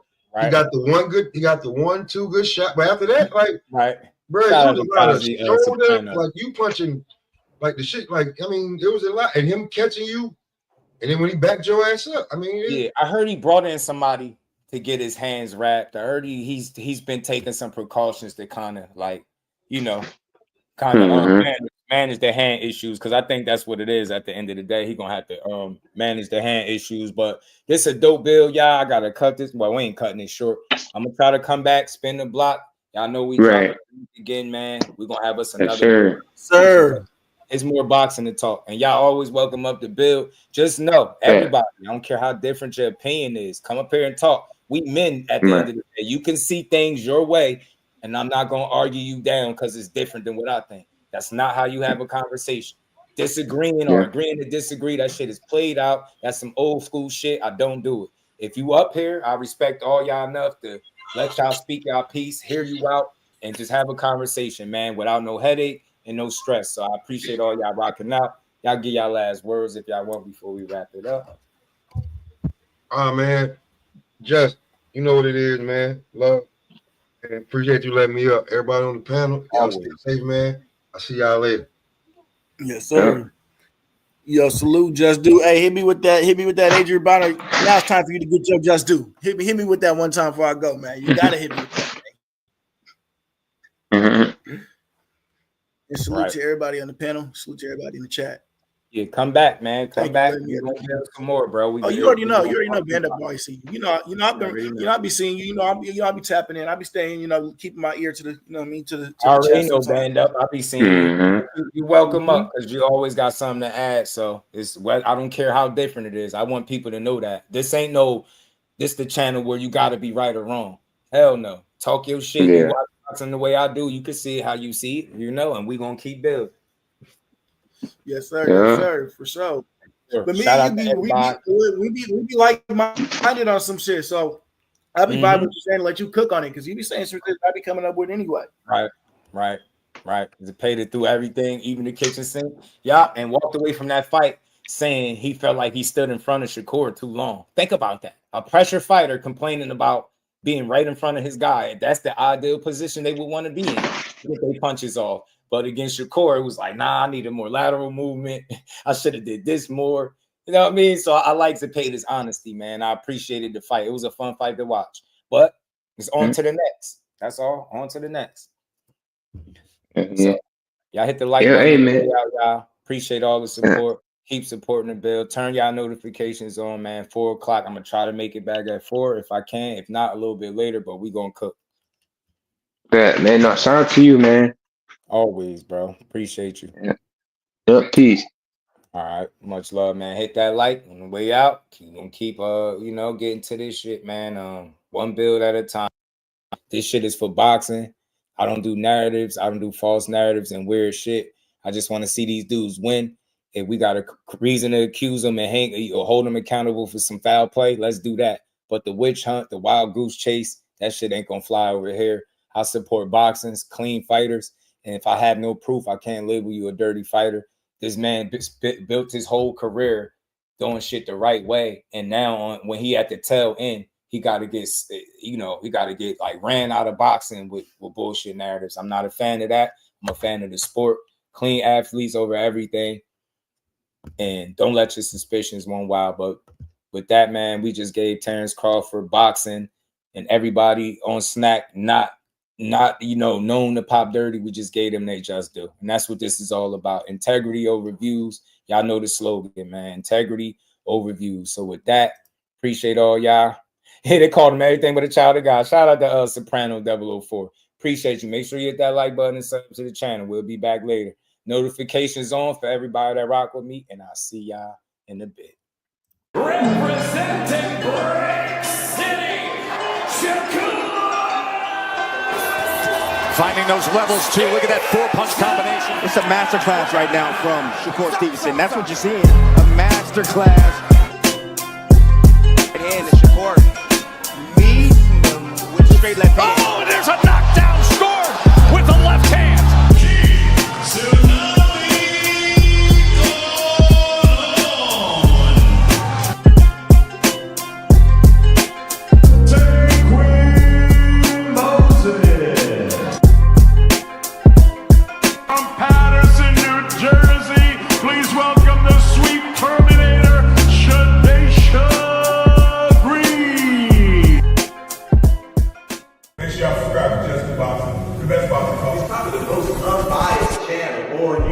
Right now, we're going to give him his just due. Shout out to my brother Just Due.